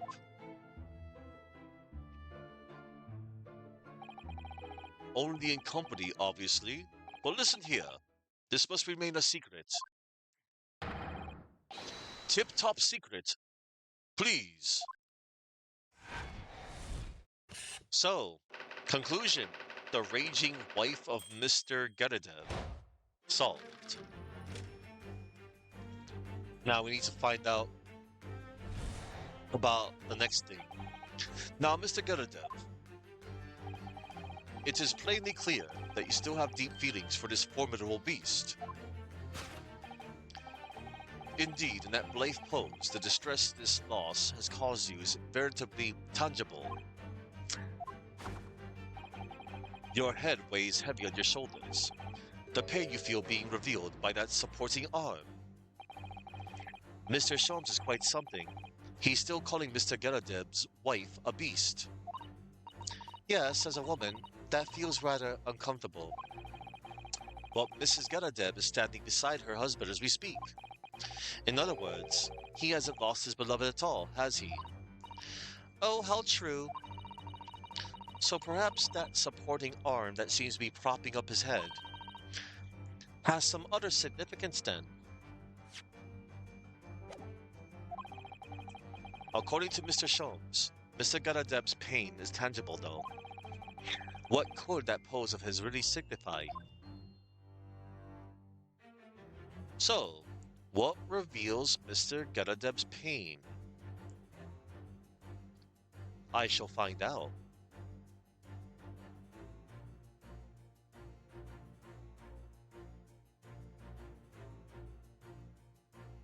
Hmm. It sure ain't that canon, that's for sure. It sure ain't those bills over there, or that book. Nothing over there, so it has to be somewhere on him.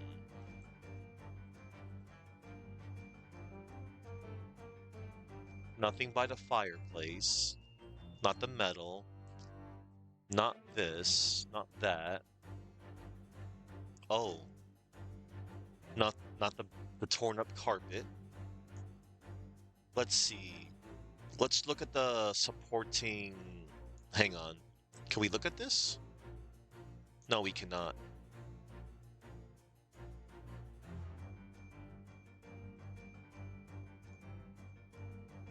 Pipe. That's a very large pipe, isn't it? Yes, anyone who has something that size hanging out of his or her mouth on a regular basis is sure to have a serious chin, like Mr. Garadeb's. But what's that white binding around it all about? Oh, hang on.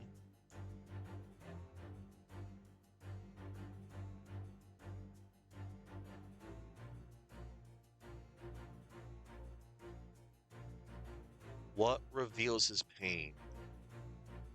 His ring? Supporting arm. Hang on. Oh, Mr. Garadeb certainly looks glum. According to Mr. Sholmes' deduction, that's because he's having to endure the acute pain of losing something dear to him.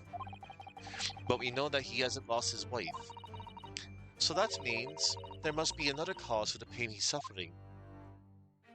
Okay. Slapped cheek. Uh-oh.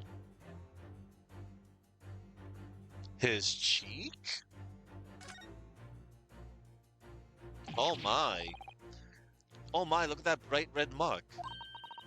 Gosh, that's quite something, and clearly made by somebody's hand. Yes, Mr. Garadab has been slapped on the face, it seems. Hard. I've never seen such a clearly defined mark. Whoever could have done such a thing?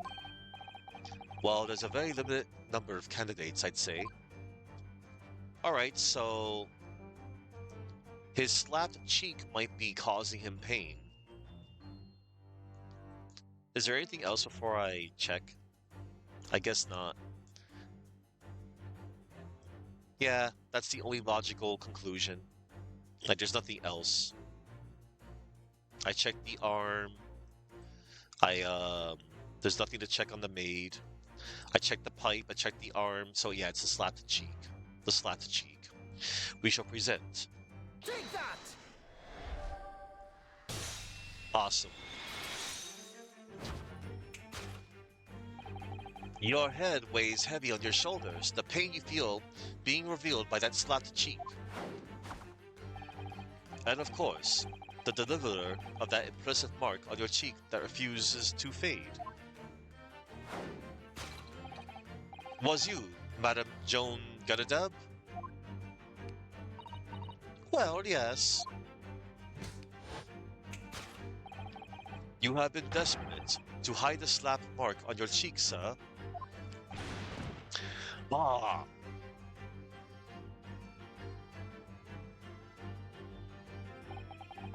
how the blazes. How did you work that out, man? Nothing escapes the notice of one trained in the art of observation, my dear fellow. That's why you haven't looked directly at us even once. To keep your other side from view. Well, humph. Now, let us proceed to the next conundrum. Why were you subjected to such a violent slap? In other words, we must ask ourselves what caused Madame Garadeb to fly into a rage. Uh-oh. And we can only follow the direction of your gaze to find the answer. Yes, it is this pile of bills that has given rise to the pain you suffer. Didn't Mr. Sholmes say that the bills were all for Lion, father? Yes, but now we've established that the lion never existed, which can only mean that the thing responsible for gobbling up all that food was Mr. Garadeb's wife. Mr. Naruhodo, she's a person, not a thing. Yes, well, she's also a person who gave her husband a mighty slap around the face. One so hard that it left the perfect hand mark, in fact. Yes, why would a woman want to hit her husband with such force, I wonder? I'd love to know the answer to that question. So, it most certainly can't be the pile of bills. That's too obvious. We're gonna look at it anyway, though. Looking at all these bills, it certainly amounts to a great deal of food. Meat and potatoes by the cartload, wasn't it? Well, looking at the two of them, you can tell immediately who eats the lion's share in this household. Well, at least we're no longer talking about an actual lion anymore. Okay. What about that bookmark? Oh boy. Ah, someone must be reading this book at the moment. There's a bookmark here, look. Mr. Garadeb is clearly an avid reader. Oh, wait a minute. I don't think this is a bookmark. Oh no, it isn't. It's a note written in a woman's hand. Oh, James, I love you. Yours, Mary. And look next to the signature here. Lip marks made with lipstick. Oh, what a passionate and romantic gesture. Don't get any ideas, Susato-san. Oh dear, I'm sorry. So this bookmark is actually a love note then. Yeah, it's a love note. It's a good thing we examined that. Broken plate. Oh dear, this plate has been smashed to pieces, and nobody seems inclined to tidy up the mess. Perhaps it's some sort of high art. Really, Mr. Naruhodo? Well, anyone who has a cannon on display in their living room is clearly a little eccentric. Yes, let's call it eccentricity. Okay, so it's totally what precipitated the slap. It's definitely not the broken glass. It's definitely not the pile of bills. Hang on, I just want to look at anything else. It's the love note, of course. So this card looks like it's being used as a bookmark is actually a love note. Yes, reading, oh James, I love you, yours Mary. But Mrs. Garadeb's first name is Joan, isn't it? Yes, I believe we may be heading into dangerous territory here. It's very conspicuous after all, isn't it? You mean the bright red lipstick to the woman's signature? Yes, it's the first thing you notice, of course. and it rather makes your heart skip a beat. So yeah, this is what precipitated the slap, the love note. Take that! Yes. Yes, it is this love note that has given rise to the pain you suffer. Oh, James, I love you. Yours, Mary. Passionate indeed. Perhaps the sender of this note, a certain Miss Mary, is the fly in the ointment here. Oh! Yeah! But I don't know the bally woman. You don't know her? That note wasn't written to me. It was just in the book. I don't know how it got there. It was just in there, you say? That's right. That's what I've been saying. Ah! A likely story. Now listen here, Joan, old thing. I explained at the time. I brought the book at that second-hand place, and that note must have already been there. Then that note must have already have been in there. So the previous owner of the book was using the note as a bookmark, you mean? That's what... That's right, that's what I've been saying. Unlikely story. For heaven's sake, woman, look at the name. It's written to James.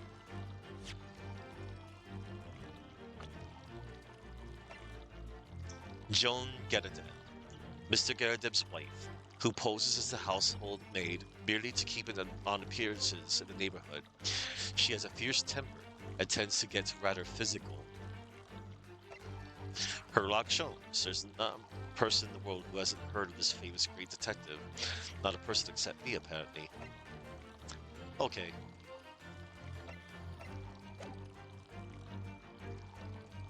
For heaven's sake, woman, look at the name. It's written to James. My name, in case you've forgotten, is John. Ah! Unlikely story. Are you questioning my name now? Oh my god. And there we have it. Arouse the suspicions of the female heart, and you unleash a beast with a most ferocious bite. Ugh. Now, in a final fit of rage, the ferocious beast carried out one last unimaginable attack. Unimaginable? The aftermath of which can be clearly seen by observing the carpet over there. A very expensive wooden carpet, if I'm not mistaken. Oh, Delibi! What could have caused such a destructive outburst? Ah. This time, madame, I'm afraid it is you who has inadvertently revealed the truth to me. Your wandering eye has settled upon the answer very nearly. Your wandering eye has settled upon the answer very neatly, indeed. Yes, to explain the dire state of the carpet, we need only look at the Tower of Cakes. There's more. But surely Mrs. Gerardin didn't eat the carpet? No, of course not. But there doesn't seem to be any doubt that the state of disarray that this room is in is a result of her wild temper. No, that's true. So this is the last part of Mr. Sholm's deduction that we need to fix. We need only to follow Mrs. Gerardin's gaze, and that will tell us the real answer. Alright, let's see what we can see. Yes. Alright. Something tells me maybe the candlestick was the one that left the carpet in such a state, because that looks like a burn mark.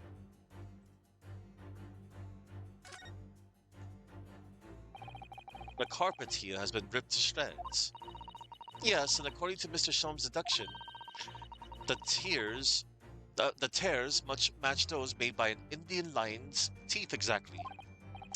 Oh, look here. What is it? If you look closely at the edge, you can see scorch marks. Yep. Oh, yes, so you can. In that case, perhaps that carpet wasn't eaten in the normal sense at all. Let's rethink this with that in mind. Yeah.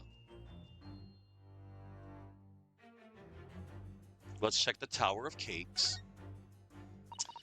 Ah, so many cakes. Ah, is that all you can think about? Well, look at the Mr. Naruhodo. There's a mountain of them, and they all look so delicious. It's more of a tower than a mountain, I'd say. It's a mountain, and it's my hope that one day, in our very homeland, I will be able to perform the tea ceremony at the foot of such a mountain. It's definitely a tower. Alright. Yeah, it's most likely the candlestick that caused the scorch burnt mark. I just want to make sure I have everything in order.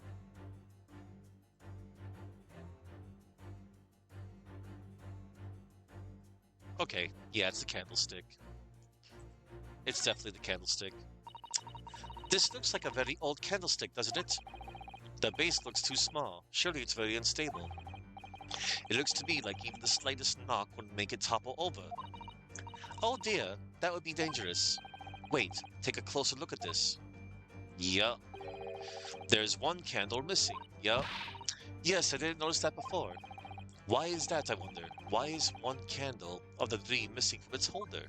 Because we saw one on the floor, of course. What left the carpet in such a state? Yeah, it's a candlestick. Take that! Yes. Yes, to explain the dire state of the carpet, we need only look at the candlestick. Most illuminating, my dear fellow, and of course, the only possible way out of this logical labyrinth. Yes, the remnants of a ferocious attack in which the carpet was devoured are clearly visible. Indeed, they are. The scorch marks at the edge clearly give the truth away. Scorch marks? It would appear that this room was the scene of a little martial altercation. Mrs. Ganadeb's mighty arm muscles left an impression not only on her husband's face, but on the entire room. The force of her strike caused the candle to fall from the holder. Hang on, I want to check something.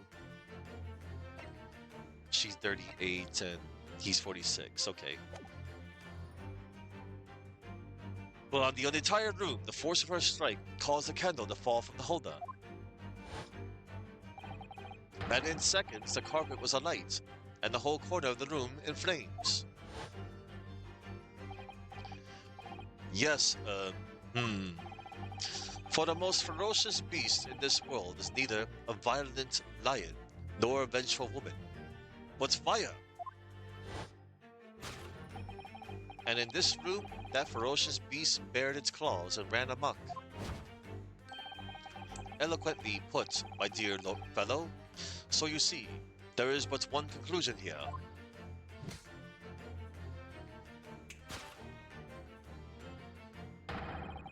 After the sparks of martial discord flew, this room was the scene of a fire.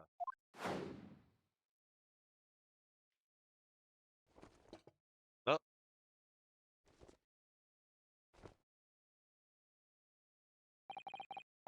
Mr. Sholmes, sir. I salute you! I guess that was his little... Oh, that's funny. That's adorable. I guess that's like a breakdown animation. Carpet scorched by a small fire. Solved. Deduction complete. Elementary.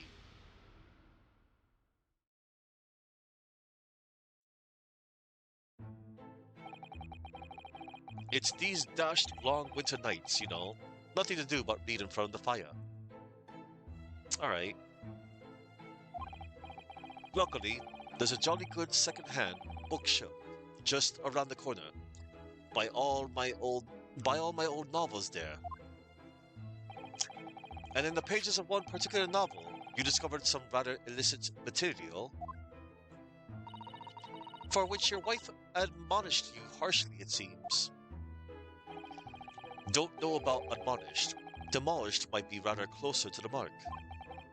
And beast is most certainly an apt this ah here we go again. And the carpet was that destroyed by fire when a candle fell on the floor? Afraid to say it was. Happened in the blink of an eye, you know. The whole place filled with smoke. Couldn't see a bloody thing. I was caught between the old sticks' rage and the raging flames. You paint a torrid picture, sir. One that would have been most entertaining. That's sympathy for you. Didn't take long for the fire to spread, of course. The bloody furniture started going up as well. We've had to hide the mess behind that screen for the time being. Over here. Over here, Mr. Galadeb. Well, you have nothing more to hide now, if you'll allow me. Ooh, scorched bookcase. Had all my favorite old novels in that case. Aw, that's unfortunate. But as soon as the fire got hold of them, that was it. Whoosh. Up in smoke. Gosh. Then the wife started hurling things at me. What a terrible sight it must have been. There was I, back up against the window, under heavy enemy fire. Incendiary books incoming 10 to the dozen. Worst of it is, I lost my favorite book called The Lion's Pride. Aw. The Lion's Pride? Ah, yes, your notorious love of big cats coming through again. I assure you the title didn't influence my choice in the slightest. It's okay, bro. So the poor man really did lose something dear to him as a result of the ferocious beast's rampage. Mr. Sholm's deductions turned out to be correct once again. It can only be described as a great British wonder. I tell you, it was total carnage, flames everywhere, and the old stick in full fettle. Fettle.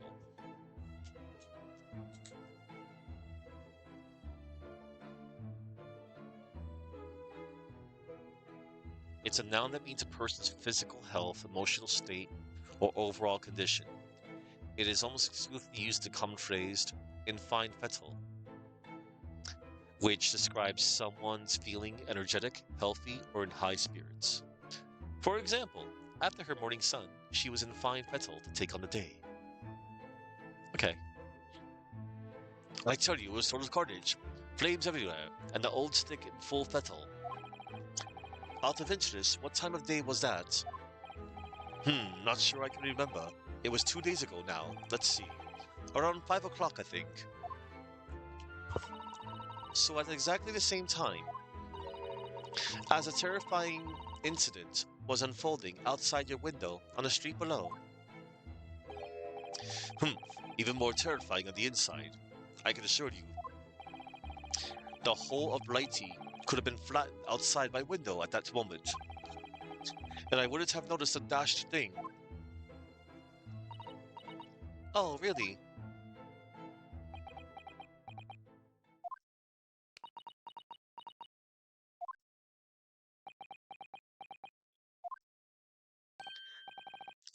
Mr. Sholmes? Yes, Mr. Naruhodo, what can I do for you? Well, I think we've got to do the bottom. Well, I think we've got to the bottom of Mr. Garadeb's situation now. But what does it have to do with Mr. Natsume's circumstances? I can't help you there, I'm afraid. What? My dear fellow, if you recall, I did say as much from the outset. I warned you that although I knew the retired army man to be hiding something, I could not be sure whether his secret would prove to be of relevance or not. I I just knew you were going to say that. Ah ha ha ha ha ha. Now, Mr. Naruhodo, you mustn't lose heart.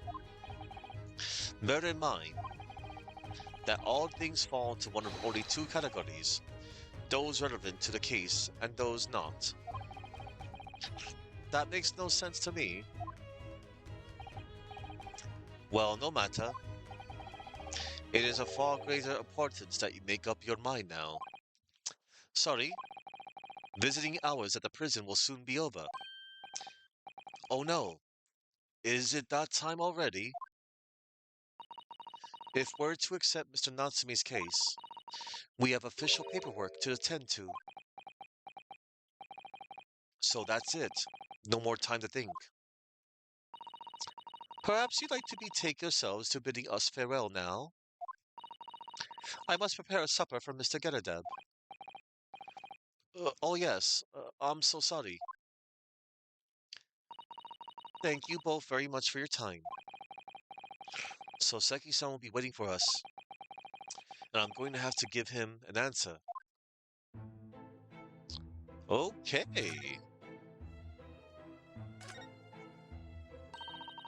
I'm terribly sorry, Mr. Naruharo, but I'm afraid it's supper time now. I'll have to ask you to leave. Oh yes, I'm sorry. If we linger too long, Mrs. Gedade will start pouring tea again. No one wants that. Although, alright, shall we go then? No doubt Soseki-san is beside himself in his cell, waiting for us to return. I can't afford to spend any longer making up my mind. Oh, what a miserable sight. Oh dear, but at least the whole room was engulfed in flames. Humph, I suppose so. But my whole collection went up in smoke, you know. All those novels I adored so much. Tisk, well, John, whose fault is that? Not mine, that's for sure. Well, whoever may or may not be to blame, I'm quite sure you can buy some new old books to replace them, can't you? Humph, new old books. Gaudy nonsense. It does sound like a contradiction in terms, but then these two are full of contradictions. Yeah. That's couples for you, Mr. Naruhodo, or so I've been led to believe. Indeed. Alright. Is there any other flavor text I can find?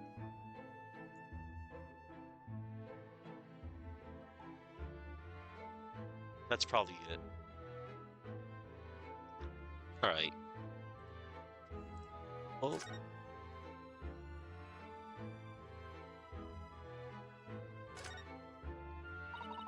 This old candle holder looks a little out of place here. What did you say? Yes, you're right. It's clearly supposed to be gold, but it's almost completely black for some reason. Ah, that old thing, yes. Just a cheap piece of ironmongery. Gimcrack, really. Gimcrack. A gimcrack is a showy object or gadget that is of little to no actual value, essentially a cheap trinket, or gugao. As an adjective, describes something that is attractive on the surface but badly made or flimsy. Ironmongery. A British and Irish term refers to the manufacture, trade, or retail of hardware. In a practical sense, it describes the physical metal goods, tools, and fittings used in homes, gardens, and construction. The American equivalent is simply hardware or hardware store. Okay. Oh, used it when I was studying, don't you know? For my commission. I know it's old, hardly worth hanging on to really, but well, still has its uses sometimes. Of course. Does everything in this room have some elaborate story behind it? They're memories, Mr. Naruhodo. Memories. Shucks. Alright.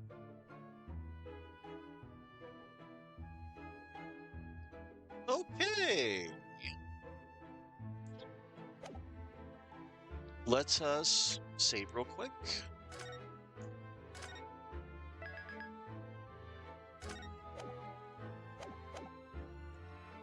And hmm. All right. We shall move. Even when they're a little worse for wear, English rooms are suspendedly colorful. I rather enjoy the smell of books. Yeah. Let's see. All right. I guess we're gonna go off to prison. And yep, we haven't visited this place in a while, have we?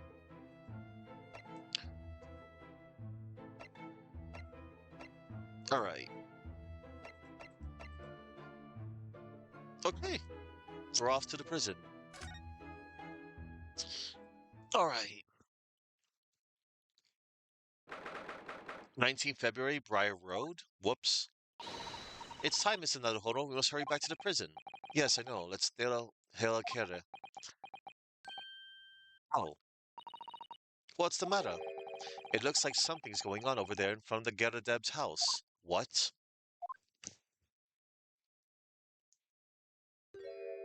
Who is this guy? I know thee not, old man. Fall to thy prayers. Who are you calling an old man, you rum-looking ninny pimini? There are more things in heaven and earth, Horatio, than are dreamt of you, of than I dreamt of in your philosophy. Who's this Horatio fella, eh? What are you on about? Excuse me. Eh? What the? Who are you now? I'm sorry. It just looked as though there might be some problem here. And my associate here, Mr. Renosuke Naruhodo, is a lawyer, you see. Eh? A lawyer? What? If I can be of any assistance, I'd be happy to help. I'm from Japan, but I have studied English law. Tisk. Fine, I'll be on my way for today, but you mark my words.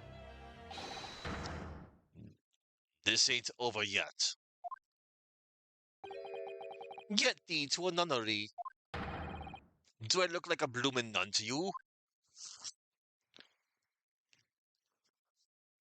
What in the world? I do hope you're not injured. Oh, fair Eastern maiden, thou art so gentle, thank you. What was that all about? There are more things in heaven and earth, Horatio, than are dreamt of in your philosophy. I'm not Horatio either. Forgive the inquiry, sir, but are you a lodger here, in the Geradeb residence? Oh, fair Eastern maiden, thou art so right. Yes, I do dwell in this humble abode. Mr. Geradeb mentioned that he had another lodger, didn't he? This must be the man. Do you happen to know the other lodger who lives on the first floor? Ah, yes, a gentleman named Natsume. Oh, more worthy opponist in my battle of words near air could there be? What in the world?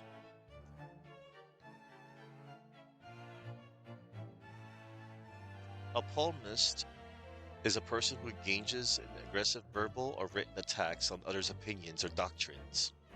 The term comes from the Greek word polemos, which means war, making a polemist essentially a warrior of words. Okay.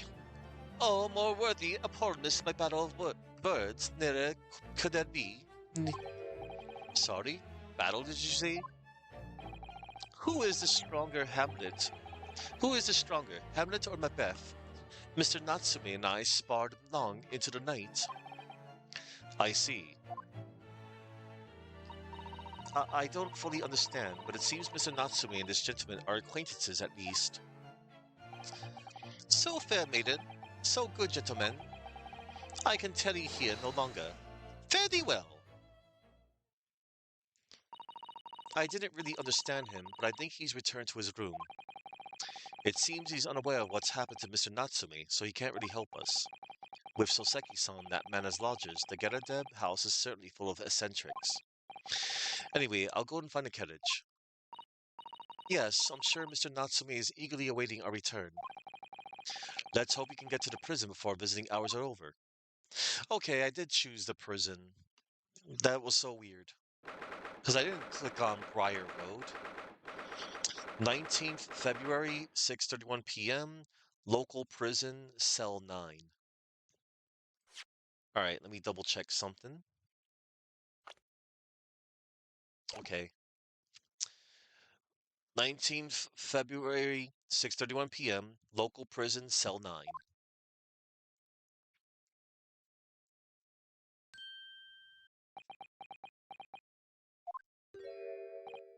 Oh, it's you. You're here. You came. Locom student, Mr. Naruhodo Esquire. I can't believe you came back. I'm so touched. We are so sorry to have kept you waiting, Mr. Natsume. Oh no, think nothing of it. Relax. If I were a cat, I would purr with pleasure at the company of such fine compatriots. Noble, nurturing, never failing Nipponese. Oh, now, let's not get carried away. Oh, I quite agree. There is nothing more reassuring than the familiarity of one's native's land. On the other hand, it is through friendship transcending international borders that one truly appreciates the fact. Such is my belief, at least. Oh, it's, it's you! The miserable, rotten spy, Airlock Sholmes! Mr. Sholmes, what are you doing here? I have no intention of doing anything per se, save observing, of course. Whatever do you mean, Mr. Sholmes? Well, having encountered some curious reading material in that gloomful room, and having unmasked the secret identity of that eccentric pair, I decided I should drop in on my way home to see how our divested friend is faring. Gloomful room! At least your accommodation here offers a window, my dear fellow. In that sense, it is a superior option. Anyway, I must commend you on your taste in books. My day has been a delight and cost me not a penny. Are you? How dare you, Airlock Sholmes?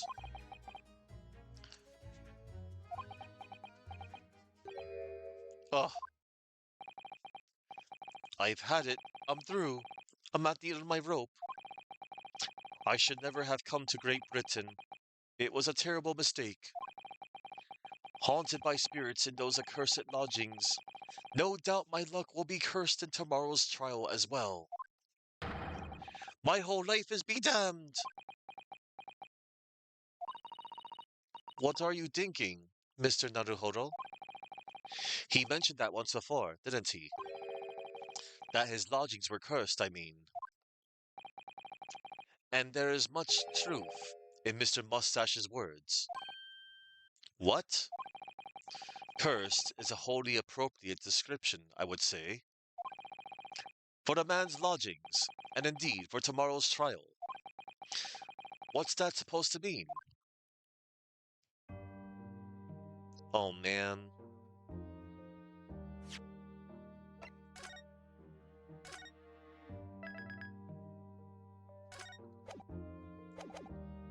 Let's see.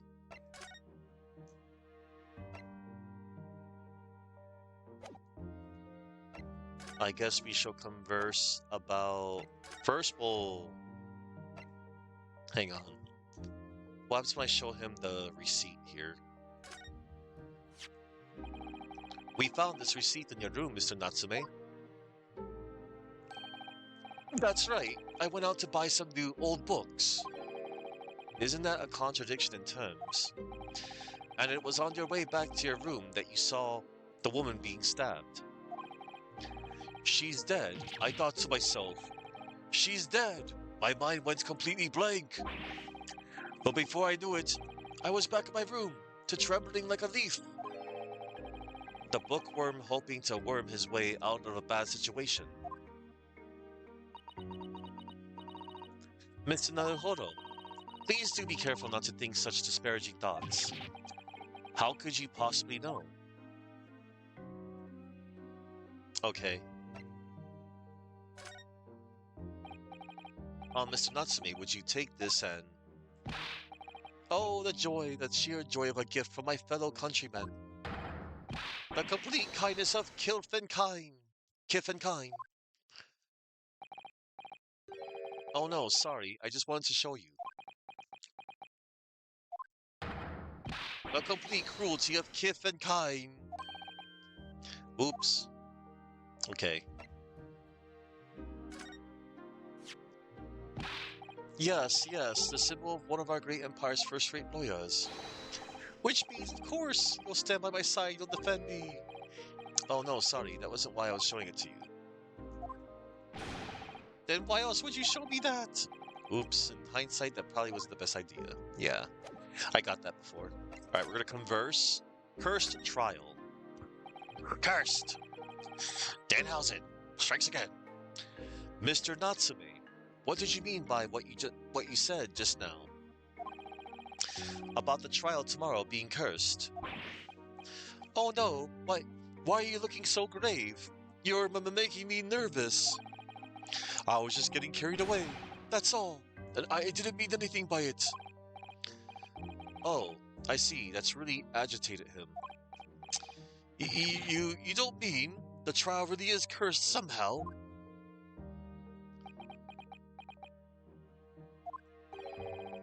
Are you referring to the prosecutor? The Reaper of the Bailey? The Reaper?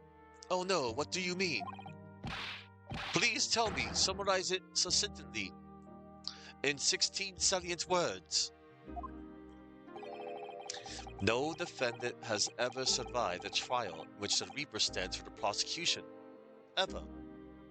1, 2, 3, 4, 5, 6, 7, 8, 9, 10, 11, 12, 13, 14, 15. Oh my god, that was 16. That really was 16 words. I was counting that. That's hilarious. No defendant has ever survived a trial in which the Reaper stands for the prosecution. Ever. Oh my goodness! Can it really be true? That was 16 words exactly! Yesterday, Mr. Naruhodo successfully defended someone against the Reaper. But then, after the trial was over, the defendant passed away in unusual circumstances. Yeah, Mr. McGill did. What?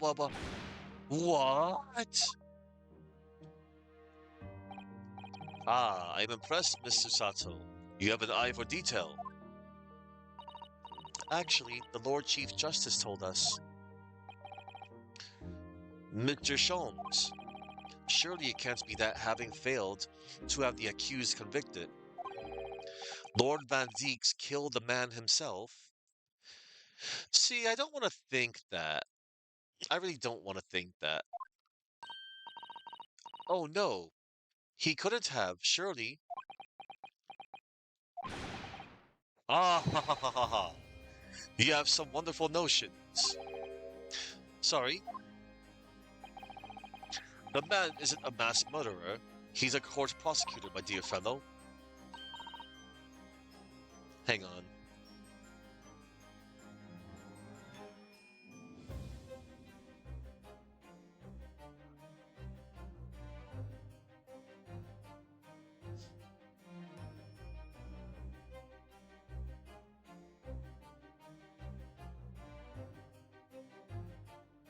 Oh yes. Why, of course he is.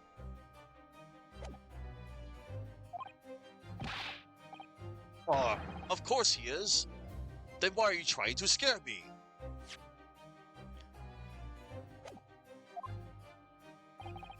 It could be said, however, that the real truth about the man is even more terrifying than your hypothesis.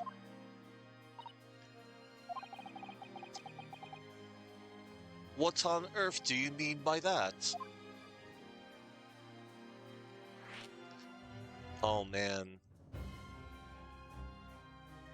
Hang on, everybody.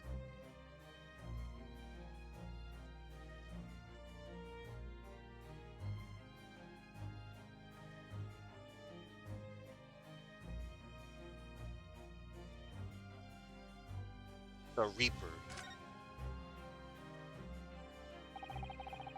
Van Zieks is a quite exceptional man. However, in London courts of law, exceptional does not equate to winning every case without exception. Ah, that's good. So Seki-san looks like he's going to cry tears of joy. As you are no doubt aware, in a British criminal trial, there is both a judge and a jury. The judge officiates based on the letter of the law, whereas the jury offers public opinion and common sense. It is an excellent system, whereby the defendant's guilt is considered from several points of view. However, public opinion in particular is somewhat easily manipulated. Right, criminals and corrupt lawyers, for that matter, can use it to their advantage. By any means at their disposal, contriving evidence, calling impostors as witnesses, and so on. By such underhand means, those who would want to are able to sway the jury, which means that even in the light of irrefutable evidence, the prosecution can fail. But it means the wrong verdict can be passed. And sadly, it's from time to time, my dear madam. It is simply the reality of the situation. And that's alright. However, those indicted by Lord Van Zieks cannot escape justice. Their fate is sealed. Oh my. Though the abjuration may see them leave the courtroom with their freedom, within months, they all disappear. It is most striking. They disappear? But how? Ah, by all manner of misfortune, sir. Perhaps they are trampled under a passing carriage. Perhaps they fall into the Thames and drown.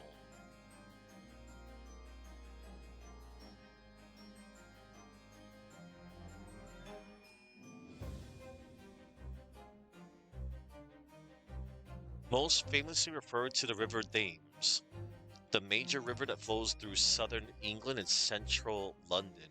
Oh, snap. That's... Perhaps they are suddenly overcome by a raging fever, or perhaps attacked by highwaymen.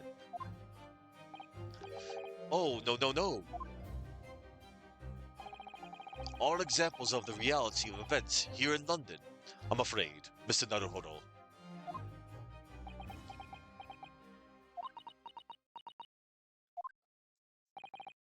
Ah, I knew it. Um, a dead dodo done for doomed! Cursed lodgings. When you said accursed lodgings before, you were referring to your room as at Mr. Geradeb's house, I assume? Do you mean to say you believe the place is cursed? It's been a year now since came to Great Britain, but I'd only been in London a week before I started to notice strange feelings in myself. That didn't take long then. Everywhere I looked, there were foreign faces staring at me, laughing behind my back. I was sure people were talking about me. I started to become nervous about going outside. They were always staring at me, all the time, from dawn till dusk. So I shut myself away in my room, but even that didn't help. The fear wouldn't go away. You must have been very lonely. having been away from your homeland and such for such a long time.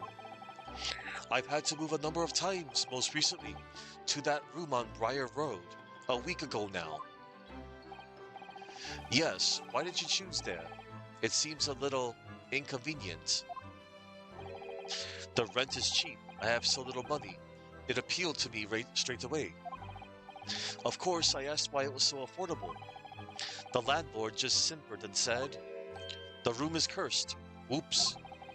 He quickly tried to cover his mistake, but it was too late. So I told him, "If you have something to say, then say it. But if not, don't mention it in the first place." Yes, well said. But it was true. It was all to the true. You mean the room really is cursed then? Ever since I moved into that windowless hellhole, my sleep has been plagued with nightmares. I awake feeling as though I'm being choked to death. And in my waking hours, people are stabbed in front of me as I walk down the street. I'm branded a killer, thrown in prison. Nobody wants to know me. I'm surrounded by scary, sinister spirits. If only there was someone, just one person on my side.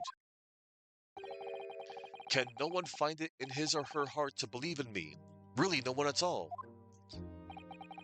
To believe. Yes, to believe. To believe. Mr. Sholmes. Ah, me, Mr. Naruhodo. Pray, what could I do for you? It's about the case on the SS Birdia, if you recall. The Birdia. The Birdia. Ah, that case. The one with the snake? Well, yes. At that time, I was a suspect, but you believed in me and listened to my side of the story. And you helped us to investigate. I did. Did I? Interesting. What I want to know is, why? Why did you believe me? I see, yes, you mean. Because you were a grimly dressed, shady Eastern fellow found with the victim in a locked room. Um, well, if you like, yes. I'm a little surprised that the answer requires explanation, my dear fellow. It's quite simple, really. You said, I didn't do it. But I could have been lying. Surely you must have had your doubts. You must have suspected me a little.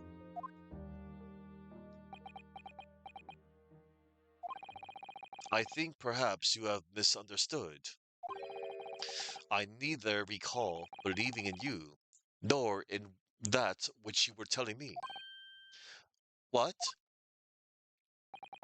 You see, the only things I believe in are those I choose to believe in.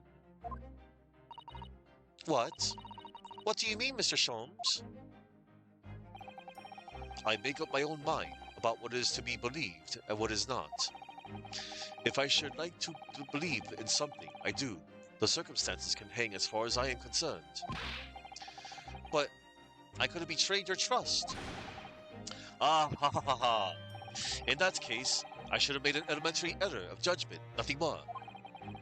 Betrayal of trust is an overused excuse, in my opinion. Meaning, whether or not one should trust another is, in the final analysis, down to oneself. It is a matter of whether or not one can trust oneself. Yes, yes, he's right. He's right. Locum student, Mr. Naruhodo Esquire. Whether or not I can believe myself. A defense lawyer is only as good as his faith in his client. And that comes down to much faith he has in himself.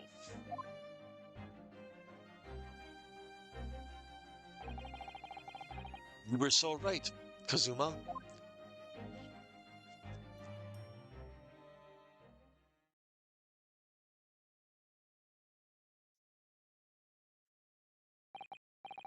Well, my dear fellows, it is time we were leaving, I believe. Already? Visiting hours are over. The guard will be here shortly to escort us. There is a restaurant near here that serves excellent trout. Would you care to join me? Oh dear, there is never enough time, is there?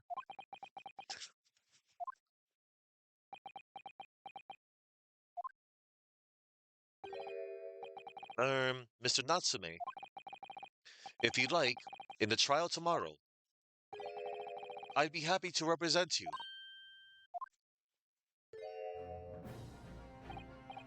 I, locum student Mr. Naruhodo Esquire. As I said, I only experienced a British courtroom for the first time yesterday.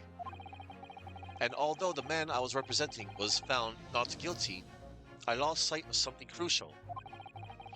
Something crucial. What to believe in the defendant, justice, or the truth. How to believe, even. But I think I finally worked it out. I decided I must believe in myself above all else to trust my instincts. Yes, Mr. Naruhodo, and my instincts are telling me that you, Mr. Natsume, are innocent of this crime. And it's imperative that we prove that in court.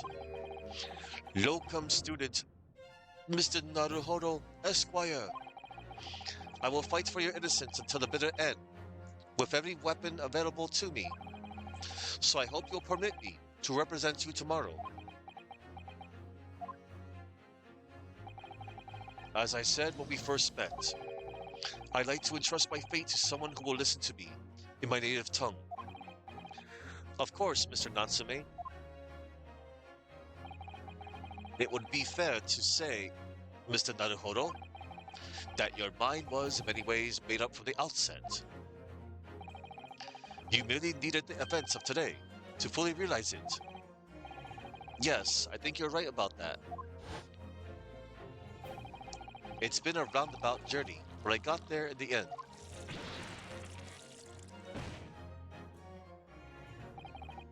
Miss Susato, yes, would you be willing to stand by my side tomorrow and help me in court? Absolutely. As I said this morning, you may consider me your personal judicial assistant. Awesome. The shocking events of yesterday's trial still weigh heavily on my mind. Same, but it's time to stop looking backwards. Kazuma believed in me, and Mr. Sholmes believes in me now too. Mr. Sholmes believes in me now too. So it's time. Time that I learned to believe in myself. And the weapons I wield for justice are curses for everyone. Yes, the Danhausen curses. You are cursed. Time that I learned to believe in myself. So Seki-san has no one. He's all alone. So it's my job to help him, to fight his corner. Tomorrow, in the courtroom, with all the strength I can muster. Wow. Okay, are we finally? Yes.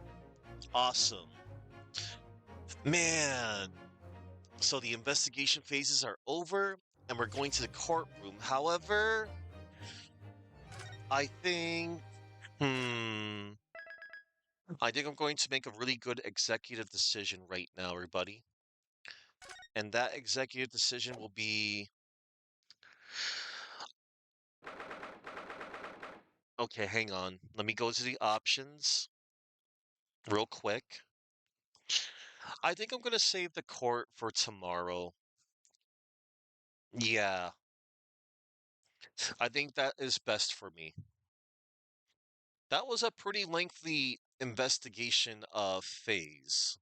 So, yeah, yeah, I'm going to split this up into two parts. So, this is part one. I'll split up the court for tomorrow. That would be most wise for me to do. I'm going to pace myself. Because, man, yesterday, case three had me hooked, line, and sinker. So, yeah. That's what I'm going to do, everybody. We're going to go back to the title screen. Let me save one more time.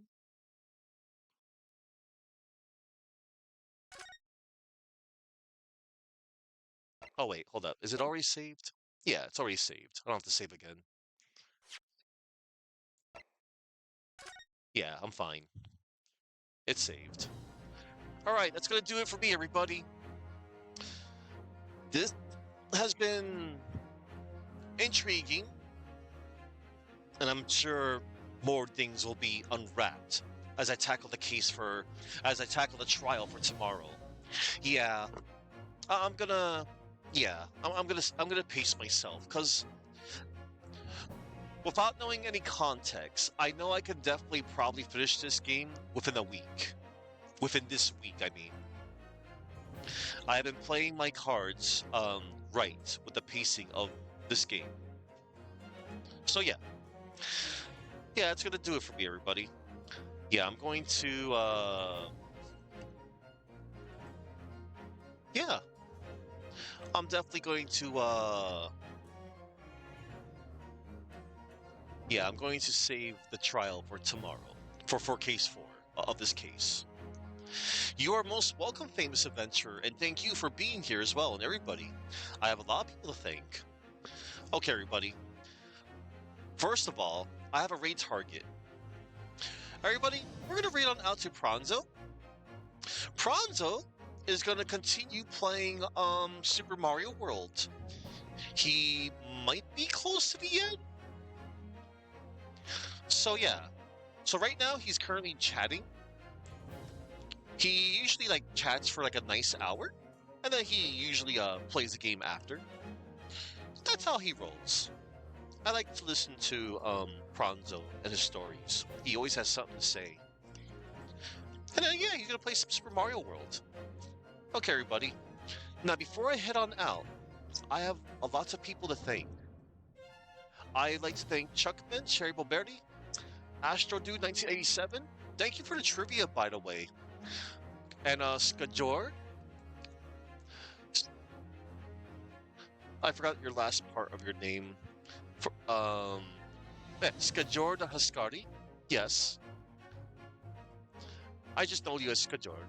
Famous Adventurer. And Furious Fish 8. And to anybody out there that may have been lurking, thank you kindly for lurking in my channel. I appreciate you for lurking. So yeah, join me tomorrow, everybody, on the same time I usually start on. 1:30 p.m.-ish to 2 p.m.-ish Eastern. And we are gonna dive into the trial of Case 4. Okay, I'm just gonna close out the game. And yeah, we're gonna hang on. I'm gonna bust out a jam. Let me press enter to raid. And yeah, I'll see you all.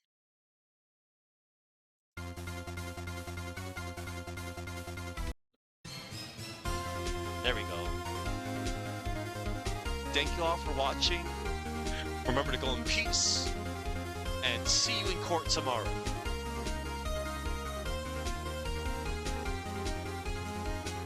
I'm loving this game.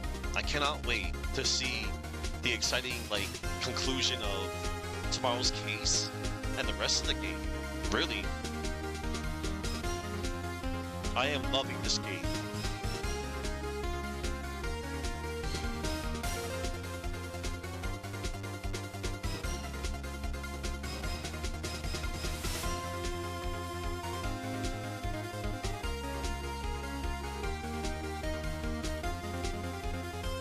So long, everybody, and thank you all. Appreciate you all.